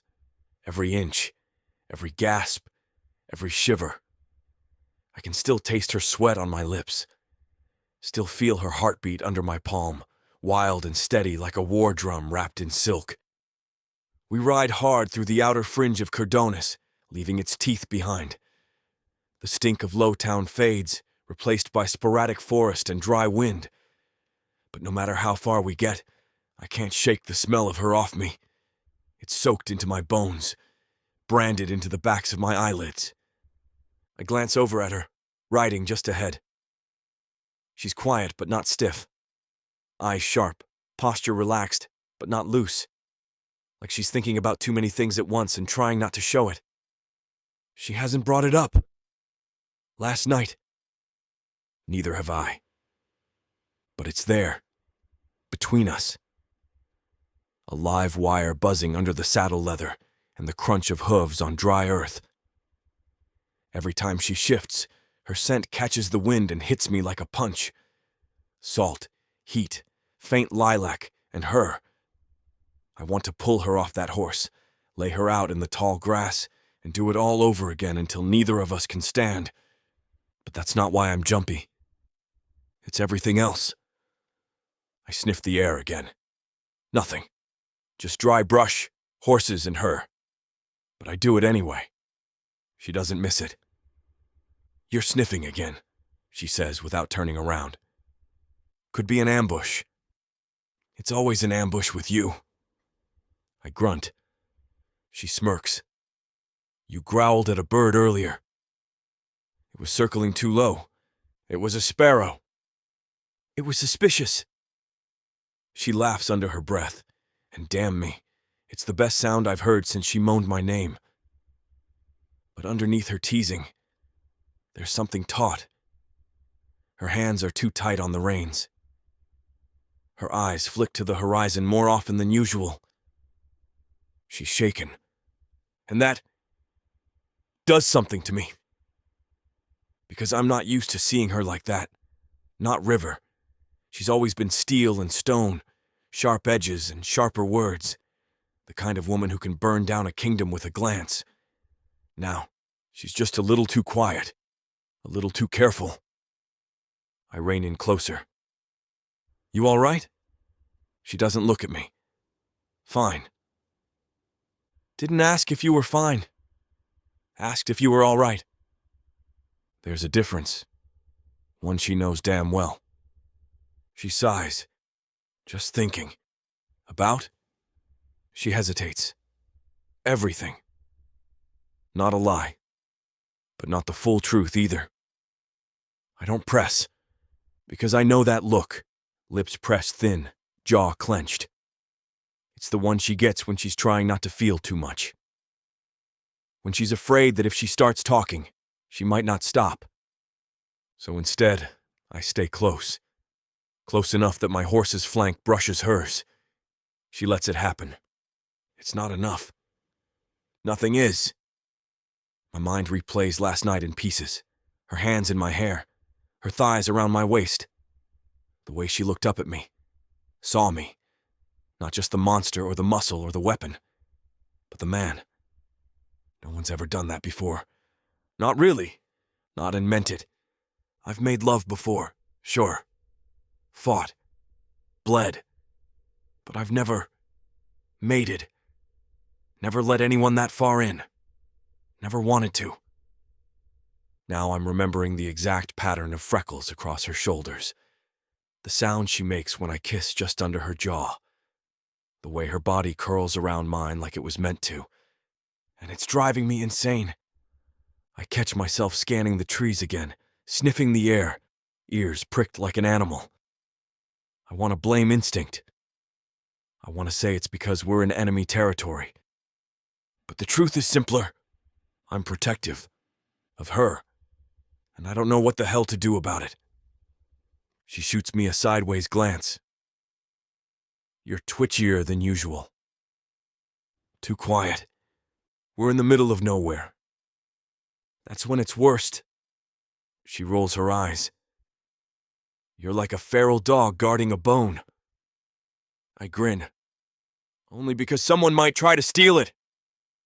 She goes still for half a beat, then says, I'm not something you can own, Kragna. I know. I mean it. So do I. She exhales, but it's not annoyed. More like relieved. And that makes something loosen in my chest. I ride beside her the rest of the way, quiet but alert, cataloging every scent and sound, every change in the wind, every shift in her scent, when she's tense, when she's distracted, when she glances at me, and her breath speeds up just a little. By the time the outskirts of Rizzo's camp come into view, I'm half out of my mind. I want her again. Not just her body. Her. The way she grips the reins with calloused hands. The scar on her hip she tries to hide. The way she doesn't flinch when I bare my teeth at the world. I don't know what that means. But gods help anyone who tries to take her from me now. Because I'm not letting go. Not ever. The trouble starts at the ravine. River slows her horse. I do too, without thinking. My skin prickles. Not from cold, there's heat in the rock still, but from presence, like the land's holding its breath. I sniff once. Again. Something's off. She turns in the saddle. What is it? I lift a finger. Still. Listen. Then I hear it, just behind the breeze. Metal sliding against leather. Soft, but not soft enough. Incoming! I growl. She doesn't ask how I know. She trusts me. Just draws her blades and kicks her horse forward. They come out of the rocks fast, half a dozen, maybe more. Faces hidden by ragged scarves and broken helms. Not soldiers, not bandits either. Too clean, too focused. Mercenaries. Paid to intercept, paid to kill. I drop off my horse before it finishes its startled whinny, boots slamming into the dirt as I roll and come up crouched. Axe out, blood humming. The first one lunges. He's big, quick, but sloppy. I catch the swing of his sword on the haft of my axe, spin inside his reach, and slam my elbow into his jaw. Bone cracks. He stumbles. I bury the axe in his thigh, twist, and rip it free. Screaming starts. Not mine. I feel my body shift, subtle at first. Skin thickening, nails lengthening. My mouth stretches, sharpens. My bones don't crack when they change anymore. They just reform, smooth and fast like pressed iron. Strength floods my limbs. Another merc comes at me, daggers raised.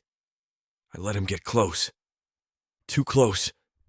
Then I grab his wrist, twist it until he squeals, and slam his head into my knee hard enough to drop him. He twitches once, then nothing. Behind me, I hear River's blade singing. 2 fast strikes, a pause, a grunt. She's holding her own. Good. I don't have time to babysit. 2 more circle me, 1 on each side, coordinated. I grin. Want to see something scary? I growl. They don't answer, just attack. I let the beast take more. Not all of it. Not yet. But enough. My muscles ripple, shoulders broadening. My eyes burn gold. My vision sharpens until I can see the sweat on their foreheads, the hesitation in their grips. I move faster than I should. I slam into the left one with my shoulder, drive him into the rock wall, and feel ribs snap like dry twigs. The other slashes at my back. I twist, catch the blade in my palm, blood hissing between my fingers. And then I break his arm. Just grab and twist and feel the bone give under my grip. They scream. They always do. I don't stop. I can't. This is what I am. This is what I was made for. By the time I'm done, the ground's wet and dark. The last one's crawling away, whimpering. I don't chase him. Let him tell the others what he saw. River stands a few yards away, breathing hard. Her hair's loose, cheeks smeared with blood that isn't hers. Her blades drip crimson. She's staring at me like she doesn't quite recognize what she's looking at. I breathe heavy. Not from effort, from holding back. Didn't even get your boots dirty, she says, voice hoarse. I glance down. She's right. Not a speck. That's what happens, I mutter. When you finish quick. She sheathes one blade, keeps the other in hand. You changed. Only a little. Wasn't little from where I stood. I wipe my axe on one of the bodies and sling it back across my shoulder. You scared? She's quiet. Then, a little. It shouldn't gut me, but it does. I walk toward her, slow, careful, like I'm approaching something fragile. She doesn't back up, doesn't flinch, just watches me with those storm cloud eyes. I would never hurt you, I say. She nods. I know. But seeing it is different than knowing it. Another nod. This one's slower. I stop a foot from her. Reach up and brush a lock of hair from her cheek. She leans into the touch, even if just a little. I've killed before, I say. Too many times to count. I've seen you kill, she answers. But this was more. I don't deny it, because she's right. When I'm in that state, half-shifted, blood high, I'm a thing most people wouldn't want near their door, let alone their bed. But she came back to mine, again and again. She lifts her chin. You didn't have to tear that last one's arm off. He stabbed my horse. She blinks, then says, fair. I bark a laugh, rough and fast. Some of the tension breaks. The wind shifts. I sniff again, but there's nothing. Just blood, steel, and her. Always her. She steps forward, lays her hand on my chest. You scared me, she admits. But not because of what you did. Because of how easy it was for you. I cover her hand with mine. It's always been easy. She doesn't pull away, doesn't look away either. Guess I need to get used to that, she says. Guess you do. We stand like that for a long moment, surrounded by bodies, blood drying on our skin, hearts pounding for different reasons. Then she steps back. We should move, she says, before someone checks on them. I nod. You ride. I'll scout ahead. She doesn't argue. But as we ride out, fast and quiet, she keeps glancing back at me. Not like she's afraid I'll turn on her. More like she's trying to understand what it means to walk beside something that can kill so easily. And what it means that she wants to.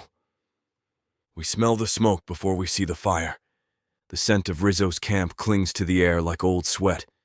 Burned meat, oiled steel, piss, horsehide, and pipe ash. It smells like survival. It smells like home to some of them. To me, it smells like a grave waiting to be filled. River rides ahead of me, shoulders squared, jaw tight. She hasn't said much since the ambush. Doesn't have to. Her silence says enough. Every now and then she shifts in the saddle, like she wants to turn around and check that I'm still behind her, but won't let herself. I don't give her the satisfaction. I stay close. Close enough that if anyone tries to take her from me again, I'll rip their goddamn face off. The camp hasn't changed much since we left. Same patchwork tents, same hammered stakes in the dirt, same cluster of lean, weather-beaten rebels huddled around maps and Spitfires, muttering plans like they're sacred. But the mood changes the second we ride in. Eyes snap toward us. Hands drift to weapons. Whispers rise like wind before a storm. They weren't expecting us back. They sure as hell weren't expecting us to bring news.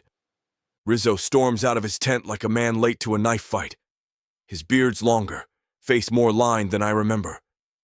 But his eyes are sharp as ever, silver in a tanned face, like moonlight over scars. River, he says. His voice lands like gravel in a drum. She swings off her horse without breaking stride. Miss me? He doesn't smile. Just looks her over head to toe. Then glances at me. Flinches, just barely. Still not used to seeing me upright and unchained.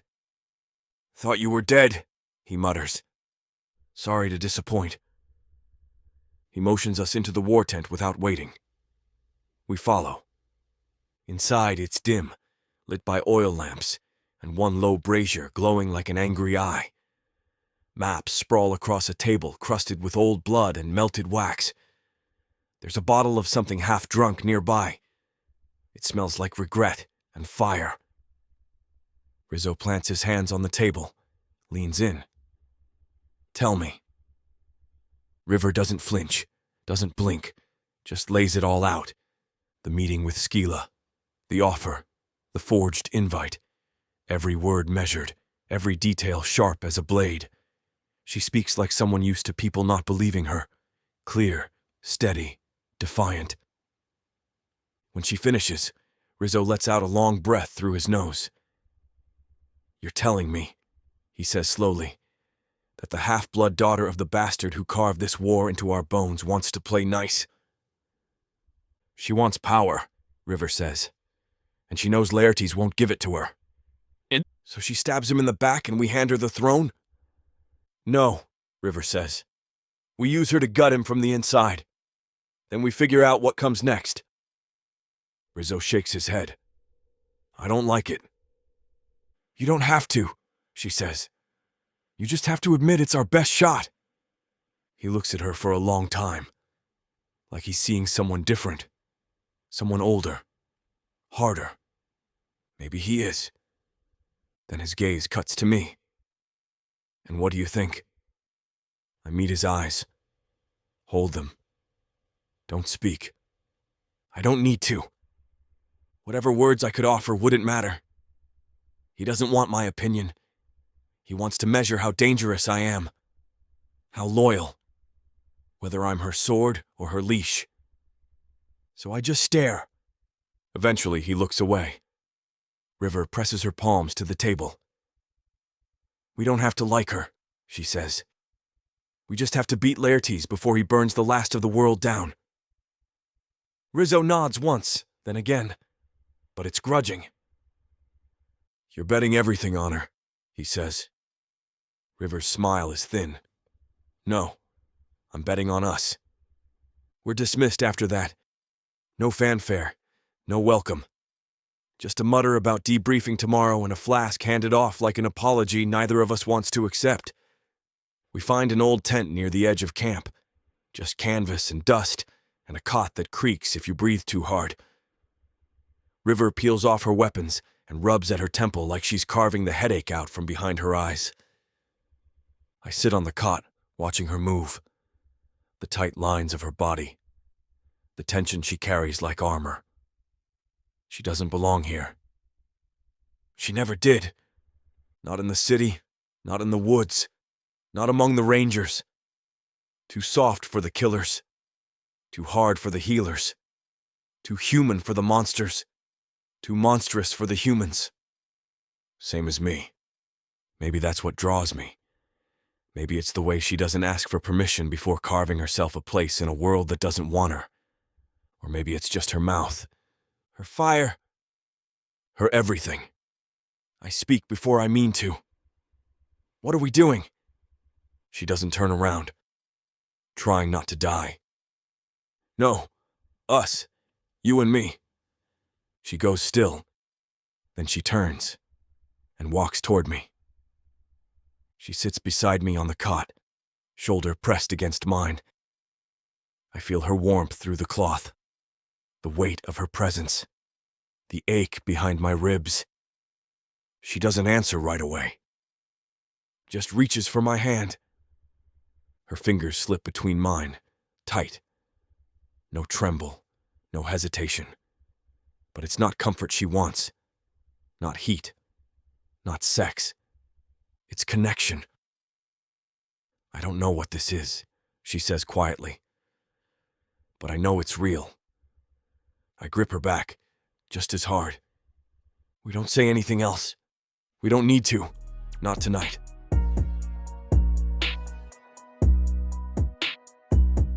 Chapter 15. River. The gown settles over my skin like a bruise, but one that's still throbbing. Satin pressed tight from my waist to my throat, mocking every breath I draw. I stare at my reflection, pale painted mask, rich fabrics, a gilded cage.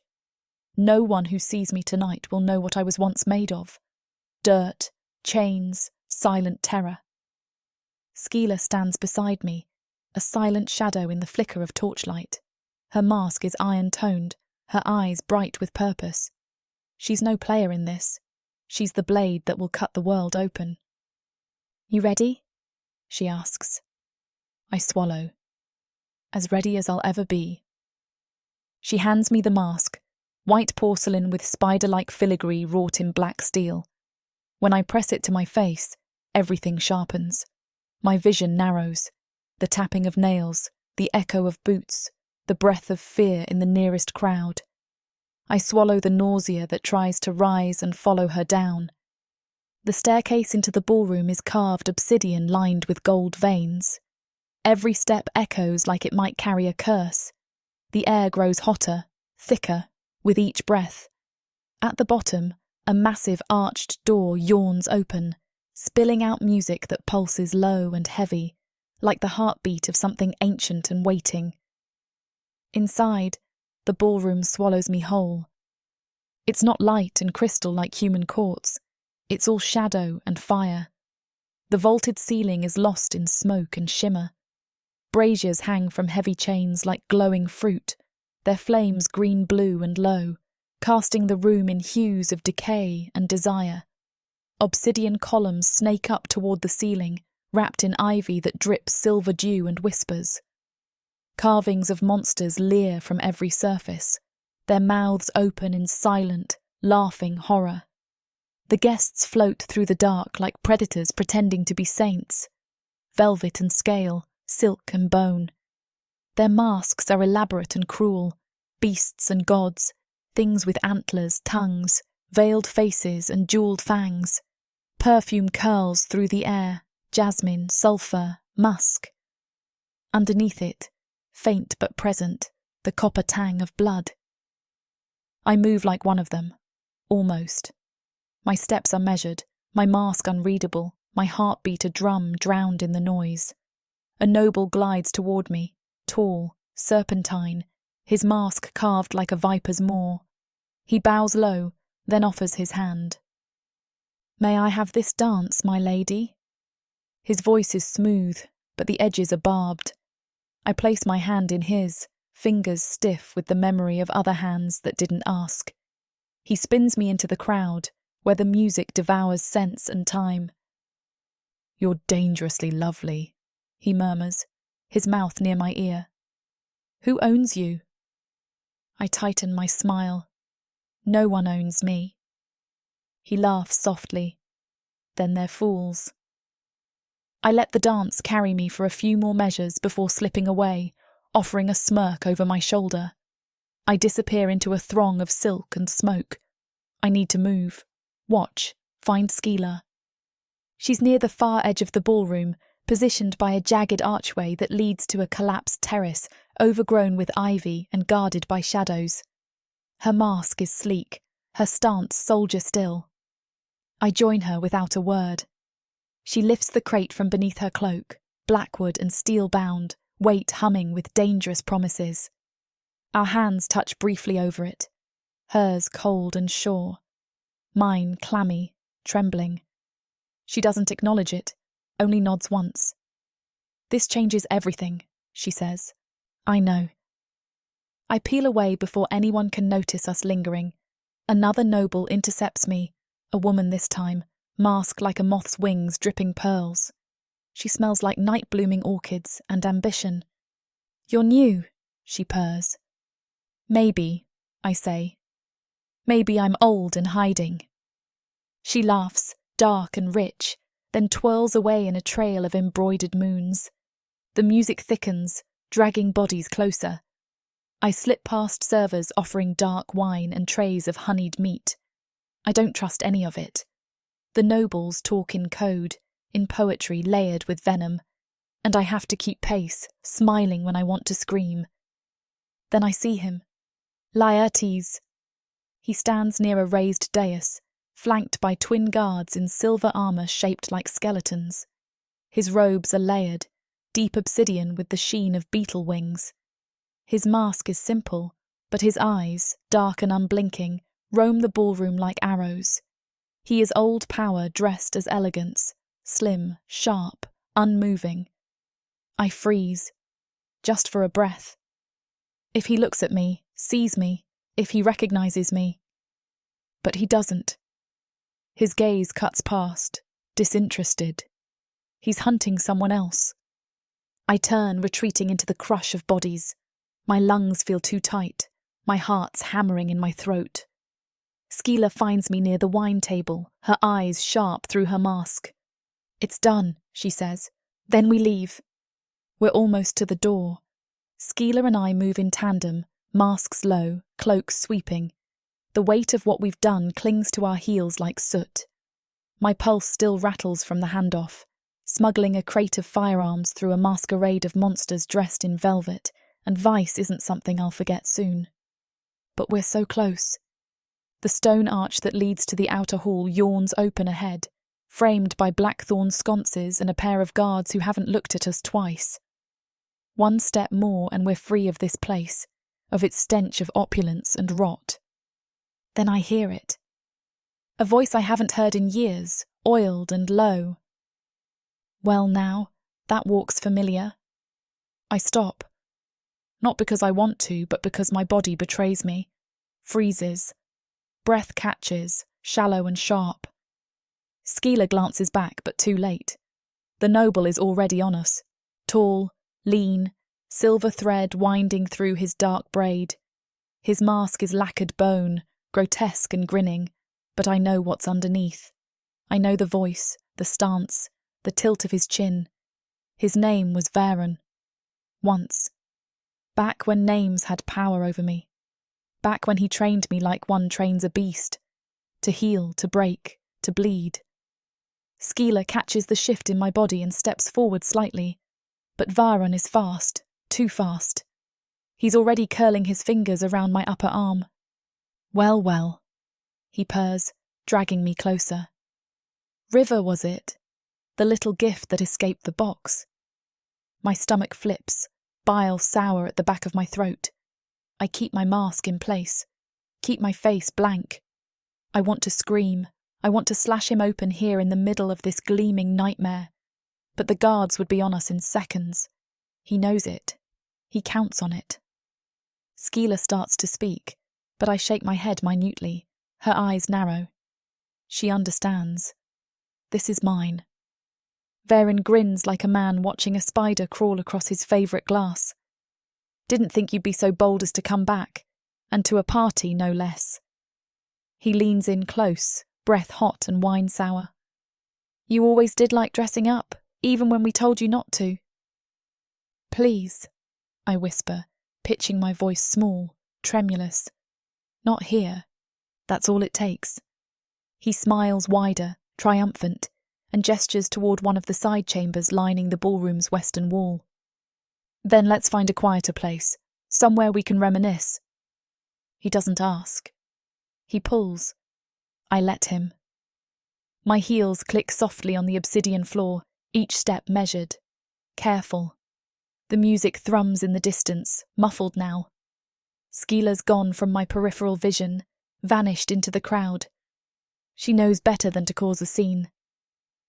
The side room is dim, lit only by a few enchanted candelabras and the glow of a hearth set deep into volcanic stone.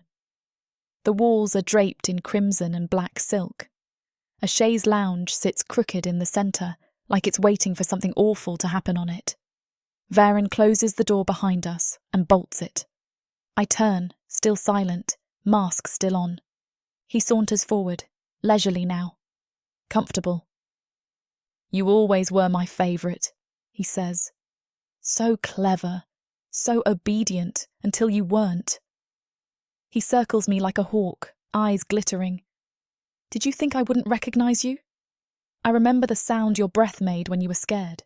Still does. I keep my hands at my sides, loose. He reaches out, fingers grazing my cheek through the mask. I don't flinch. You've aged well, he murmurs. Though I suppose that's easy when you're free. Must be nice, eating what you want, wearing silk instead of chains. Pity you didn't stay broken. You wore it so well. His hand drops toward my collarbone, and I move. Fast. The trench knife slides out from the hidden sheath under my gown's sleeve. He doesn't even register the movement until it's too late. I slash upward, clean, precise. His eyes go wide. Blood blooms like dark wine across his throat, spraying hot and thick onto my gown, the floor, the chaise. He stumbles back, gargling, clutching the wound with both hands. I don't wait to watch him fall. I wipe the blade on the hem of the chaise's cushion, sheathe it again, and adjust my mask. My breath comes slow, controlled. My heart's a war drum, but I lock it down tight. I unlock the door and step out like I belong. Back into the ballroom, back into the music and perfume and masks. My steps are deliberate, calm. I feel every eye that isn't on me and keep walking. Behind me, a wet thud. I think it's over, until I hear, impossibly, the sound of him scrambling to his feet. I try to keep walking, but I'll stand out more if I don't look back along with everyone else. The noble staggers forward, throat torn open, gurgling blood on cracked stone. His voice rattles, not words, but thick, rasping gasp that blooms up the corridor like a warning. One hand clasps the wound, the other needles through dark air, pointing at me with a finger slick with red. Time shudders. Someone screams, a glass shatters, music crashes into discord, and just like that, the masquerade becomes a powder keg. Assassin! The girl... Stop her! I move. Not like a dancer now, like prey, fast and sure-footed through chaos, cutting between silk-clad nobles and gaping onlookers. The hem of my gown catches on a broken chair leg, rips up to the knee. Doesn't matter. I run.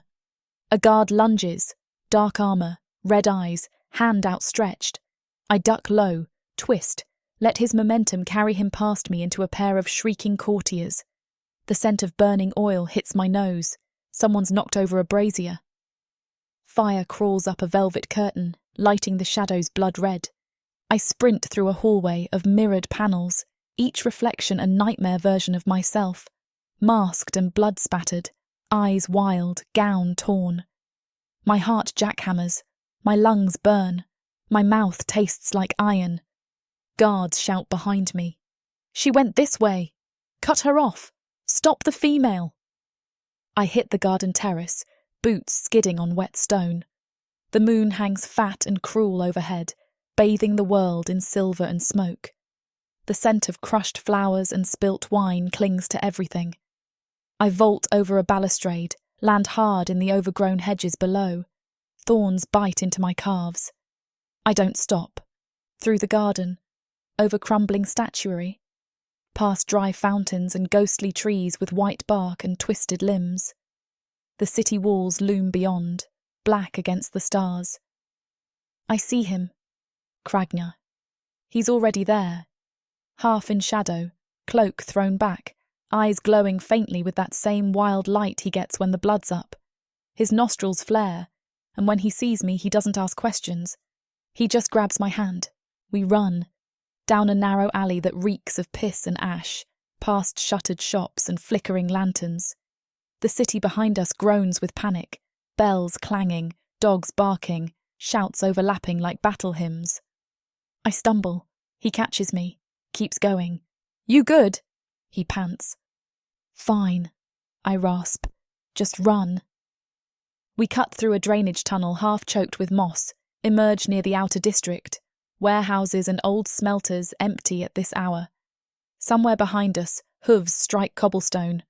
Too many, too close. Faster, Cragna growls.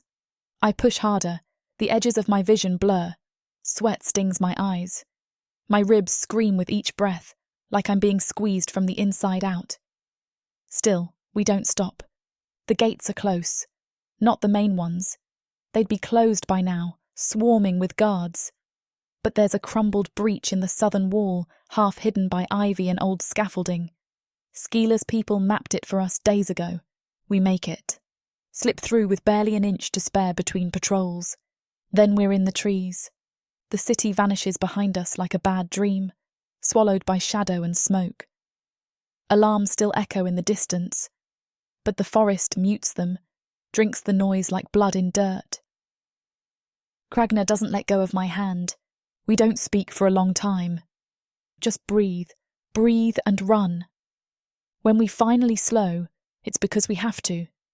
My knees buckle, and he catches me before I hit the ground. We collapse into a thicket of ferns, the kind that glow faintly with bioluminescent spores. They light his face in eerie blue. He stares at me like he's counting my breaths. Did he hurt you? He asks, voice low and lethal. No, I say. He tried. I made sure he didn't. Cragna nods, slow and grim. He brushes a leaf from my hair, then traces the edge of my mask. You're still bleeding, he says. I touch my shoulder, wince. There's a long gash, shallow but angry. Probably happened in the scuffle, or from a guard's blade too close for comfort. He pulls out a cloth from inside his cloak, presses it gently to the wound. His hands shake, just a little. I thought I lost you, he murmurs. You didn't. Almost. I can't answer that. The words lodge behind my teeth, sticky and sharp. Instead, I lean against him. The night is cold. The forest smells like damp moss and old magic. My gown is ruined. My feet ache. My throat's raw from breathing too hard. But I'm alive. For now. From the depths of the darkness of Protheka, or clawing up from the realms of fantasy. Come the most fearsome beasts you have ever seen. These monsters are done watching from the shadows. Now, as they step into the light, something unexpected grips them. Something even they can't fight off.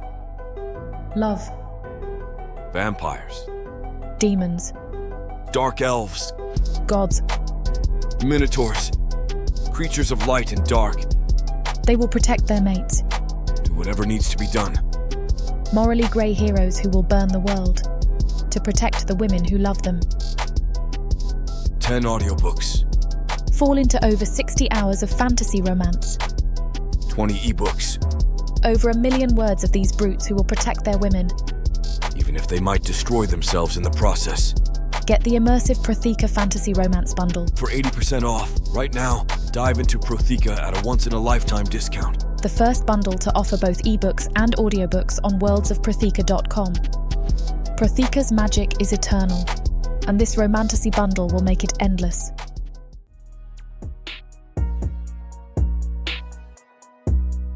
Chapter 16. Krogna. The bells behind us haven't stopped ringing. Not the church bells. Those are long dead. These are the kind they sound for war. I can feel River's heart pounding through the grip of her hand. Can smell her fear, not the sharp, panicked kind. This is old fear, soaked into her bones like smoke in cloth.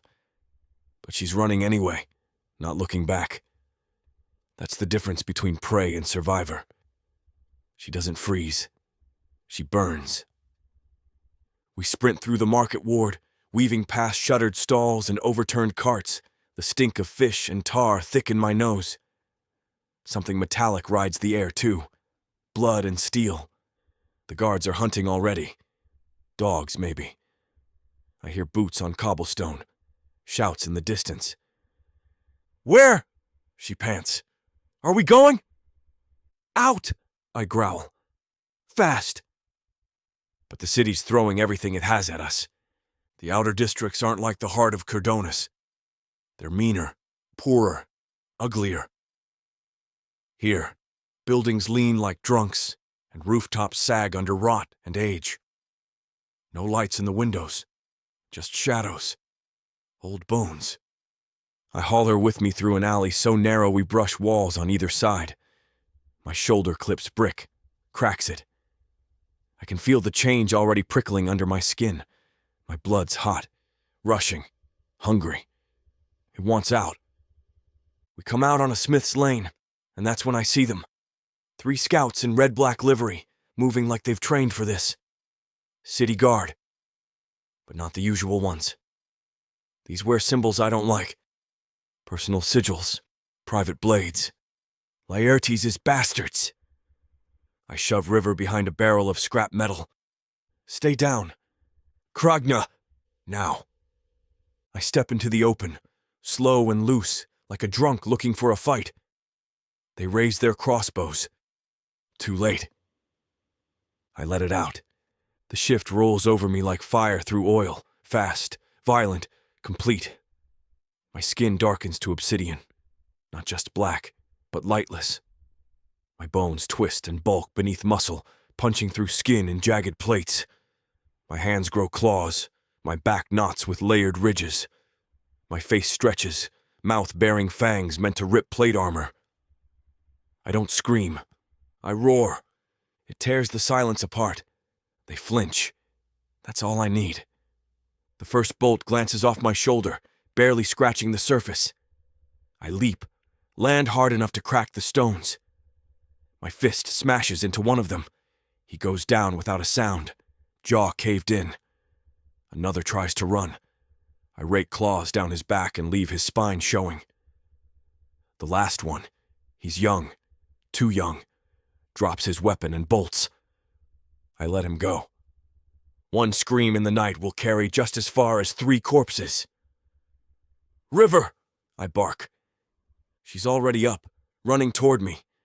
Her eyes flick over the bodies, but she doesn't freeze. Just grabs my arm and pulls. "More coming," she says. "We've got to move." We take the rooftops. I throw her up first. She scrambles, then offers her hand. I leap, land beside her. The tiles groan under my weight, but hold. Barely. From here, the city's a jagged maze of smoke and moonlight. Every roof is a risk, every leap a gamble. But it's better than street level. Up here, I've got room to move. Room to be what I am. I grab her again and run. She's light, too light.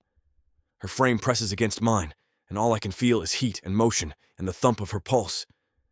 I jump across a narrow gap. She gasps. I land, roll, keep going. Another leap, a broken chimney, a rooftop skylight that shatters under my heel. Doesn't matter. We're flying. Arrows whistle past us. One grazes her hood. I snarl, pivot, fling a broken tile down at the archer. It hits him square in the head. He drops. I don't stop. River's laughing now, wild and breathless. "You're insane!" she yells. "Probably." "Your arms. What the hell is that?" "Upgrades." Another barricade ahead. A pair of guards braced at a rooftop bridge, blades drawn. They block the only path to the outer gate's perimeter wall. River starts to slow. I don't. I barrel into them like a battering ram. One goes flying off the edge with a scream. The other slashes at my chest. Sparks fly. His blade shatters on the plates across my ribs. I grab his throat and toss him through a window. River climbs over the bridge behind me, panting, coughing on dust. "You always this charming on dates?" she says. "Only with girls who stab nobles," I grin. She snorts, wipes blood off her cheek, and follows. The last stretch is the hardest. A wall, 20 feet high. Iron gate locked from the inside. Guards posted. Spotlight sweeping. Too many eyes. Too much noise. We duck low beneath a tanner's awning. I watch the rhythm of the lights. I count the steps of the guards. Then I pull her close. "I'm gonna make us a door." She blinks. "What?" "Don't stop running, whatever you do." "Kragna, what do you mean?" But I'm already moving. The shift deepens. Plates over my arms thicken, fusing into solid shields. My knuckles crack, claws lengthen. I charge the wall like a charging bull. No finesse, just brute, monstrous force. I hit the gate with everything I have. It holds. For half a second. Then it shatters inward. The sound is thunder. Steel rips like paper. Bricks explode. One guard screams as he's thrown back 10 feet. Another opens fire. Too late. I backhand him into the stone. River sprints past me. "Go!" I shout. She grabs my wrist, hauls me behind her. We run through the breach, out into the dark fields beyond. Behind us, horns blow. But ahead, trees. Moonlight on leaves. Freedom! And for the first time in years, I don't feel like a weapon. I feel like something worse. I feel like myself. The trees rise like teeth, jagged and ancient, cutting the moonlight into slivers. I don't slow down. River clings to me with arms tight around my neck, her breathing shallow, lips pressed into my collarbone. I can smell the blood before I feel it soaking through her cloak. "What hit you?" I growl, the rage already buzzing in my jaw. "Arrow," she says, barely more than a whisper. "Back there. I didn't want to slow you down." "Where?" "My thigh." "Damn." I slide to a stop just past the tree line, easing her down onto a moss-covered rock. The smell hits me full force now, iron and something sweeter, wronger. Poison. I snarl low in my chest, peel her cloak away, and see the shaft sticking out just above her knee. Black wood. Barbed tip. Glint of dark green along the metal. "Laertes' poisoners." River's pale, but her eyes are sharp. "Just pull it out," she says through clenched teeth. "You'll bleed out." "Kragna, now." I brace one hand above the wound, grip the arrow with the other, and yank. She screams, fists slamming into the ground hard enough to leave a crater. Blood wells up fast, thick and dark. But the worst part's the stink of it. Sweet and sharp and wrong. Great, I mutter. It's envenomed. No kidding, she gasps, sweat beading along her hairline. Just cauterize it. Not enough. It'll spread. I need to draw it out. You're not... I am. I dip my head before she can argue more, press my lips to the wound, and suck. It's bitter. Wrong. The taste coats my tongue like rotting fruit mixed with copper and death. I spit blood, black and oily, onto the dirt. Do it again. Again. Her thigh twitches under my hands, and she hisses through her teeth. Come on, Krogna! That's not... Quiet. Another mouthful. Another spit. I feel the venom scraping against my gums like shards of glass. My stomach twists. My vision blurs for a moment. My blood doesn't like this stuff.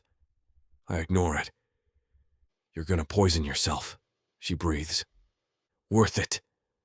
The last straw burns worse than the rest. My fangs ache. I spit it out and slump back onto my haunches, panting, sweating, tongue thick and useless in my mouth. River's pale but still conscious. You good? I rasp. She nods slowly. For now. Good. Because we're not alone. I feel them before I hear them. Shifts in the air. The press of ancient instincts buzzing under my skin. I lift my head and call. Not with words. Not with voice. With memory. With bond. First, the ground trembles. Then a shape lumbers out from behind the trees. Massive. Hulking. Covered in moss, scars, and scales. Bruce. My favorite dino beast. One of his tusks is chipped, his eyes half-lidded like he's just woken from a nap he didn't consent to. Yo, he rumbles. You bleed loud. Missed you too, I say, forcing a grin. Next comes a hiss, like gas escaping a pipe, and a ripple of fog slithers through the trees. Harriet slinks out, all scales and necks. 6 of them tonight, coiled and twitching. Her breath smells like rotten eggs and death. One of her heads sneezes, and the moss around her sizzles. Did someone poison the girl? She asks, too sweet. I handled it. Pity. I love a good corpse. Then, as always, last and loudest. Charon crashes through the canopy, wings wide and glinting, body curled like a drunken serpent. She lands hard, then stumbles upright with a cackle. Someone call for the cavalry? She croons, grinning with far too many teeth. His eyes are wild, his breath thick with the stench of fermented fruit and maybe fire. Keep it down, I grunt. We're being hunted. Even better, she purrs. They circle up, monstrous and beautiful, forming a wide perimeter around us. Old friends, pack, family. River tries to sit up, wincing. I thought you said they didn't answer calls lightly, she says. They don't, I reply. I kneel beside her, pull a cloth from my pack and start cleaning her wound. Her skin is fever warm. Her eyes are glassy but locked on mine. You're insane, she says. Been told. You could have died.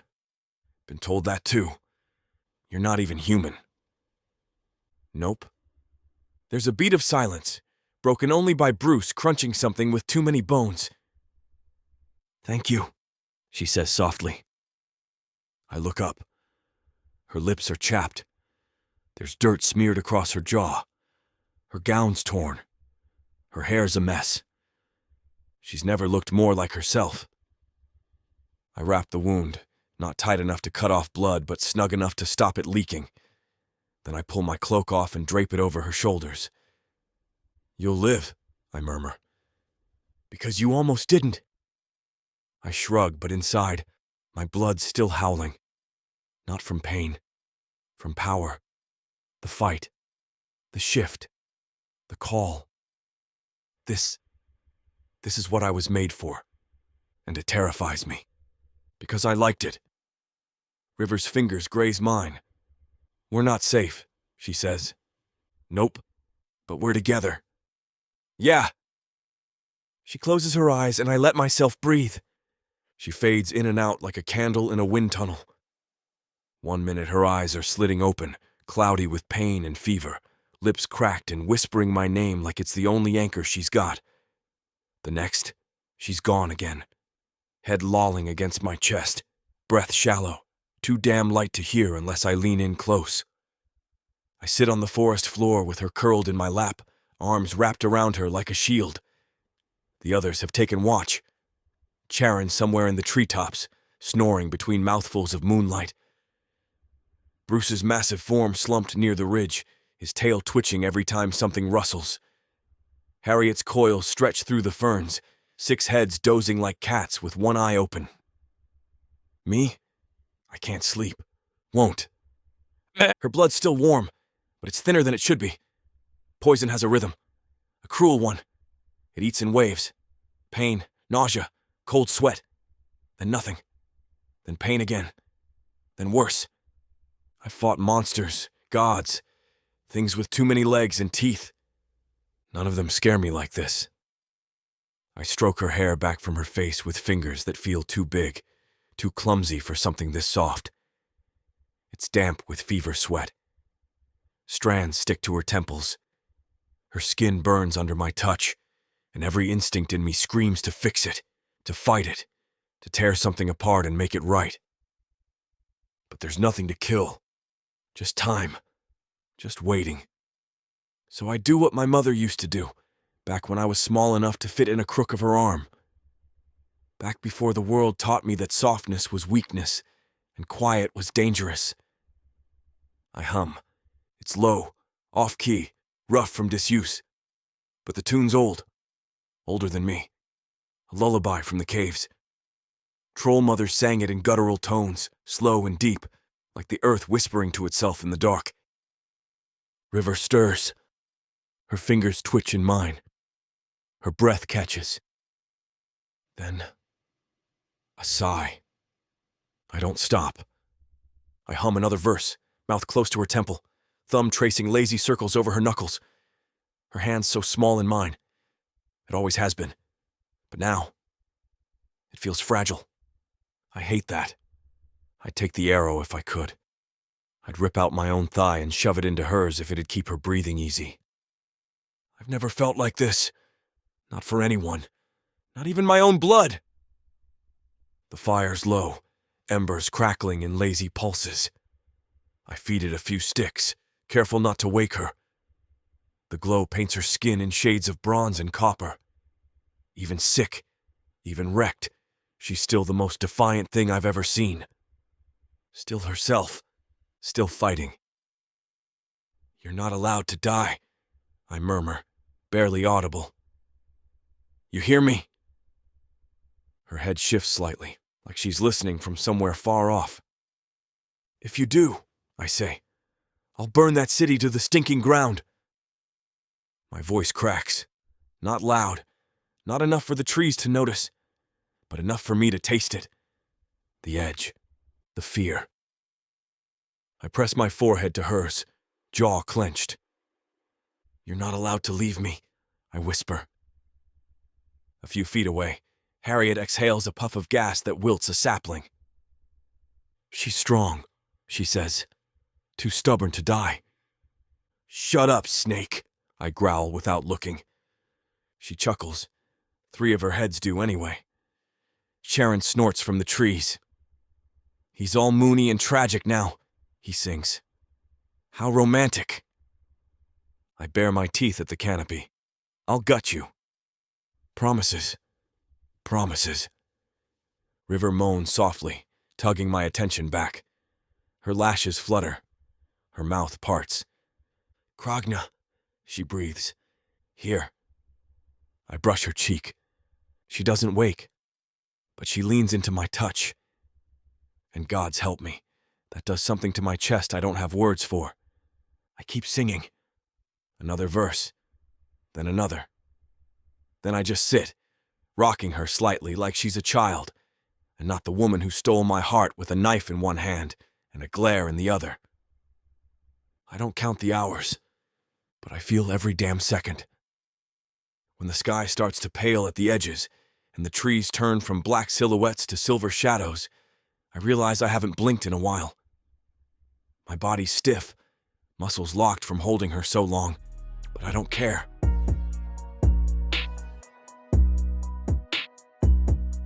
Chapter 17. River. Kragna's silhouette swims into view, and for a moment, I think I'm dreaming again. The fever has me by the throat, hot and wet, like a swamp pressed down onto my chest. My skin's on fire, my thigh feels like it's pulsing with broken glass, and I'm not sure what's real until I see his face. He's sitting cross-legged beside me, hunched over like a crumpled mountain. His eyes are locked on mine the moment I blink, bloodshot, wild, terrified. Kragna. My voice croaks out like wind through ash. Shh. He leans in quick, one clawed hand on my forehead, the other cupping my cheek like I might vanish if he blinks. His fingers tremble. You're burning up, little bird. I try to sit up. The pain answers first, red and sharp and merciless. I let out a strangled sound and drop back down. Sweat slicks my back against whatever animal hide he's laid me on. His hand moves down to my thigh, and I flinch before I can stop myself. The wound's been bandaged, but the ache is ever present, like it wants to eat its way out of me. Arrow was poisoned, he mutters, not looking up. Blackroot, vile stuff, slows the heart, clouds the mind. I got most of it out, I think. Might have swallowed some. Don't care.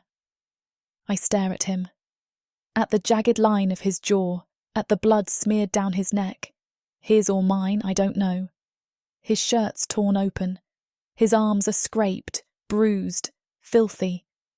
There's dried mud in the crease of his brow, and his hair's sticking up like a storm blew through him. But his eyes never leave me. And I realise he hasn't moved. Not really. He's been right here, watching, waiting, hoping I'd wake. You look like hell, I rasp, trying to smile. His laugh cracks out sharp and sudden, like he wasn't ready for it. Yeah, well, you try carrying a human through the woods while she's leaking blood and muttering about ghosts. I remember running. I remember falling. I remember his hands, rough and desperate, yanking the arrow from my leg with a snarl like he was ripping through flesh and time. I remember his mouth on the wound, hot and wet and frantic. And I remember him whispering things I couldn't quite hold on to. Now I reach for him, my hands shaking, and he catches it halfway, pressing his palm to mine like it's holy. His skin's warm, calloused, familiar in a way that twists something low and deep inside me. You stayed, I say. Course I did. Nobody stays. His jaw tightens. I ain't nobody. I want to kiss him. I want to pull him down into the heat and let it burn away every nightmare, every brand on my back, every time I've been someone else's weapon. But I also want to cry, and I don't even know why. You should have left me, I whisper. I was slowing you down. I'm not leaving you, River. Ever. Not unless you tell me to. He leans in, close enough that I can smell the leather on his breath and the blood under his fingernails. Even then I might not listen. I close my eyes. The fever's still there, pulsing like war drums in my veins, but his voice cuts through it. Steady, low, holding me here. What did you whisper when I was out? He stiffens, doesn't answer at first. Then, I told you not to die. My eyes flutter open. I told you I'd burn Kerdonis to the ground if you did. I laugh, a broken, wheezing thing, and tears spring up without warning. That's the nicest thing anyone's ever said to me. He brushes my hair back from my face, gentle like he's afraid I'll crack. You scared me, he murmurs. I don't scare easy. I know. You're not allowed to die, River. Not now. Not after all this. I'm not planning to. My voice breaks. But it hurts, Kragna. Gods, it hurts. He shifts beside me, long limbs folding awkwardly as he leans in and wraps his arms around me. Not tight, careful, protective. One hand still tangled in my hair, the other stroking my back in slow, steady lines. I got you, he says. Ain't no one getting through me. I press my face into his chest. He smells like sweat and blood and the damp leather of his vest. But underneath, there's something else. Something raw and earthy and alive. The scent of old forest and beast bone and thunder. It fills my lungs, anchors me. I used to think I'd die alone, I murmur. That one day, I'd just bleed out in a ditch somewhere, and no one would even know my name. He pulls back just enough to look at me. There's a softness in his eyes now that doesn't match the rest of him. You ain't dying in a ditch, he growls. You're gonna live long enough to drive a dagger through Laertes' black heart. Then we'll see what comes next. What if there's nothing next? I ask, voice small. What if I don't know who I am without this fight? He tilts his head. Then we figure it out together. His fingers trace the edge of my jaw, rough pads soft on skin that's rarely been touched like this. I want to tell him everything. I want to ask if he's as scared as I am, if he wonders what comes after the blood and fire. But I don't need to. Not really. I can see it in his face. He's never done this either. Never loved someone enough to sit through the night just to hear them breathe. And gods, that's what this is, isn't it? He loves me. The thought is terrifying and holy all at once. I shift against him, every movement slow and aching, and he adjusts without complaint, tucking me closer like I'm something precious. The fire crackles low beside us. The sounds of the forest creep in, rustling leaves, distant chirps, the low rumble of one of his beast friends circling the camp. He hums something then, soft and strange. A guttural rhythm, more vibration than melody. It's old, trollish. A lullaby, maybe. Something ancient and full of teeth. It's beautiful. Singing to me now, I murmur. Don't get used to it, he grumbles, embarrassed. It's just, you look like you needed it. I smile, eyes drifting closed. Don't stop. And he doesn't. Not all night. He just holds me and hums and watches the dark like it's something he can fight off for me. And maybe he can. The trees don't move like the ones I grew up with. They breathe here. Massive, gnarled things with bark like armour and roots thick enough to trip gods. Moss grows up their sides in shaggy coats, and something always rustles just out of sight. But I'm not afraid. Not anymore.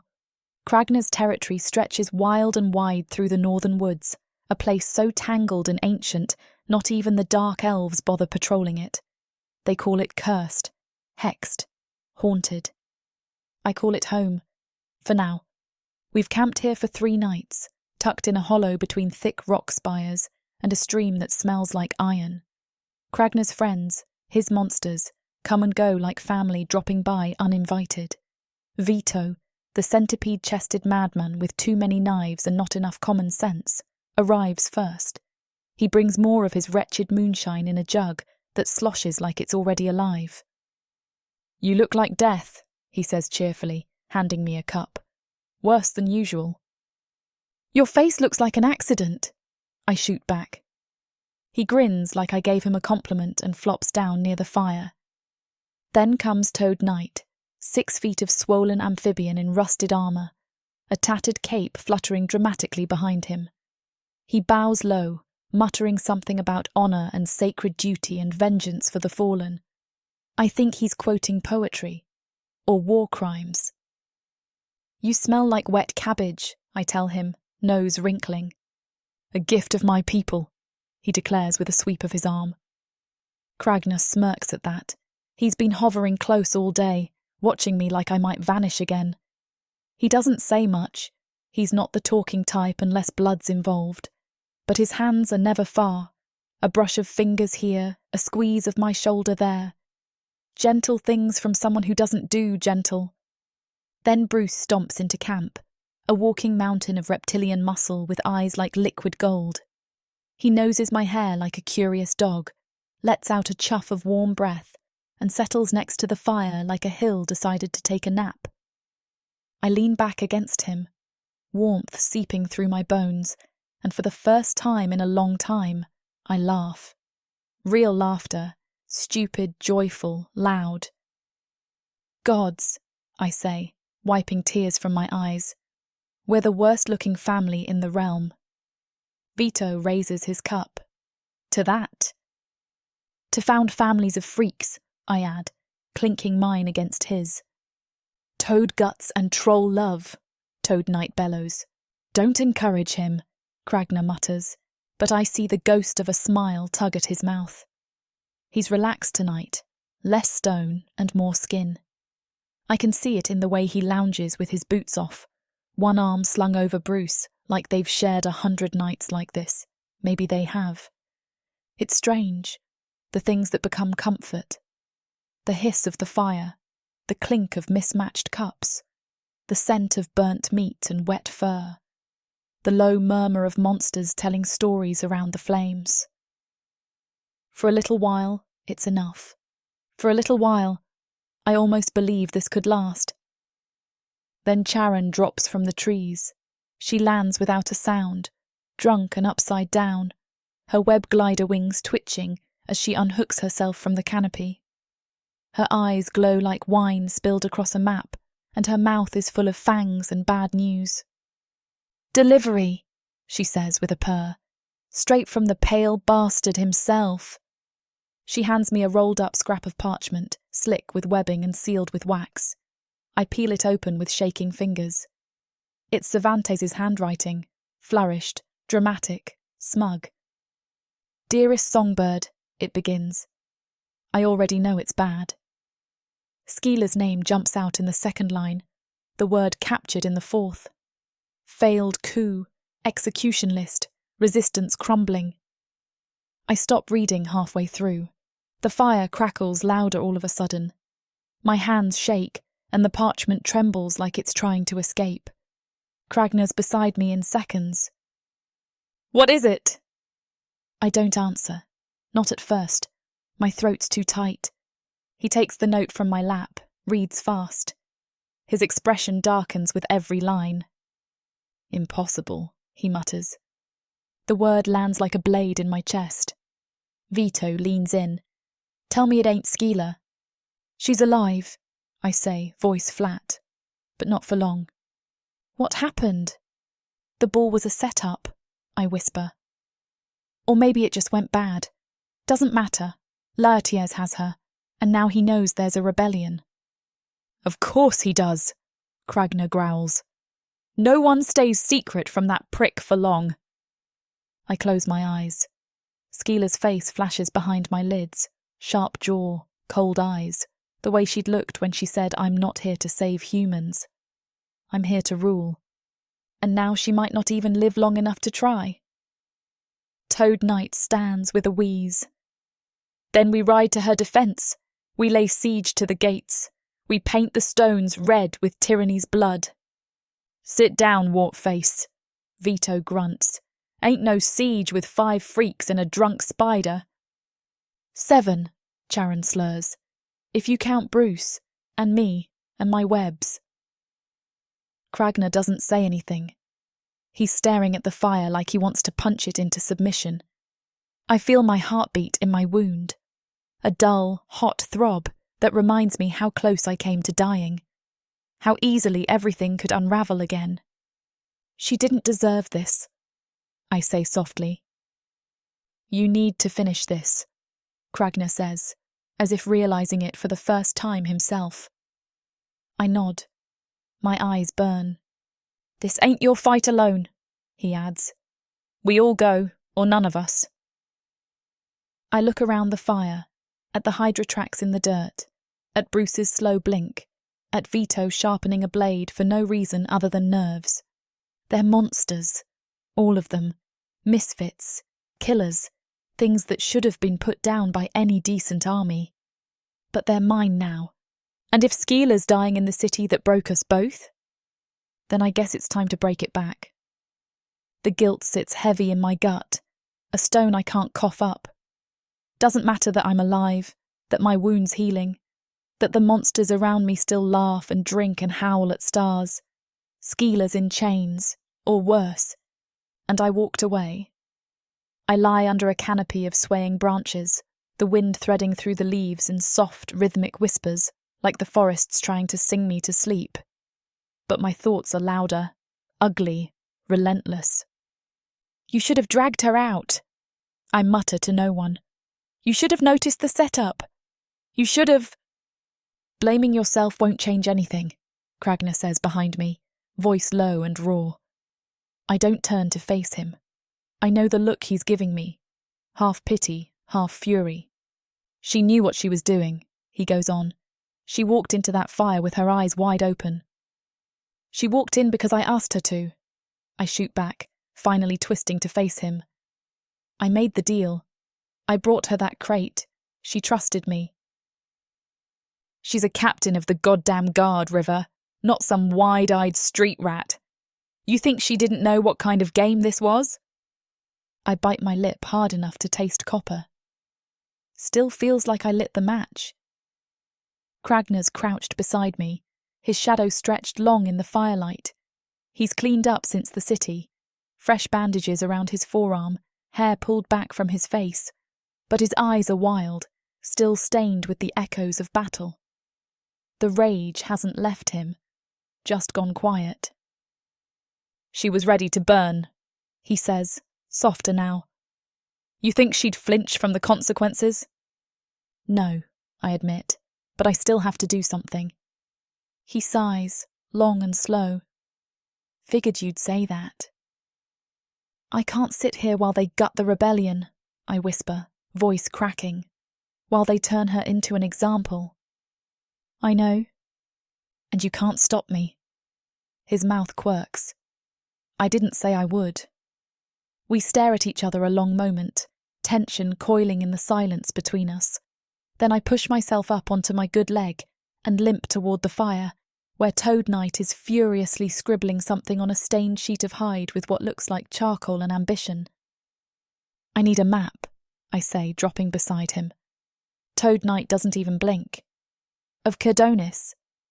Of the underlevels, catacombs, old servant tunnels, anything not on the noble records." He nods, flipping the hide over. "They call me mad, you know." I'm aware. But in my madness, I remember. I drew them once, when I was still Sir Valthros of the Sewer Guard 3rd rank. I blink. "You were a guard." "Briefly, before the war. Before the Toad."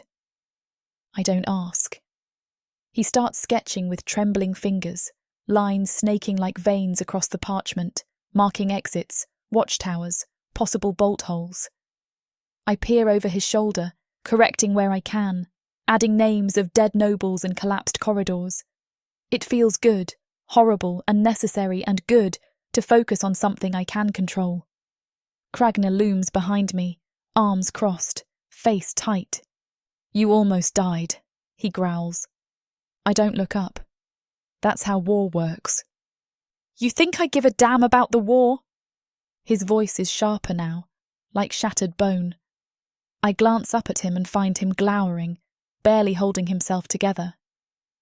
"You think I care about coups and rebels and cities full of corpses," he says. "I care about you. And I'm not letting you go back in just to bleed out again. I'm not asking your permission." "I know," he snarls. "That's what scares me." I stand slowly. My leg still aches like it remembers the arrow lodged in it, but I force my spine straight. "Then come with me." Kragner blinks. "What?" You heard me. River. I'm not doing this alone, but I'm not backing out either. So if you're scared, stay here. If you're tired, stay here. But if you meant it, if you're with me, then come. His eyes blaze with something I don't dare name, something heavy, ancient, terrible and beautiful. Always, he says. The word lands like a promise carved in stone.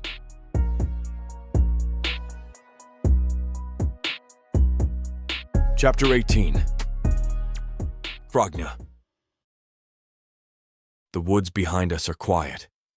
Too quiet. Every step toward Rizzo's camp is a gamble, and not just because we're bringing a freaking monster parade with us. No, this is about trust, about what humans see when they look at me, and the ones I've brought. They're going to think it's an attack. They might shoot first, and honestly, I wouldn't blame them. Stay close, I growl low to River as the old stone path thins out. Let me do the talking. She nods, jaw tight, lips pale. She knows what we're walking into. Vito's to my left, chewing on a hunk of dried fish with his usual slouch swagger. Harriet slinks behind us, 5 heads sniffing the air, nostrils flaring with each uncertain breeze. Bruce, sweet, behemoth Bruce, keeps swaying like he thinks he's being subtle, even though every tree he brushes drops half its needles in surrender. Charon buzzes above, wings glittering, drunk off pine sap and bad decisions. It ain't exactly subtle. We reach the tree line. Beyond it, the clearing that houses Rizzo's stronghold, half-scavenged military base, half-fortified ruin, comes into view. Makeshift watchtowers, rusted gun nests, ragged flags snapping in the wind. Figures on the battlements spot us, and in seconds, the alarms start howling. Well, River mutters. They noticed. Guns rise. Dozens. Laser-sighted rifles.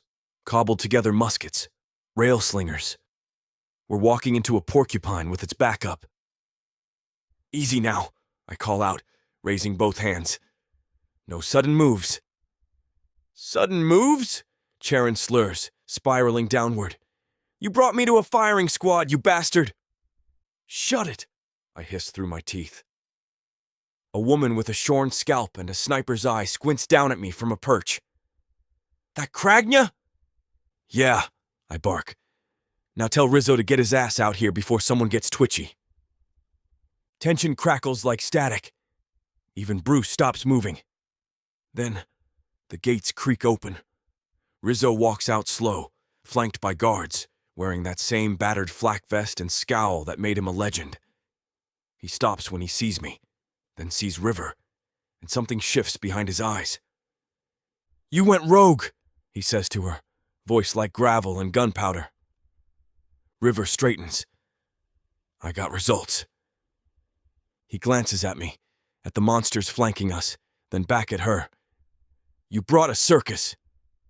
I brought backup, she fires back. And intel. Skeela's alive, barely. Her coup failed. That gets his attention. He steps closer. You sure? She's being held in the central tower. They've started purging sympathizers. The city's locked down, Rizzo. If we don't act fast, we lose any chance of getting her out. He doesn't look convinced. That's when I step forward, past River, past the range where any decent sniper could take my head clean off. I make sure they all see me, unarmed, standing tall, every bone and instinct screaming at me to shift, to fight. I come not as a beast, I shout, voice carrying across the courtyard, but as your best chance. The silence is thick enough to chew. I see their eyes, fear, distrust. One guy actually spits, but no one shoots. Yet. Rizzo watches me, measuring. Then he waves his hand. The gun's lower, slow and hesitant. Talk. We go inside. River lays it out clean. Skeela's capture, the failed rebellion, the chaos sweeping the city. She paints it in sharp, brutal lines, her voice hard with guilt she won't name. Rizzo listens, says nothing. When she's done, he leans back. That city's burning, he mutters. Which means now's the time to hit it, River says. You got a plan? I step in again. Two-pronged assault. Your team. Humans. Hit the outer districts. Make it loud. Make it messy. Force the guard to spread thin. And you? Me, River, a few of mine. We go in quiet. We hit the tower. We get Skila out. Rizzo frowns. That tower's a fortress. I've torn through fortresses before. He looks at River. You trust him to do it? She meets my eyes before answering. With my life. That stops him. He sighs, rubs the bridge of his nose like he's already regretting this. This is a bad idea, he mutters, but it might be our only one. Then say yes, River presses. He grunts. Fine. You get your team ready. We move in 3 days. The meeting breaks. Outside, the menagerie is sprawled in various states of rest and curiosity. Bruce is licking one of the watchtowers. Harriet's leftmost head is engaged in a staring contest with a human scout. Charon's passed out in a barrel of what smells like jet fuel. River's pacing, thinking. I walk up behind her. You sure about this? She glances over her shoulder. No. Good. Means you're not stupid. She laughs, just once. But it's real. I'm gonna prep the strike routes, she says. Can't afford mistakes. I'll get the others ready. We part without touch, without another word. But something passes between us all the same, like a vow made in silence. 3 days, war's coming, and I've never been more ready to tear the world apart. Moonlight slithers through the cracked window, casting ghost-bright shards across the map splayed on the ground. Every map, a shrine to rebellion, blood, and possibility, tells a story of exits and ambush points, secret doors, and pressure points in the city's defenses. River hunches over them, redrawing lines with charcoal until her fingers bleed, until the world's chaos narrows into something she can control. I watch her from the doorway, arms crossed, the forest breath heavy on my skin. The flicker of torchlight softens her silhouette, turns her hair into flame, her gaze into steel. She's focused, feral, fierce. I clear my throat. She doesn't look up. Late night, huh? Shh. Not a rebuke. A warning. The firelight dances in her eyes. Holy. Risking everything. She hisses out a laugh. What else is new? I step closer. I don't want to lose you. She lifts her head. Because you're scared to live without me. I flinch. The map trembles in her hand. Is that it? I demand. You want death? A martyr's glory? Don't preach at me. I drop to my knees beside her, nose inches from hers. I'd rather watch you hate me from bed than die on some martyr's pyre. Her chest heaves. She's breathing too fast. Eyes slick. You act like I don't care, she breathes. Like I'm just a blade on your hip. I laugh, hollow. You are a blade. But you're also the heart I signed up to protect. She rolls her eyes. I'm not your project. I grip the map. I'm not trying to fix you. Her hand clamps my jaw and pushes me into the map. Charcoal smears across my cheek. You're scared, she spits. You let me believe in hope while you kept the edge sharp. There are edges for a reason. She stands, ripping the map free underneath me. I taste chalk and blood on my tongue. Maybe I'm not yours to save, she says, voice cracking. Maybe I'm just yours to bury. She turns away. Something in me snaps hard, a blade folding, then springing open again. I stand, wipe the chalk from my face. I follow her. She's pacing, hands clenched, eyes wild. Her chest rises and falls in ragged bursts, like each breath is caught on the edge of a blade. She's shaking and I feel it. Feel her fury, her grief, her need like it's threaded into my own marrow. I take both her hands. She doesn't pull away. I am terrified, I admit. My voice is low, raw. Of losing you. Of how much this us means. She stares at me, breathing hard. Her chocolate dark eyes burn like coals, like they're trying to sear their truth into me. Her lips part, then close. Then she's in my arms. The fight dissolves between us like salt and flame. Her fingers fist into my shirt, tugging me down, trembling against the heat of me. My hands find her waist, grip tight, anchoring us both. Then come here, she whispers. Come all the way in. We fall together. It's not graceful. It's not gentle. We crash. Two storms colliding in flesh and breath and need. The stone beneath us is cold, but our bodies are fire, scraping, burning, clawing towards something neither of us knows how to name. She tastes like blood and wind and desperation. Her mouth opens under mine with a hunger I feel deep in my bones. Her tongue tangles with mine, her breath catching when I suck her bottom lip between my teeth. This isn't love. It's something wilder, older. It's survival carved into sinew. It's the howl in my chest when she moans my name. I shove her cloak off her shoulders, and it falls in a heap behind her. My fingers fumble the ties of her shirt, too rough, too eager. She gasps when the laces snap. As much as Samara and I want to finish what these two characters have started, it looks like this chapter is about to get too hot for this platform to handle. Unfortunately, we have to pause here because their guidelines won't allow us to reveal the spiciest details. To keep bringing you these free audiobooks, we have to follow their rules. But don't worry. You can experience the full, unabridged version over at worldsofprotheka.com, where the boundaries of passion and fantasy collide. Use code YouTube30 for 30% off any of our unabridged audiobooks set in the rich and immersive worlds of Protheka. Protheka's magic is eternal. And with these scenes, it will be unforgettable. We collapse in a heap. She's on my chest, trembling. Her fingers trace my horns. My arms wrap tight around her, holding her like I'll never let her go. She whispers into the hollow of my throat. I think I love you. I don't speak, but my arms never let her go.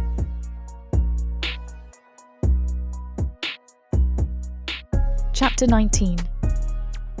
River. The world above us shatters first. A deafening boom rocks the ground as the human army slams into Kirdonis's outer walls. Catapults tear through stone, sending sprays of brick and dust into the sky.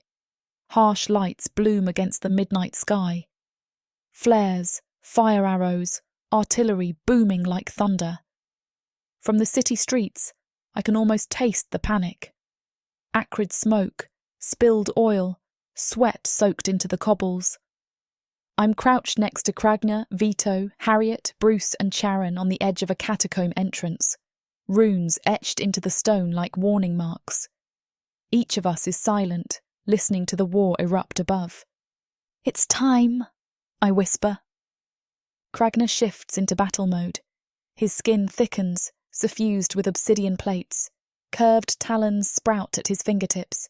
Two golden horns blaze from his forehead, glowing like molten metal. The shift hums through his bones.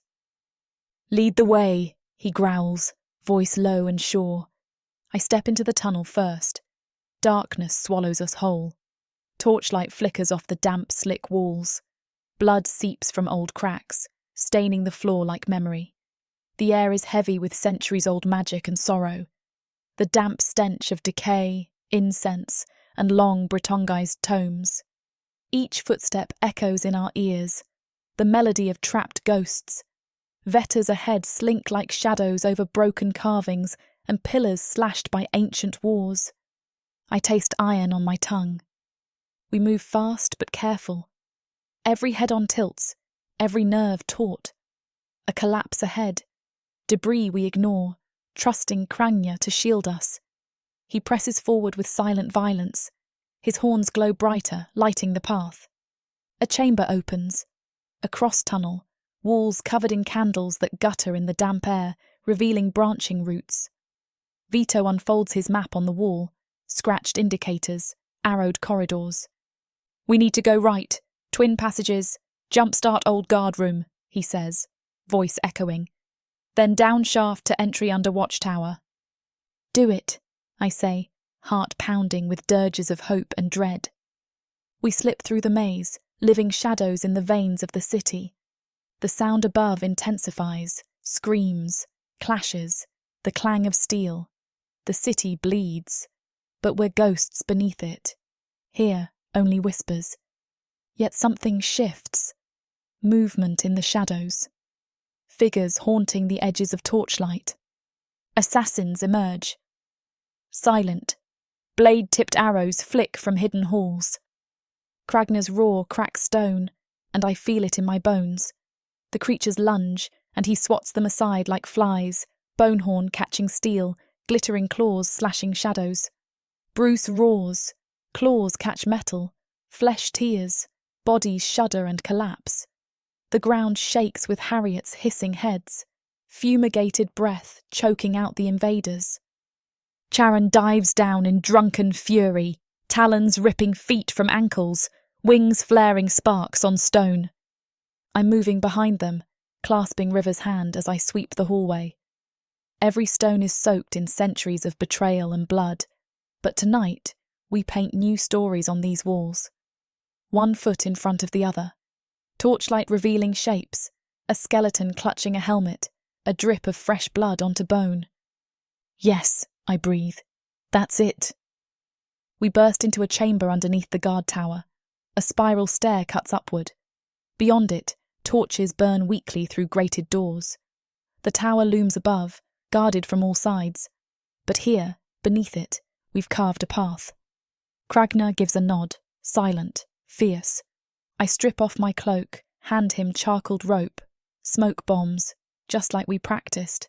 I whisper. He ties knots in that voice of steel. "Go!" I flick the match.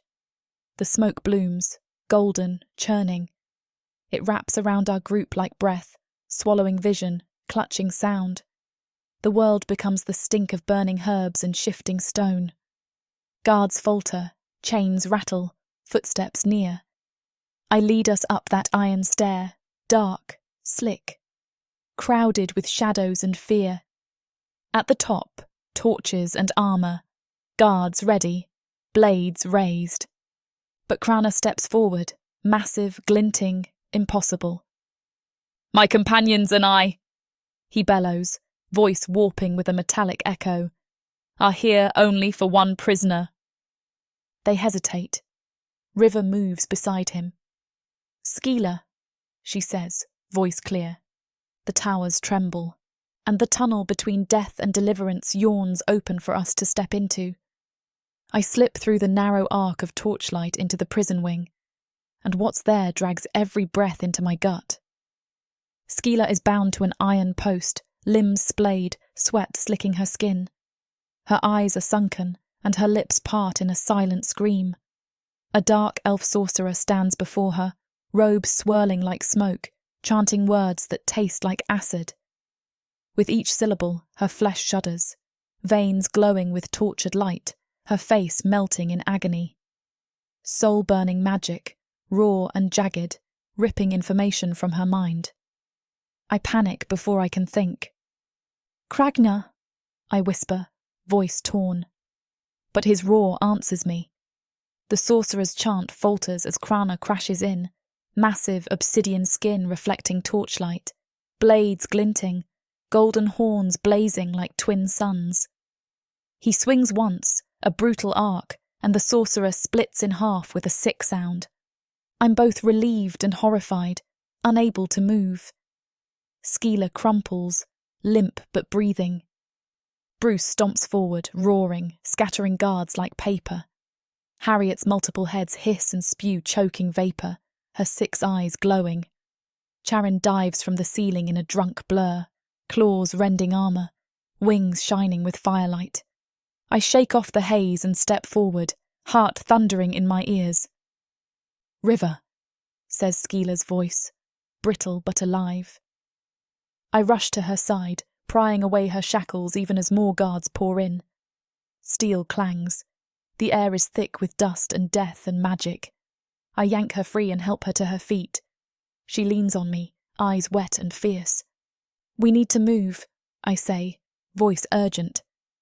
She nods, every breath trembling, but she stands tall. We sprint down the hallway, swords banging guards aside, Harriet's coils tangling ankles, Bruce smashing doors open with silent ease. I guide Skeeler past rows of prisoners, men and women bruised, broken, eyes lighting with hope. "You're free," I whisper. "You're free." Each step burns with urgency. The tunnel's stones are slick with old blood and magic. We press on, Kragnar's silhouette lighting the way, monstrous and noble in the dark. We burst into the main catacomb shaft, torches sputtering, air stale with centuries of secrets. The path back to the surface splits here. Every second counts. I pause long enough to breathe.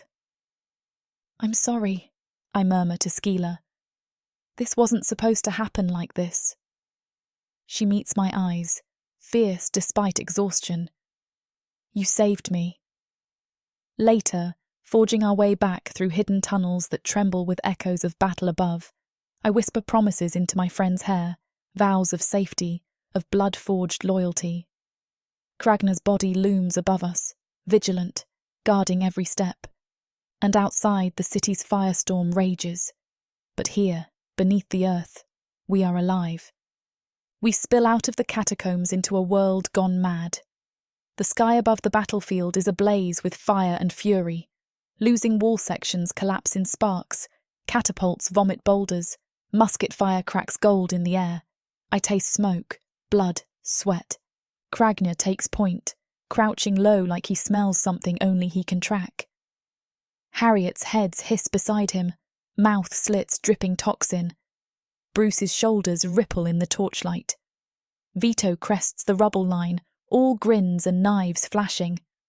And then he appears, Laertes, draped in enchanted armour that breathes shadow, blades of black glass in each hand, sunlight swallowed whole. His presence is a smear of calm and power, not death, but inevitability. My stomach flips. This is it. Kragnar rises with a roar that shudders stone. Horns rip from his skull, shining gold like early dawn. His fists thicken, limbs barrel into muscle as black as night. He charges like a tornado made manifest. I raise my rifle, knees snapping back into tension. I'm screaming on the inside but steady outside. Auto rifle butt tight to my shoulder, fingers dancing on the trigger. Laertes turns slowly, as if he's been waiting. His blades spin, blades of night-red glass humming. He doesn't move fast, but he means every inch of what follows. I open fire. Gun snaps echo. Bullets flare like starbursts against obsidian armour. Sparks fly. Laertes roars in shadow and steel. His scimitars catch the light, every strike ripping air, stealing breath. Kragnar slams into him, fist colliding with armour. Bones crack, steel bends, horns glow bright. Laertes snarls, black smoke dusting between his lips. He drives Kragnar back with the cascade of glass. I keep firing, splintering stone, shredding the rubble underfoot. My blood hums. Smoke chokes me. I reload fast, every shell a promise. Harriet's voices rise, each head whispering poison into Laertes' flank. Bruce's roar rumbles ground cracks, shaking dust from towers. Vito whips around Laertes' back, dagger whispers light, but the Prince of Blood diverts him with a flick. Kragnar regains balance. He leaps forward, roaring fire and bone, swinging horns first. The hairpin crack of horn meets glass. Laertes stumbles. I sprint closer, adrenaline scorching veins. I slide behind Cragna, duck sniping to the noble's flanks, half bullets sliding through gaps. The sound, the raw crack of glass, bone colliding, rifles spitting fire, fuses into a wild orchestral chorus. He's cornered now, but not dead. Laertes shields a hand across his face and simply snarls in defiance. His eyes sparkle with rage and unbroken death. Cragna hits him again, wind ripped from both their lungs. Laertes slashes back, his twin scimitars grazing bone. Cragna roars, shifting deeper. Skin cracks, obsidian plates bloom, talons curve sharper. He pins Laertes against shattered stone. I slide in under Cragna's arm, rifle canted. Crack of glass against steel, sparks that smell like ozone and torn wings. I mark his chest, where darkness glitters under smoke, and fire. Laertes screams. Not a death rattle, but a sound that fractures the stench of war. Steel sizzles. He staggers. Cragna pins him, centaur-sized, breath-blowing smoke. My heart pounds so loud I think it might shatter. It ends now, Cragna snarls, voice twisting with something ancient. Laertes glares. The battlefield hushes as if even war respects this moment. But he doesn't fall. He just smiles, cruel and broken, and whispers, "Is it over? Or just beginning?" The world slides. Gunfire starts again. Elites in the distance rally. The human flank shifts forward. I stand, shaking. Cragna lowers me to my feet, arms still wrapped around Laertes, horns glowing. My hands slide to Cragna's side, blood, dust, sweat, fear. This isn't over.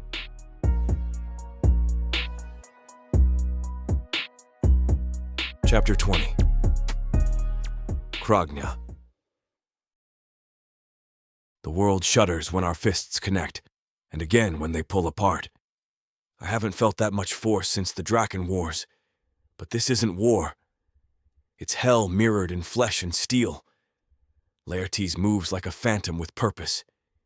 Each swing of his glass blade detaches a shard of sound from the air, makes the world stutter. He's faster than any human, faster than any monster I've ever known. His magic warps time, folding seconds in on themselves. I feel every strike thrum through me like bullets. Bone snapping, ribs fracturing, obsidian armor cracking. I bleed black ichor wherever the steel finds me, but I don't fall, because that's not who I am. My vision goes dark at the edges, trumpets of adrenaline crashing in my ears. I stagger back, tasting iron on my tongue that bleeds into sweat. But I shift. It starts as a rumble under my skin, deep and angry. My arms thicken, muscles knotting into bull's bone. Fingers curl into hooves. Horns grind from my skull. Horns like spiraled obsidian. Muscles thrash beneath skin that darkens to charcoal night. I inhale deep. I'm a minotaur. Laertes falters, eyes wide for a sliver. Then I roar. The shockwave knocks guards back, dust exploding off walls. I charge him again, claws carved for tearing steel draped across flesh. My body contorts, shifts again mid-stride, as if the bones are refusing orders. I grow wings. Wyvern wings. Leather torn, bones spiking through flesh. They burst from my back, spanning wide as pitch. Air burns through them with every beat, ember hot and alive. I spin, claws or wing bones, or both smashing into armor. Glass splinters. Flesh opens. I taste him. Fear and blood and desperation. He responds with crushing magic, sword swinging fast as moonlight, strikes that slow the air, distort reality. I stagger, wings buckling. One claw falls through cracked stone. I rear, flesh tearing. Time bends again. My vision doubles, swords blur, bones melt. I grow again, shoulders heaving, spine bulging, body outgrowing itself mid-fight. The earth beneath us cracks. I feel every breath Laertes takes in the shifting space that only he can call slow down. I feel the result of bone and death and fight in my fingertips. I can hear Harriet hiss behind me, Bruce growl, Charon sweep overhead, but Laertes and I are the storm's eye. He snarls, swinging both blades. I block with a wing, shards flake off. I strike with a hoofed fist. Time splinters. I hit with bone and blood. My roar echoes. I fight. Lightning lurching chaos. My mind fragments. I grapple with the shift ripping through me. Horns burning, blood leaking, wings coated in char and ichor. Laertes hisses through teeth. "You can't win!"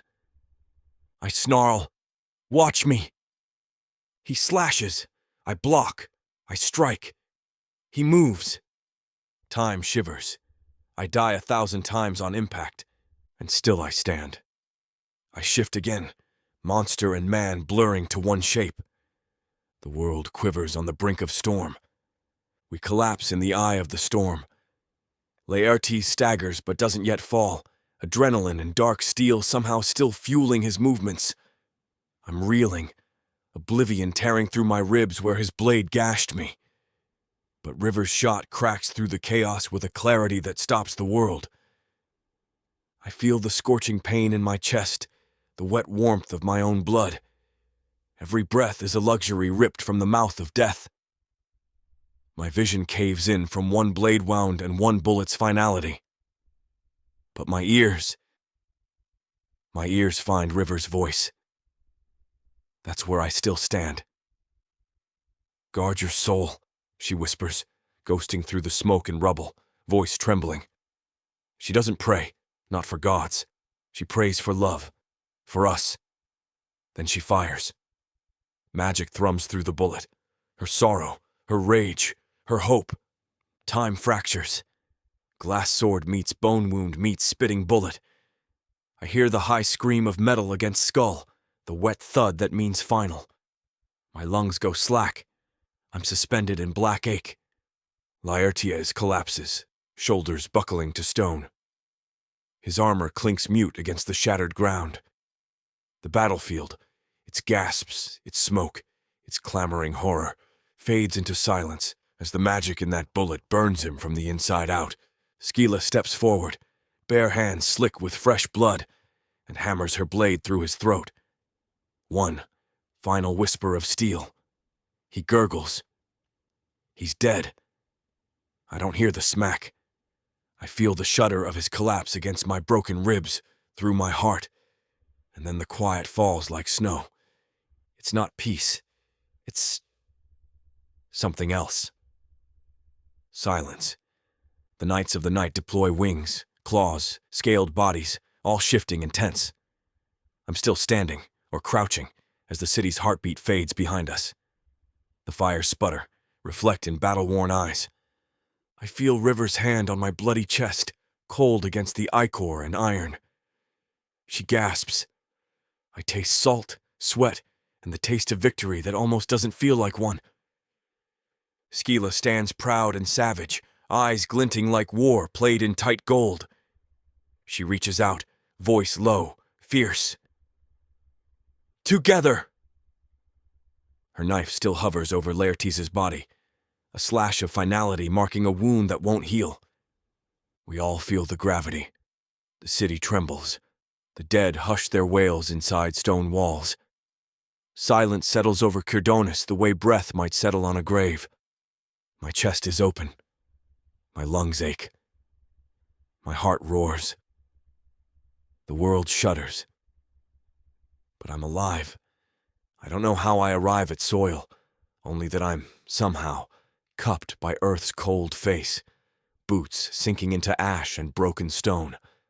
The world spins with every heartbeat. The taste of victory is bitter, metallic, and heavy. My blood blooms between River's fingers, black red and warm, painting her hands the color of twilight. "Stay with me," she cries, voice ragged and soaked with tears.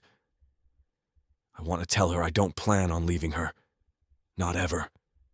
But the words drown in wet lungs. I feel her weight.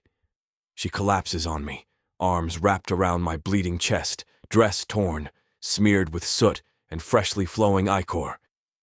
She presses with desperate fingers, light as petals, hoping to staunch a storm from spilling. I don't deserve this gentleness, but I take it anyway.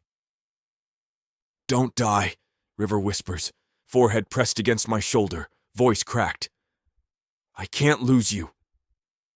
I choke on blood, black and scent-rich. But I smirk, pain etched deep in every line. I cup her face with one trembling hand, fingertips cool and trembling on her cheek. "Still think I'm not gonna eat you?" I rasp, voice rough as gravel and filled with heat. She blinks, stunned, then laughter breaks from her, fractured but honest, leaking through sobs. It fills the battlefield air, a fragile defiance against the collapsing world. I close my eyes, breath ragged. I taste her salty tears. I hear her heartbeat, steady in the ribs. The forest seems to exhale around us, as if holding its breath too. And then, darkness finds me. My hand falls from her cheek. My body curls inwards. One last gasp, and I pass out. I don't know how long I'm in blackness. When I come back, I'm barely here, skin like alchemy, chest tight, mind fractured.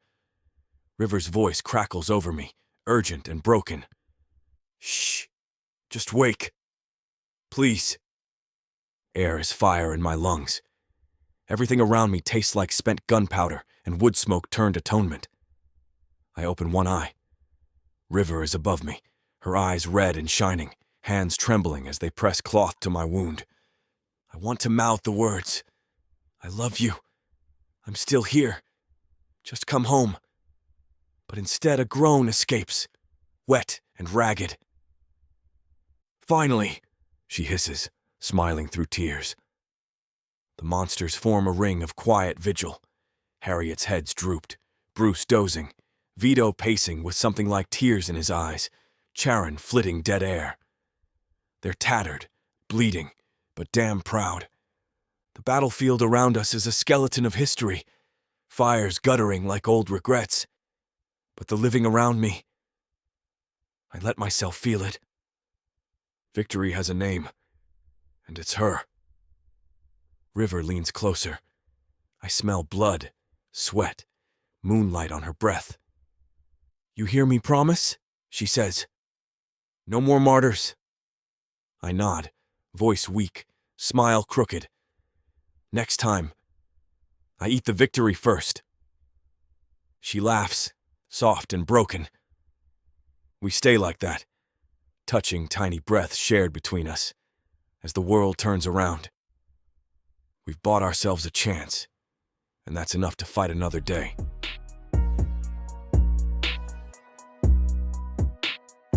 Chapter 21. River. I wake to the dawn's first breath filtering through fractured elven stone, a warmth that tastes of beginnings, fragile and sharp. My bones throb with victory and loss, every ache a reminder of how close the war pressed. Cragner sleeps beside me, still breathing. I trace the line of his jaw, feel the scars etched into his flesh. Think how I never want that chest to stop expanding with breath again. We're not hiding. We've returned openly to Kerdonis, riding into gates cleared in our name, flanked by Rizzo's rangers and Skeeler's new personal guard. We walk through shattered streets marked by puppet soldiers and burned banners, but we walk as envoys. I steady myself on his arm, each step deliberate. I still taste ash on my tongue, but I breathe hope. Our quarters are within a temporary enclave, a patchwork of tents and draped silk inside the ruined courtyard of House Laertes. The air smells faintly of lavender, spilled tea and burning incense, a feeble attempt at diplomacy with traces of derisive irony. The walls are marked with human heraldry over elven runes, gardens in broken planters scarred by hoof and claw. It's a beat of peace pressed into the bones of this city, and I can't help feeling its fragility in my veins. Kragner leans close, voice low. Everything looks uneasy. I nod, brushing fingers over his knuckles. Like us, I whisper. Across the courtyard, Skeela stands tall, clad in garb that mixes traditional elven regalia and ranger practicality, soft materials draped across steel-breasted plate. Her posture is an unfinished statue, carved but not yet polished. I sense the weight on her shoulders. Political chessboards always crack under gravity. We enter her war tent, a collapsed ballroom beneath a huge stone arch, now lined with parchment maps, flasks of wine, a table cluttered with scrolls that smell of smoke, ambition and power. Skeela doesn't rise. She perches behind the table, fingers steepled. Her eyes trace our faces like she's measuring bone strength. "River," she says, voice calm as glass. "You look like you just dragged hell back for tea." Kragner tugs my hand into mine. I stand taller. I keep it light. Only one virtue. I bring coffee tomorrow if this truce don't kill us first. Skeela's lips twitches. Coffee's the least of us. We've got elves demanding autonomy, humans demanding land, and more nobles circling than vultures. My power's new, and they all think I'm bleeding in the corners. Let them, I say, stepping forward. They'll learn how bleeding looks. Rizzo enters next, sun-scorched face carved by worry lines. He claps Kragner's shoulder, doesn't look at me. Lord of strategy, not sentiment. Skeela stands. We'll speak plainly now. She lays out the fragile architecture of peace, trade concessions, border patrols shared, dark elf law granting glimmer of autonomy, human rights to rebuild. Each agreement looks like stitching bone. She bites her lip. I feel the floor tremor of tension. Then Kragner steps in. "Our rangers stand with you," he says, voice quieter than the roar of war we left behind. "I pledge them to the border, to the relief, to anything you need. We're not leaving." Skeela's eyes soak it in. My heart fizzes with warmth. I've never seen him offer biscuit to the hungry. This matters. Rizzo clears his throat. Borders are reactive. We need offensive strategy too. Skeela glances at me. Before I speak, I swallow fire. You need stability. You need legitimacy. You need us. We can't break this peace again. No burnt bridges. But if you can't take them down by force, take it by trust. It's a pledge for her. A promise for us. She studies my face, then Kragner's. A flicker. Relief. Hope. Fear. "Then let's begin," she says. Tensions ripple around the room, elves hissing, humans stiffly nodding, Rizzo folding arms. The truce trembles like a candle flame. I feel the press of Kragner's thumb against mine, a touch anchored in the storm. Outside, the city breathes in a brittle lull. Birdsong is drowned under stone and sorrow, but I sense the roots of something green starting to stir. We've won a battle, but this is the delicate lull before peace blooms or fractures. I let myself believe it can. Kragner squeezes my hand, and for once I don't need to talk. The truce can crack the world, but at least tonight, we stand unbroken. I sit in a dim council chamber that smells of damp silk and tighter expectations than any battlefield ever held. The walls are draped in checkered banners, half human red, half elf silver, tattered but defiantly present. Elven and human faces surround the table, sharp with calculation. Diplomacy tastes like cold wine, and sharpened knives hidden just beneath the rims of their goblets. Across from me, Rizzo stands pressed into the elbow of the chamber. He's flanked by stern rangers in dented armour. These are my people, restless and rigid in civvies, unused to sitting still. Their hands twitch toward weapons even when none's drawn. They look out of place here in velvet and scrolls. Their eyes trail the dark elves who commune behind rotted columns. grim features that don't forget battles easily. I look at Cragner, still fragile from his wounds, seated one chair away. His eyes are dark mirrors. He's learned to speak the languages of diplomacy, but his claws curl under the table, stilled only by diet, and fear of what they can do in touch. Skeela presides at the head, her mantle still too heavy for her narrow shoulders. She keeps her face as velvet as the banners, but every corner curls with worry. These talks are the first of many that will define whether a fragile peace cracks or becomes brittle beyond repair. The first envoy begins, an elf with eyebrows carved from disdain, voice soft as glass shards. Rizzo's mere presence here defiles our halls. There's cold music behind her words, cold without death, yet worse. A hum rises, some men at the table shift forward, the rangers tighten their grips on their chairs. I taste thunder. I lean in. He's not a ransom, he's a signal. The room tilts, silence splinters. Skeela's gaze slides to me. I meet it. She exhales. "Let us begin," she says, then invites the elven minister to speak on trade reprieves. They talk rules about export routes, tribute, rebuilding market guilds torn by war. My ears run riot with new words: sovereignty, exempt cities, peace guards, spy network oversight, heavy words stitched into promises. Every time I try to sip air, I taste fear beneath the smoke. Every hammered phrase between the elves and Rizzo's edicts is cutting into the peace we bled for. I see teeth show, thin cuts between the fold of polite speeches. I know this going in, but still, watching friendly fire dressed in velvet makes my blood skittish. The half-human, half-elven guard ring around us shifts, armoured fists brushing tables, eyes hooded with mistrust. Their boots tap silk. I keep my voice quiet, sliding garbled under glass. Protocols mean nothing if the city burns again. Cragner's voice surprises me low beside me. He looks at me for a moment, unsure, then continues, "We won't let it." I nod. I believe him, even though our scars still stink. The next envoy stands, a human noble who survived the slag columns, the siege bunkers. His voice is gravel. "We know House Laertes is new. We know her strength is your strength. But loyalty, we're not sure. You can't blame a city for seeing a royal reborn and wondering whose throat will taste the last drop of blood." The rangers snarl. The elves lean back.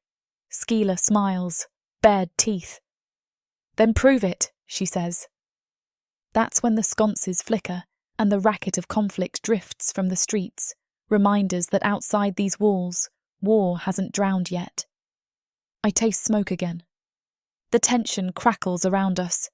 To be an envoy here is to walk on ice over a chasm. One wrong breath, and we fracture the fragile peace. I grip Cragner's hand through the wooden table. I taste grit and trust and silent vows. Skeela's voice leads us from trade to border terms, from neutrality and magic laws to shared patrols.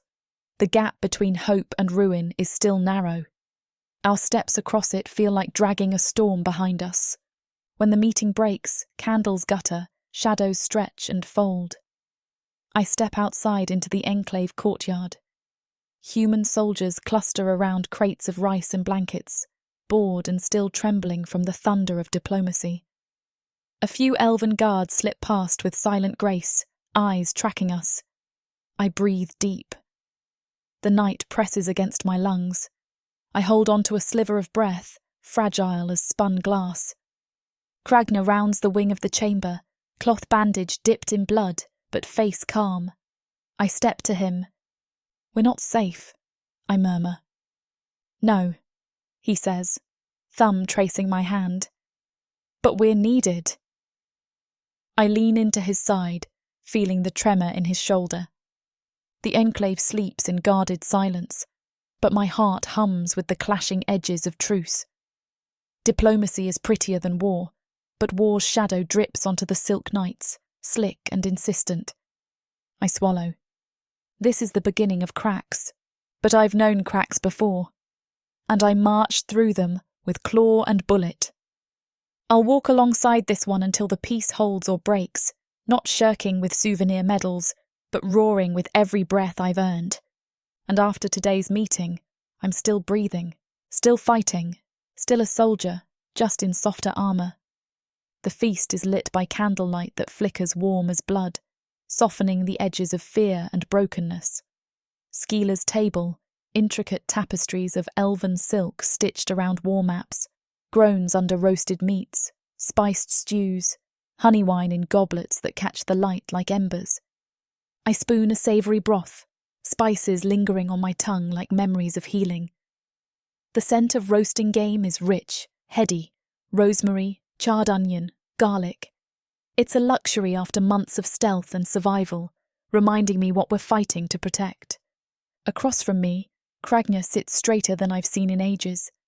His bandages are clean, but the tension still radiates from his shoulders. His eyes flick to me in the lamplight.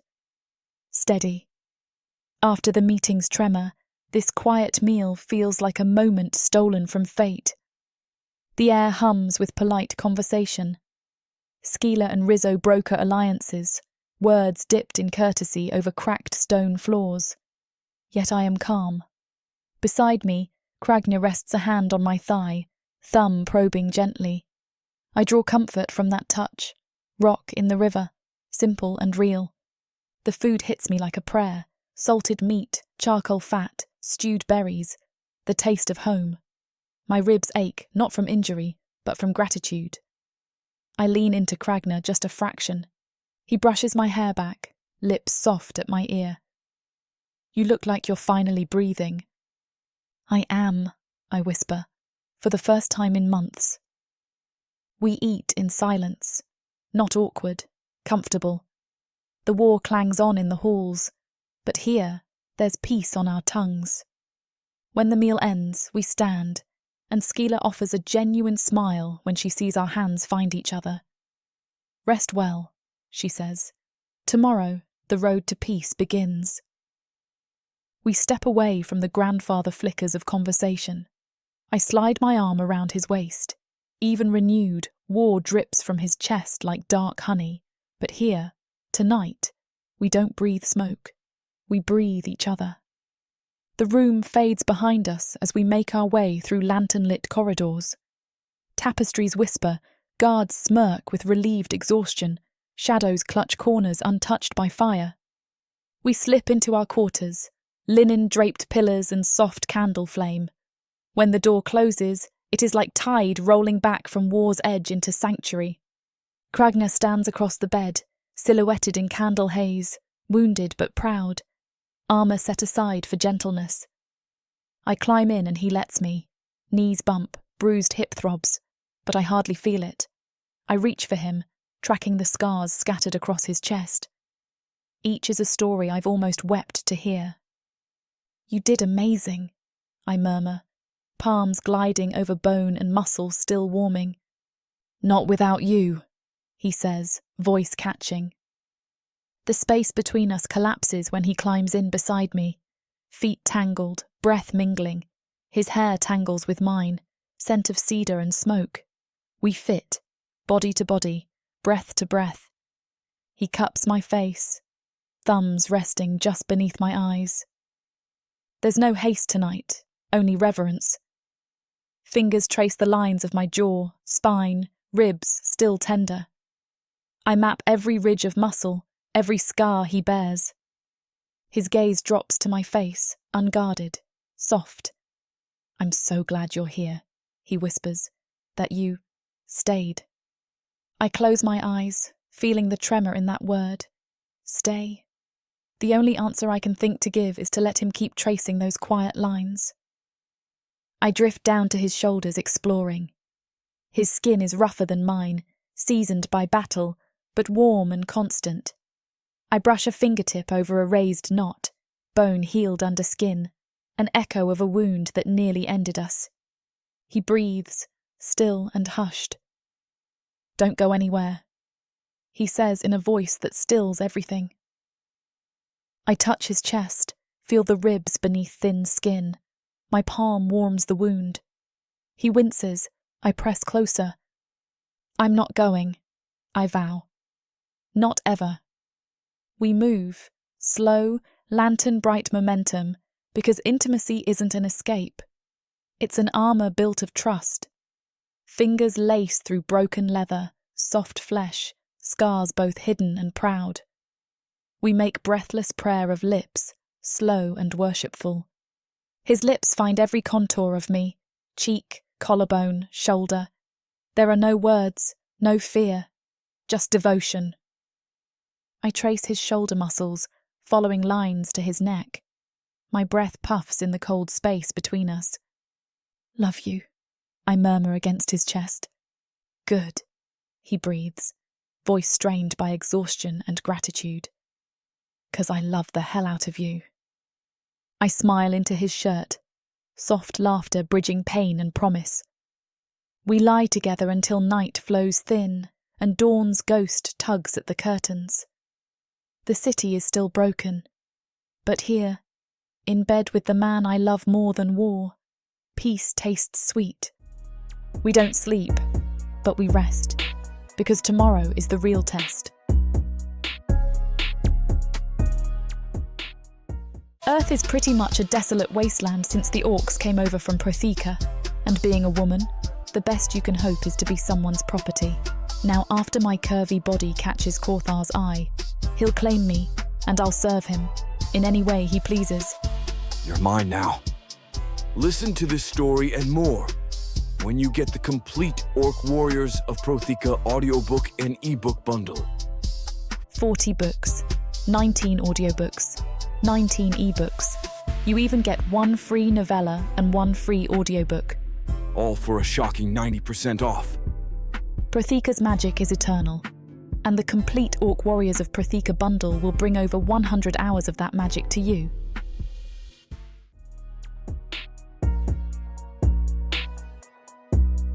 Chapter 22. Kragna. Night drops onto Cordonis like a heavy cloak, dense with stars, heavy with unease. I walk alone through the half-lit streets of the capital, cobblestones glinting with melted ember from the day's fires. The air tastes like soot and morning, but I breathe it in. Steady.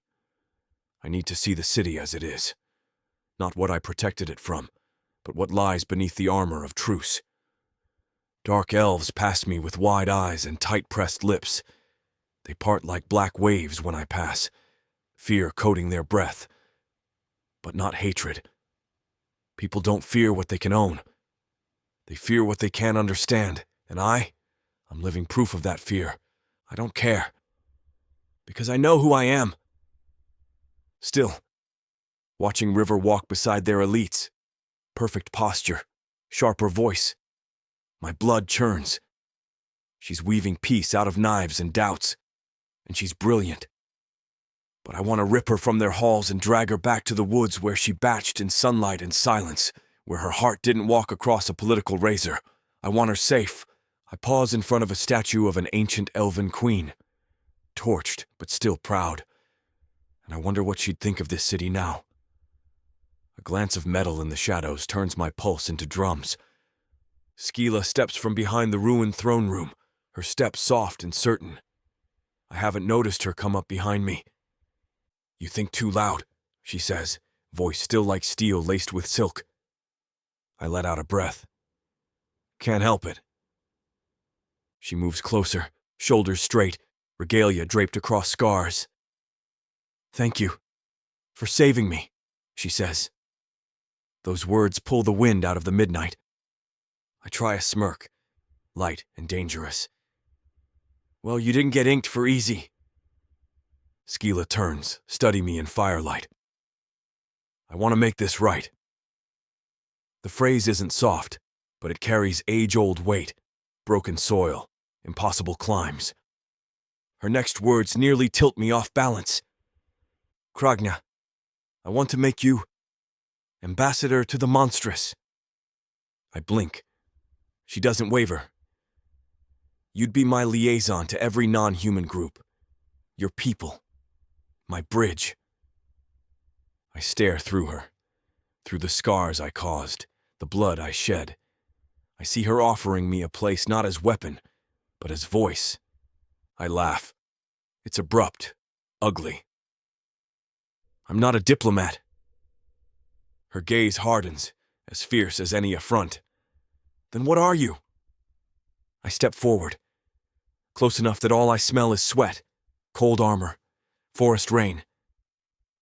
I'm a predator, I say, and I didn't eat you, because I like you. That cracks the moment. Her eyes flicker, something half triumph, half survival. You like me? My nod is slower, more honest than most words I've ever spoken. She exhales, low and surprised. And I don't deserve your chains, Kragna. I brush a scar on her temple, hand rough and soft both. If you didn't feel fond of me, I'd have to fix you, I say, tone stitched with humor and need.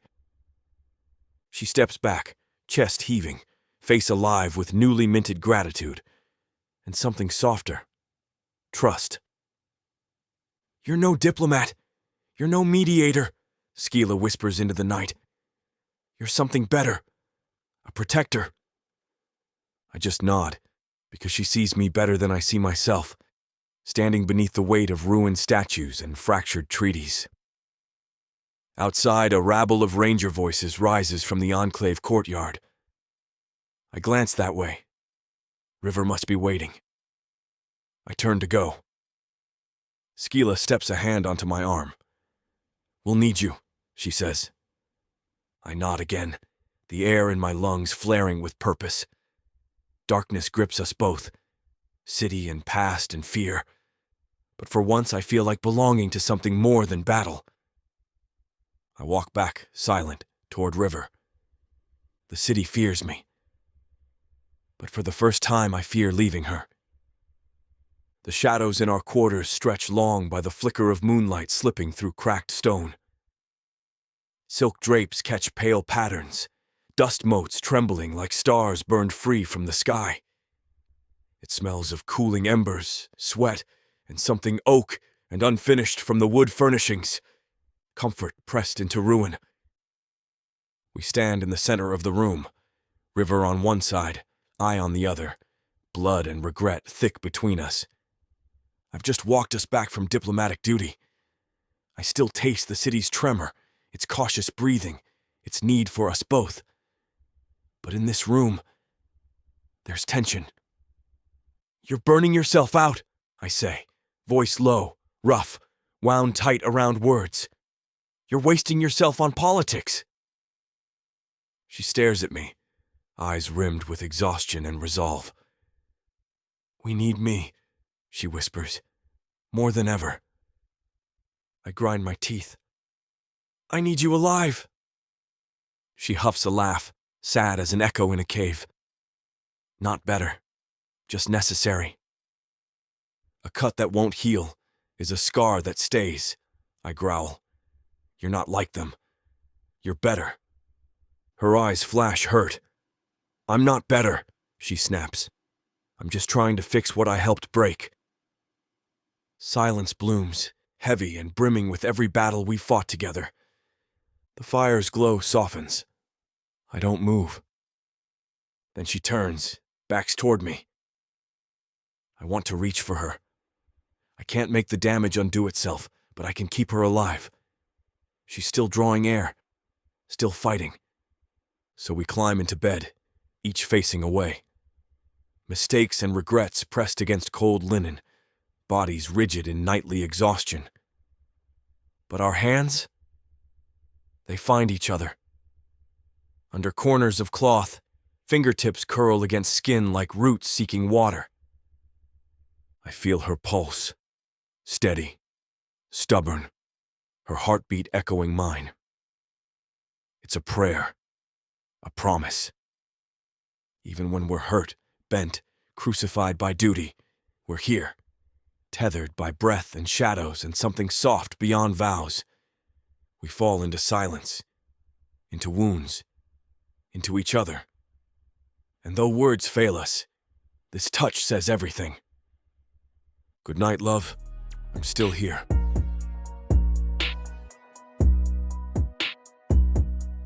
Chapter 23. River. I wake before dawn, the hush of our enclave broken only by my breath and the faint rumble of the city still dreaming. The air is cool, carry the scent of moss, ember ash, and something faintly sweet, like new blossoms daring themselves through concrete cracks. My muscles coil, stiff from yesterday's confrontation, but I push the ache aside. There is something I must do before the dawn claims the night. I slip out of the bed and pull on my cloak. Cragner shifts beside me, eyes closed but brow taut with memory or worry. I can't tell. I don't stop to think. Instead, I walk barefoot down familiar corridors, each step an echo through the reconstructed halls of diplomacy. Outside, moonlight reveals rows of freshly turned earth, unmarked stones rising from the soil in neat, solemn lines. This is the mass grave beneath the ridge, the place where my scouts, my friends, were laid to rest. I kneel at the edge, feeling the cold seep into my bones. I bring wildflowers, dandelions torn from the forest squall beyond the city wall, blooms so bright they light up the grey slate stones with yellow flame. My finger trails on the first stone, Alaric. The mortar from the capital's walls still dusts his edges. I kneel deeper, damp soil under my knees, the petals crushed in my palm. Alaric, I whisper, you would have hated peace, but you'd want the world rebuilt. I press the flower into the earth, torn petals brushed with dirt and memory. Beside me, Cragner comes to the edge. He watches me in silence until I place more blooms. Tulin, hero in broken light. Daria, laugher of embers, each name held like a breath too sacred to exhale. These were the best of us, I say, voice rough with soil and sorrow. Crackling footfall behind me, he kneels beside me, so close I can feel his bone heat through cloak. He places something on the stones without a sound. An old troll charm, a carved iron sigil bent through ritual forms, something meant to protect, ward off evil. It gleams faintly under moonlight, light catching on weathered runes. He whispers, voice low as mist. They died fighting. Not everyone gets that. I close my eyes. His words land like a promise on my skin. Crushed flowers, tears, soil. This unholy ground becomes holy with the weight of our vow. I shake, breath catching. He touches my hand, warm fingers around mine. We sit in silence, letting the night cradle us. When we stand, I brush my hair, full of starlight, onto my shoulder. He steps back, but I don't move. We walk out of the graveyard, the city hollow beneath us. The winds flip our cloaks. Cold air tastes like guilt and grace. Then we head for the hills. I lean into him as we climb the winding path past scorched trees, past shards of bridges we once built. The rocks remember our footsteps, each step a prayer whispered between promises. We arrive at the old bridge, the one we used to ghost under before wars and crowns and broken treaties. Its stones are still sound, moss eaten into crevices, moonlight pooling around the arches. Chill night air stirs, and there she is, Charon, perched on the bridge edge, her web stretched above. I see you banging, don't mind me. The glow of her quips bounces across moss and shadow. I laugh. Cragner shakes his head, battle scar edges softening as humour warms his tongue. Vito lumbers up carrying booze in rattling bottles, breath sweet as regret. He throws me a cup, wine thick as blood and comfort. Harriet coils behind the stones, sniffing the air for threats, or maybe just us. I crouch and scratch one of her many ears. Her snort is rumbled content. She leans into the touch. I sip the wine, copper and heat drifting down. Krana stands beside me, silent as the moon crawls the face of the bridge. We don't speak. Words feel too loud for this quiet resurrection of souls. Fingers curled together, we sit on collapsed stone bricks. Stars tremble above. The city lies behind us, a broken ember that we've chosen to protect. Tonight we choose the old woods. The sound of rushing river below leaves whispering ancient lullabies. In this stillness, amid grief, blood, politics, promises, love breathes. And hopeful as fragile as moonlight on stone, it holds us together. The mist wraps us like silk as we walk through beneath the old bridge. My boots sink into dew-heavy grass, soft as feathers coming undone. The air tastes of wet moss and hope, not bright blooms, but faint promises that something green can grow through dust. I lean into Kragna's side, letting his shape steady me. Broad shoulders, steady breath, armour faintly warm beneath cloak. We don't say much at first. Words feel awkward where silence carries all the weight. The mist closes around us, thick and alive, so that the world vanishes into hushed grey and our footsteps. We're two figures swallowed by quiet, hearts pounding like distant drums in rhythm. When my hand brushes his, I flick a friendly spark into his palm. He doesn't pull away. Instead, he tightens his fingers around mine, anchors me here. I laugh, a soft sound full of exhaustion and sweetness.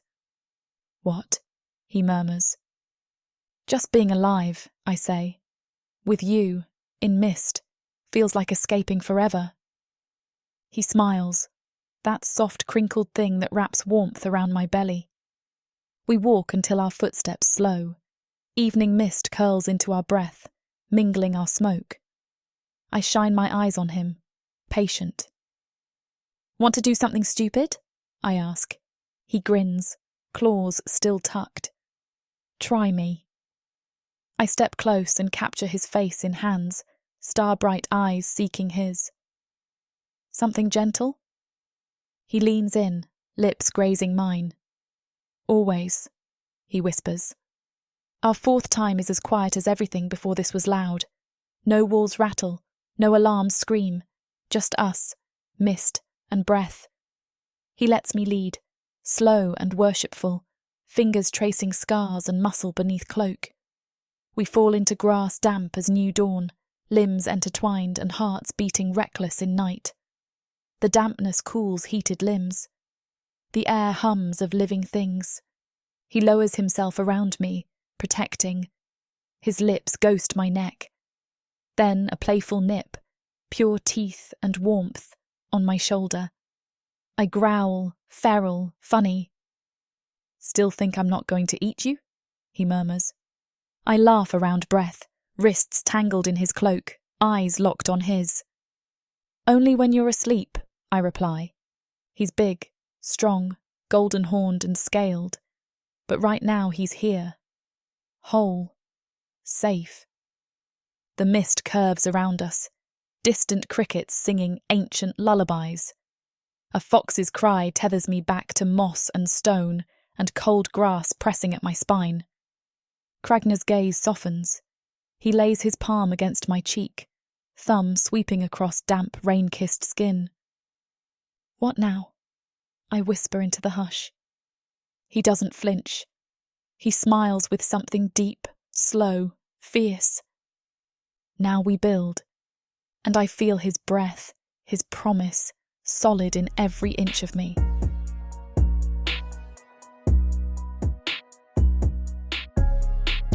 Chapter 24. Kragna. The enclave smells of lamplight and unease. Oil lanterns cast yellow halos across stone recently scrubbed but still stained by grief and ambition.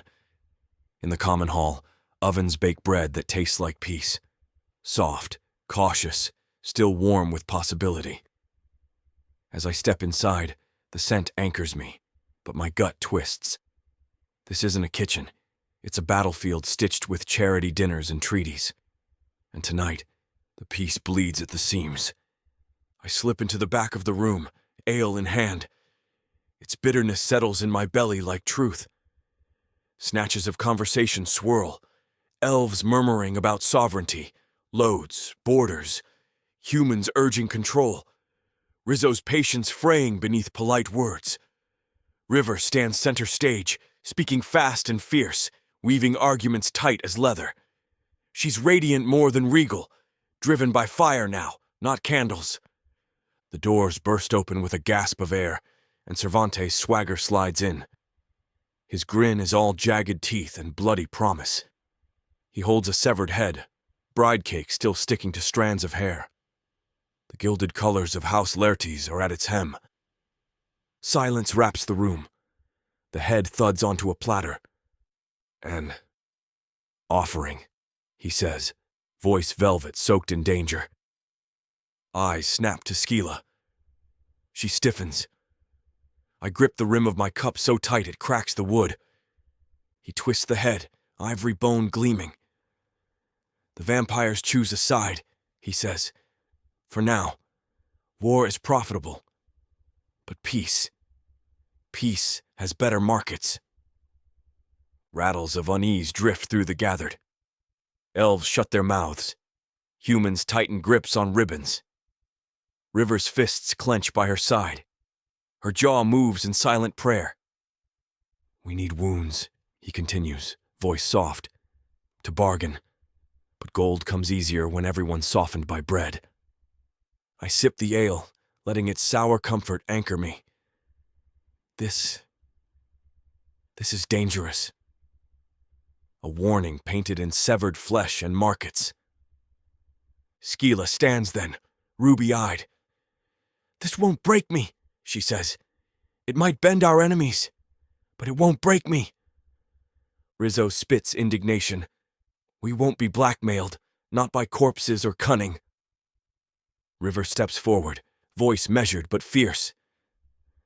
That blade was meant for her, she says, pointing at Scylla. Not for spectacle. This is no alliance unless we protect each other. I watch her. River, the girl who walked from the ash walls of a slave pen to stand in hallways where nations bend and snap. I taste pride and fear. She is fire-shaped into power. The room erupts in discourse. Elves cry over ruined trust. Humans demand guarantees. Rizzo calls for patrols, supplies, orders. Words slam like shields turn steel. I stay quiet, watching. My jaw unclenches. River parries, bends steel with speech. She is better than contract or blade. Cervantes leans near Scylla. Blood still drips from his fingers. The vampires. He pinches his hand as if dropping coin. Will profit from whichever side pays. He glances at me, voice amused. I watch markets, dear predator. I tune him out. His promises snake through air. Beautiful lies. Rizzo's turned red. You can't profit from war and peace. That's not loyalty. River strikes through the tension, word by word. We can't afford war. Not here. Not anymore. Debate fractures the hall. I sip more ale. I taste sweat, fear, and resolve. I taste River. When the meeting fractures, I follow River to the courtyard, lit by rare moon and lamp. Conversation trickles behind us. Guards shift, weary. The air tastes of smoke and grit. I step close. You changed that room, I say quietly. She exhales slow smoke. We nearly lost her. So that's worth something. I feel strange, more predator than prince. River rests her head on my chest. You know what you are. Protector, not diplomat. I let my hand rest on her back. Someone needs to keep feeding the peace. She laughs, a fragile sound lost in the courtyard night. Don't worry, I'll take repair instructions from the predator you are. We stand, bodies pressed together, and I realize I'm afraid in that ache where love lives. We move inside. Lanterns flicker. Peace still feels perilous. But River stands fierce and untamed, a flame shaped into promise. And I, predator or prince, would follow her always. I slip through the cadenced corridors of the Enclave, lantern glow flickering along ridged stone and painted banners. The air hums with the clink of steel and the hush of half-truths waiting to erupt. My footsteps trace faint cracks in the floor, like scars on a body that refuses to heal. I carry one thought on a blade edge. Tonight, I must speak with Rizzo. I find him alone in the small war room. Maps scattered, candles burnt to stubs, amber shadows dancing. He's leaning over the map of border routes, jaw tight, eyes hollow with the weight of victory that costs more than gold. His face is drawn by age and war, lit by the soft yellow promise of candlelight. I step in quietly, no armor, only the hum of muscle beneath bruised skin. "Rizzo," I say, voice low and steady. He turns, surprise in his eyes, then resignation. "Kragna." Between us sits a glass etched with hope, empty now, but memories are heavy. I pour some wine into it, dark as blood, rough as a bear's breath, and hold it out to him. He takes it, hand shaking. "This is about River," I say. The word lifts warm between us. Rizzo sets the glass between us. "She's better than what we made her." I nod. "Exactly, but she's not yours to claim." He raises an eyebrow. "If she's not mine—" "She's no longer yours," I interrupt, "and not mine either." Silence swells. Candle flames dance in the heat of promise.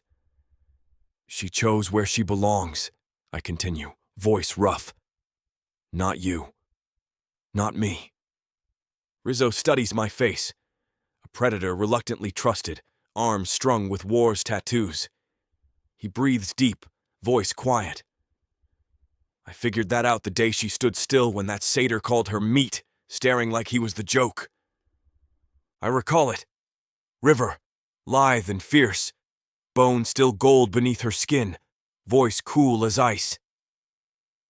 Try again, if you think you'll eat more than words." She was blood and backbone, and I saw in her storm-starved eyes that she would test flesh, not just fear it. I'd loved. I'd protected something better than my peace. Rizzo sighs. "You're right."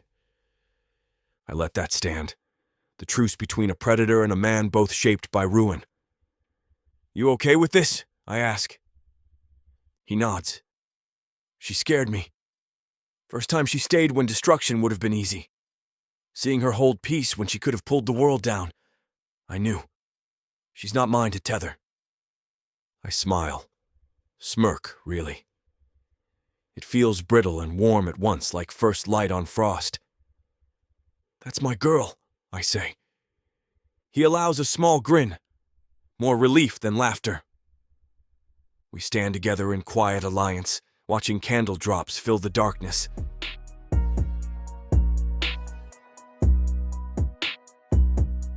Chapter 25. River. I breathe in the hush of dawn that lingers around the council hall like fog, soft, expectant, ready to be shaped into something new. The courtyard is cold underfoot. Frost has laid tiny lace patterns on shattered stone, and despite the chill, I feel flame under my skin. Tonight, I'm not a soldier, not a refugee, not a shadow. I'm the voice of hope draped in ranger green, with a rifle resting on my back and my troll's tooth at my collar catching the pale light like an ember. I step into the hall and feel eyes, dozens of them, breathe me in. Hopeful humans in armour, elves in silks that shimmer like moonbeams, their faces as still as statues. The torchlight flickers in their eyes, half curiosity, half caution. I set my boots in place on the dais, heart-pounding stars against my ribs. This is ceremonial, symbolic, but I am here to tell them it's real. I begin, voice steady and strong despite the tremor. I speak not as one born to power, but as one who carried it through blood and ash. I pause, letting that settle. The air tastes like cold wine and new beginnings. I carried my brother Alaric, wounded beyond words, with death on his heel and hope on his breath.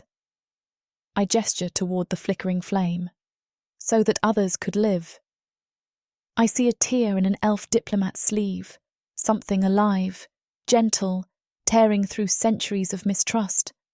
I feel it burn in my palms. I keep going. I've tasted broken promises as acrid as bile. I've slept with nightmares pressed to my skin, but I stand here because I believe peace costs us more than courage. It demands it. The hall goes still as the forest after a storm. I take breath, leaning into the weight of the moment. This alliance isn't written in ink. It's forged in sweat, in grit, in the will to rebuild what we almost tore apart. If we fail tonight, we starve our own children's futures. I step back. That's it. No frills, just truth. Then they vote. Hands rise. Elves, humans, noses tight, eyes locked. The vote is unanimous. Let it be, Skeela says, voice a soft crown. The alliance holds, at least for now. I step off the dais, knees trembling. My boots echo in empty hall, but I don't care. I breathe in hope turned solid. Later, much later, I find myself on the balcony overlooking the city I've protected, the cracks in its stones glowing orange. Smoke curls from hearths below. Someone laughs at a distance, half joy, half relief. Cragner steps beside me, silent as a tree's oath. He brushes my hair back, voice rough as clay. You were something else in there. I let out a breath that tastes like surrender. Just someone who fought for us. He leans in and kisses my neck. The moment I melt, heat floods through my nerves, safe and sacred. I'm going to build something, he says, voice low and tender.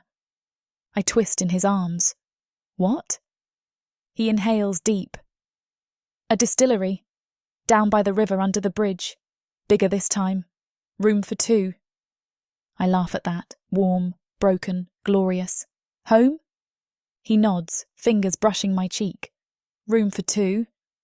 I close my eyes, pressing into him. I want to go home.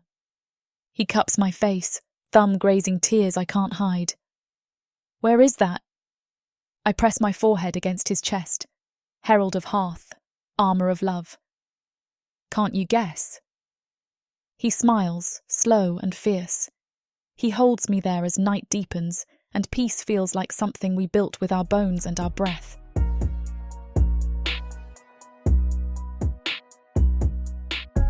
Chapter 26. Kragna. I taste thunder in the soil long before the horns reach my ears. At the edge of our camp, smoke drifts west, bitter and sharp like betrayal. Riders dart on the ridge's horizon, flags torn, banners blackened, rumors carried in their stirrups. Late dusk folds into the tents, sacks filled with bread and illness and hope. I sit across from Rizzo, Skeela, and River in the council tent, crammed into a half-circle of dust-stained rugs and a flame that sifts like sickle light. Rizzo slams a gauntleted fist on the low table. They're forming a siege. Laertes loyalists, rogue nobles, anti-human factions. They mass at the southern pass. Camp waits there. The moment we let them gather strength, we die. Skeela holds his gaze, hand pale on map. We can't rush. We need intel, infiltration, not just an assault. If we strike too soon, we give them martyrs, and we still don't know how deep the rot runs. River leans forward, voice calm but steel-laced. I can step in, move under cover to plant spies, weaken supply lines, disarm siege weapons. We strike smarter, not just harder. The night hangs tight. On the map, blood holds its breath. I swallow, tasting something harsher than ale. I feel it in my bones. the buried stir of ancient power coiling tight. My heart picks up beat as silver as morning. Full moon rises soon. Vito, Charon, and Bruce step into the glow at the tent's edge, backs lit in torch flicker like smelted iron. Vito grins, blood bright. Count me in. Charon descends, wings splayed, voice slurred with mirth. Not because we like you, she teases, but because you idiots would die without us. Bruce's sigh rumbles like distant hills. I don't argue. We need them. All of them. River sees the chase in my eyes. She walks over. I can smell night pine on her cloak and something deeper. Fear, loyalty, love. I inhale. I don't say it, but everything shifts. I might change, I say, voice low as riverbed gravel. Next fight, I might not be myself. River's hands settle on my cheek, pale fires in candlelight. You're always you, she says, just occasionally extra. We ride east at twilight, moonlight glinting on rifles and the silver tips of stray branches, hooves soft on packed earth. River rides beside me, blade sheathed at her hip. Her hand brushes mine, grounding me in what's real and what might be lost. Our small force moves like shadows. Vito in the rear, grinning over campfire memories. Charon perched on silent wings above, web glimmering with her usual sardonic humor. Bruce, the living mountain, behind, breathing slow as stone. The city recedes as whisper and ruin. Ahead lies the raw world, loyalists forming shape like beasts gathering under the moon, ready to pounce on a fragile peace. When we pause beside a hollow under Starbow, I can't hold it back. I step away from our riders, heart stalking in my bones. River follows. Inside the cave mouth, torchlight carves us bright and small against stone cold as justice. The smell of damp and moss and flickering flame is sanctuary. I turn to her, voice cracked like tinder. I wanted one more moment, just flesh and quiet, before everything else rips open. She stands still, eyes burning like moonlit snow. We close the distance like two survivors who've forgotten how to feel safe. I press tongue to her trembling lips, teeth grazing. This isn't tenderness. It's hunger, invitation, confession. The cave floor is cold, pressing against bruised knees. She's fierce, blonde neck, dark eyes. I tug her closer and she leans in deeper, and we collapse against stone and shadow. We shed our fears in breath and sweat. She is fire to my darkness. I am predator to her flame. Slow becomes urgent, urgent becomes raw. She moans in my mouth. I shift, knees memorized by forest paths and war's promises, bones flexing with moon-silver blood. The beast inside me coils. I bury my face in her neck, voice ragged. If I die, burn me beneath our bridge. She twists free, slaps me, hard-handed love that makes stars bloom behind my eyes. Kragna, she breathes, voice smoky and fierce. You're not dying. You're going to be the sexiest war god this continent has ever seen. I laugh, croaky and real. We fall into grass cold with dew, our breaths dark against torchlight and scented moss. Her fingers weave through scars on my chest. She traces the old wounds, the new hopes. Our ribs pressed together, beating. I whisper against her hair. Come home with me. She pulls my face close so our skin is bone warm. I already am. The moon glances through cave's high mouth. Outside, war coils, the siege breathing like storm thunder. But here, right here, we anchor peace in breath and body. We stay there, happy but unspeaking, while the world tilts toward fury.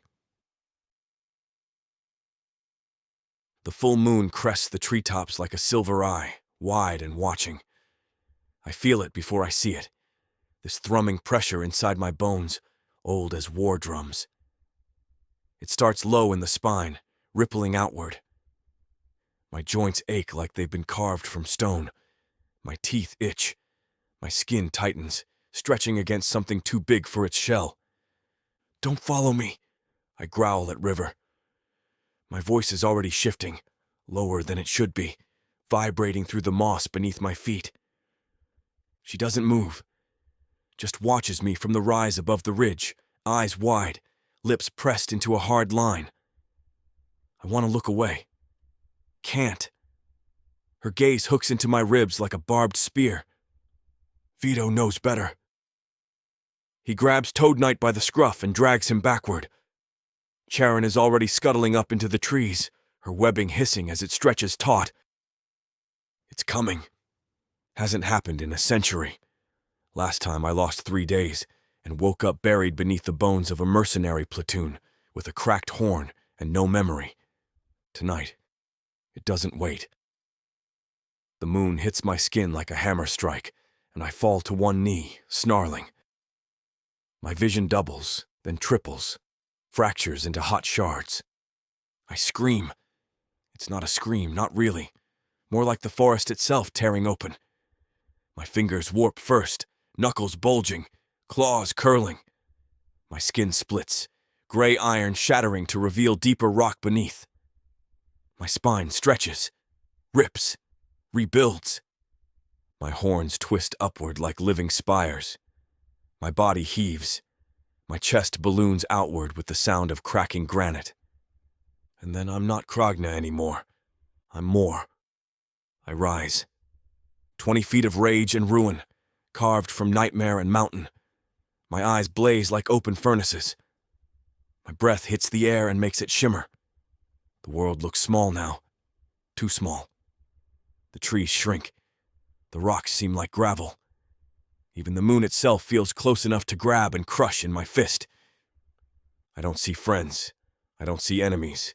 I see motion, and I want to break it. There are soldiers down below. Dark elves in silver-plated armor, shouting orders. Humans, too, screaming, firing rifles. I hear the shriek of cold iron and the hiss of spellfire. It means nothing. Sound is a blur, a smear. All I know is blood. All I know is motion. I stomp forward. Every step craters the ground. My breath fogs the air. Something explodes near my foot. Charon's doing, probably. But it's like a fly biting my heel.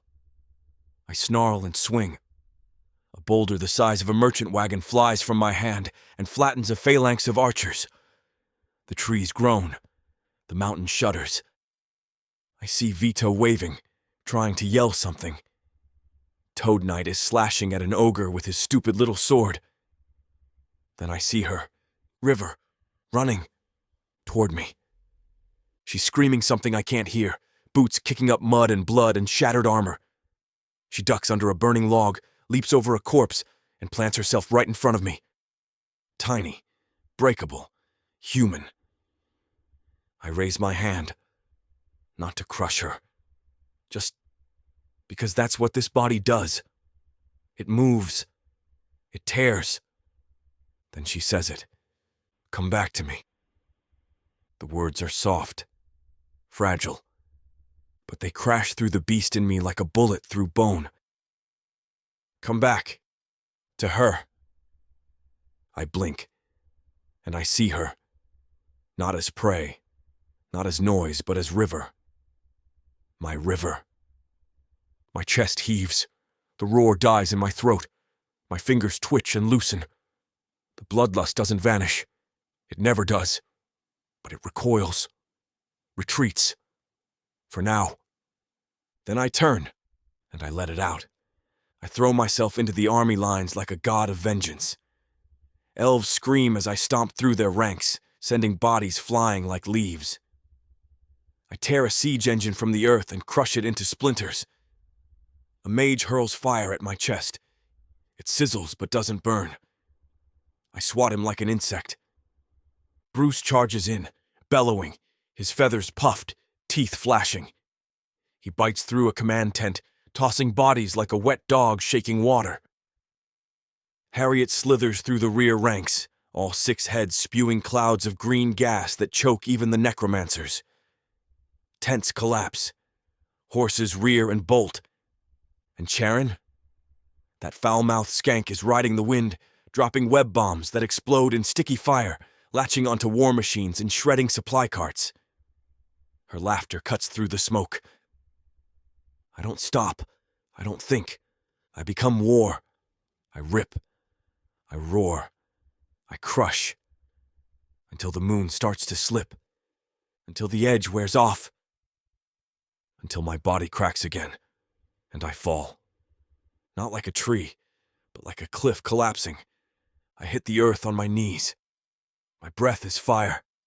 My bones grind like millstones. The world tilts.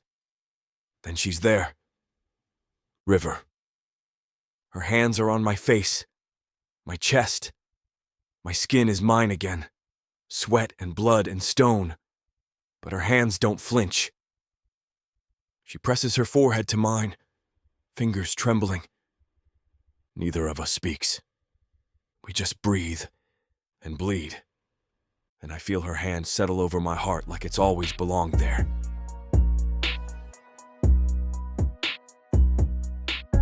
Chapter 27. River. Smoke still hangs in the air like a ghost that won't move on. It clings to my skin, my hair, settles into every crease of my uniform like it wants to become part of me. I've washed twice. Doesn't matter. You don't scrub off war. You carry it. The battlefield's quiet now. What's left of it? Just bones, blood-stained mud, shattered war machines, and that haunting stillness that always comes after too much screaming. There's a new sun clawing its way up the eastern sky, and it's too bright, too clean. Doesn't feel like it belongs here. Neither do I. The council gathers in what's left of the grand rotunda in Kyrdonis, the domed ceiling now more bird's nest than marble. Laertes' banners are gone, burned or pissed on, depending who got to them first. In their place, blank stone and smoke-smudged windows that catch the morning light just enough to make everything look more sacred than it deserves. Skeela sits at the head of the table now, taller than I remembered, spine like a sword. Her new robe still smells like fire. She's got elf nobles on her left, human officers on her right, and the look on her face says she'd rather be anywhere else but stuck between them. And then there's me. I'm not in uniform. I wore leathers and kept my gun slung low on my hip, half on purpose, half out of habit. I sit by the wall, back to the stone, eyes on every exit, always ready. Rizzo's there, of course, looking like someone's carved a war memorial out of guilt and cigar smoke. His beard's singed at the ends, his coat's too big now, hanging off him like he lost more than weight in this fight. His eyes still have that gleam, though, the one that burns like ambition and regret hooked up and made a baby. Someone says my name. I blink and realise they're looking at me. All of them, even Skeela. "We'd like you to join the new council," she says. Her voice is calm, formal, like this is a job interview and not the tail end of a bloodbath. A liaison between humans and dark elves. A commander, if needed. You'd have full say in military. No, I say. It's not loud. Doesn't have to be. There's a beat of silence. Rizzo doesn't even flinch. He just watches me, like he already knew. Skeela's brow twitches. "You're sure?" "I'm not a leader," I tell them. "I'm a gun." Rizzo snorts, a dry, proud sound. "Hell of a gun," he mutters. The council looks uncomfortable. They don't get it. Don't have to. Skeela nods once. "Then what will you do?" I don't answer right away. I glance past her, through the broken archway where the breeze cuts cold across my cheek, and I see him. Kragner, sitting on a stone pillar like it's a throne, shirt half ripped, eyes still bright even in the daylight. He looks out of place in this marble ruin full of polished speeches and desperate rebuilding, but he's here, waiting, for me. I turn back to the council. I'm going home. Rizzo raises an eyebrow. And where exactly is that soldier? I smile, not the kind with teeth, the real kind, the rare kind.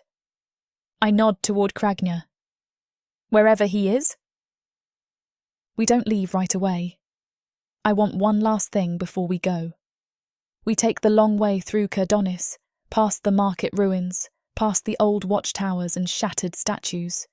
The city's healing, maybe, but I don't want to watch it happen. The inn is still standing. Somehow. The sign hangs crooked. Half the windows are boarded. But the door opens when I knock, and the old innkeeper stares like he's seen a ghost. And maybe he has. I don't say much, just slide a few coins across the counter and point to the same room. It's still there. Room 7. The walls still smell like dust and lilac wax. The bed creaks like it remembers us, soft in the middle, worn and warm with ghosts we both carry. It's the same crooked curtain over the narrow window, the same stubborn draught slipping under the door. Everything is the same, except me. He lights the candles, slow, deliberate, one by one. The flame glints off his curling golden horns, paints his iron-hued skin in amber light. I watch the shadows flicker across his chest, the carved muscles, the scars. His silhouette is still a beast's, but his hands tremble. So do mine. When he turns, I'm already waiting for him, heart pounding in my throat. Come here, I say. He does. He crosses the room like it's sacred ground, every step heavier than the last. He doesn't reach for me, not yet. He waits, like I'm something holy, and he's not sure he deserves to touch. But I reach first. I press my hand to his chest, feel the heat under his skin, his heart, thunderous and real. I slide my palms up, cup his face, his wide, rough jaw, the gold strands tangled behind his ear. His eyes, like lava, search mine. And then he kisses me. It's slow, devastating. He kisses like he's trying to memorize me, like he's afraid if he blinks I'll be gone. I kiss him back just as desperate, clutching the back of his neck, sliding my fingers into the thick curls of his golden mane. When my lips part, he groans. The sound vibrates through my ribs. I unlace his shirt with shaking fingers. My knuckles brush his chest, and the heat of him makes me gasp. The fabric falls away, and I see him again, truly see him. Every scar, every ridge of corded muscle, the tattoos across his ribs, old and faded, the way his skin shimmers like stone kissed by firelight. You're shaking, he whispers. So are you. He strips me gently, cloak first, then belt. His touch is reverent, like every inch of skin is a story he's trying not to miss. When my tunic slips down and my breasts are bare, he still hesitates. Then he groans. You're perfect, he murmurs. I pull him toward the bed. I don't want Slow anymore. I want him. I want the way he looks at me like I'm the only thing that's ever made sense. This scene is about to get too steamy for this platform's comfort. As much as we'd love to keep going, the guidelines say we need to stop here. To continue releasing these free audiobooks on this platform, we've got to play by the rules. The passion doesn't end here. Visit worldsofprotheka.com to hear the full, uncut version of this fantasy romance, and every daring moment that YouTube can't handle. Use code YouTube30 for 30% off unabridged audiobooks in the Worlds of Protheka. Don't let YouTube hold you back. Immerse yourself in a world of magic, danger, and unfiltered passion. Protheka's magic is eternal. Listen unabridged and you'll never want to go back. Later, when the candles are just pools of wax and the world is nothing but breath and skin, I whisper, you still want to live under a bridge. He pauses. Only if you're there, he murmurs. Otherwise I might cave it in just to feel something. I laugh. I can't help it. It bubbles out, light and full. He grins, wide and a little stupid. It feels like the end of something, and the start of everything.